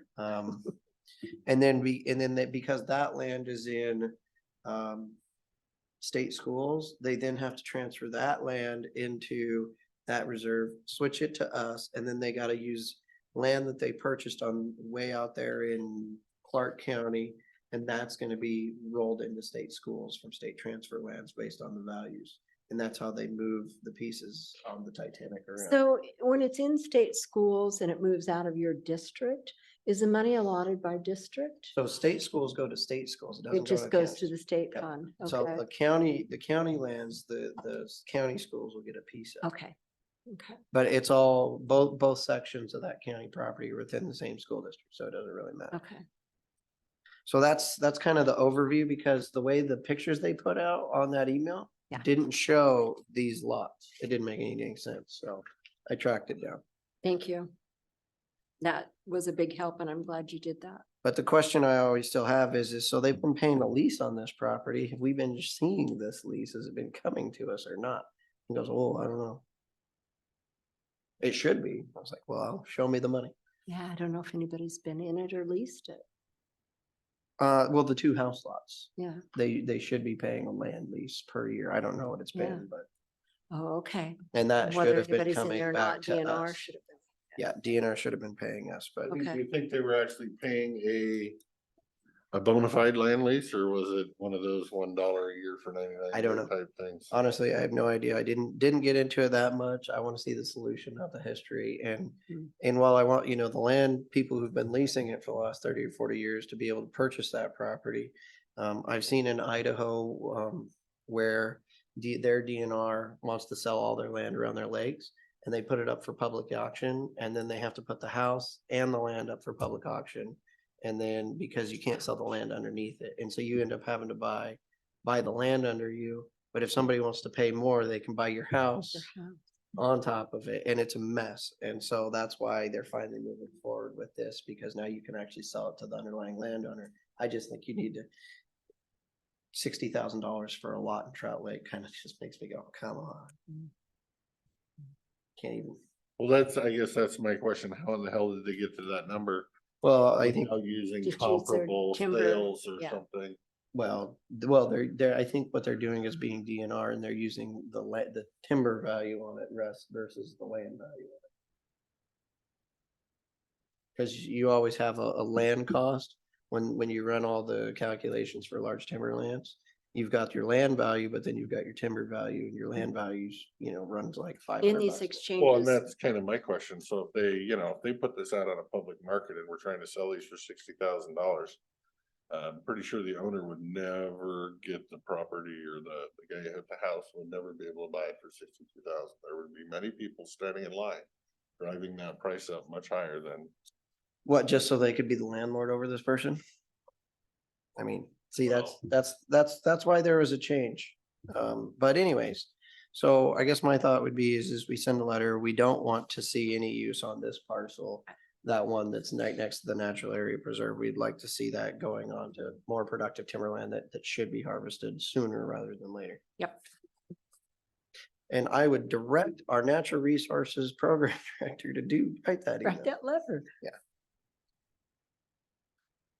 And what I'm saying is I will take it on to try to get that letter out. Okay, thank Or you. get you guys a draft of that letter, Thank you. if that's what the board consensus was like.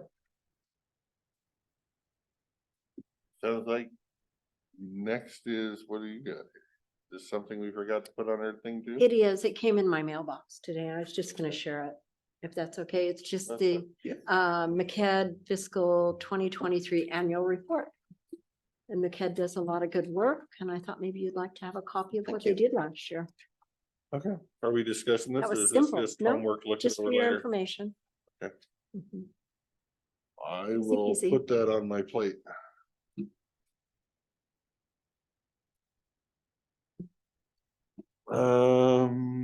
What else am I having notes that we haven't discussed? We have old business FSEC. FSEC. All right, we talked about it last week about the clock ticking and an appeal for that, and I don't think we ever came to any kind of decision about doing anything. You were gonna check on what the appeal How long we length had. was, and then you needed to ask legal questions of the prosecutor, and that's where we left it. And I've reached out and have not heard back from FSEC. And the prosecutor and I have had a hard time getting time together. We were hoping to have time this week. Didn't work last week. So Okay. that's where I'm at with that. So is that the update then? Total That's the update. All right. But, you know, the 16th is coming.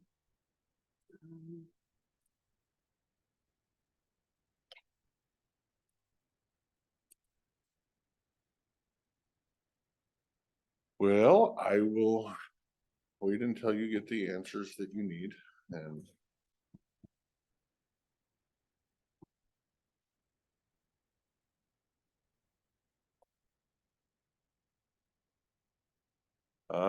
I still think we're missing something. But the life of me, what it is. I've got everything on all my add-ons covered. Yep, me too. Oh, interlocal agreements with the cities, where we at? What are we doing? District court costs. We have to move on that, and I guess it was. I'm hearing that there's confusion on who's working on what and where, so I think we need to have that discussion to. And timelines on when it needs to be done, and so. I have submitted the draft contracts for the cities to the PA for a PA opinion and a question as to what we do with the ordinance. So I'm just waiting to hear back from the PA. So nothing that we need to do for now? That's where we're at. Okay.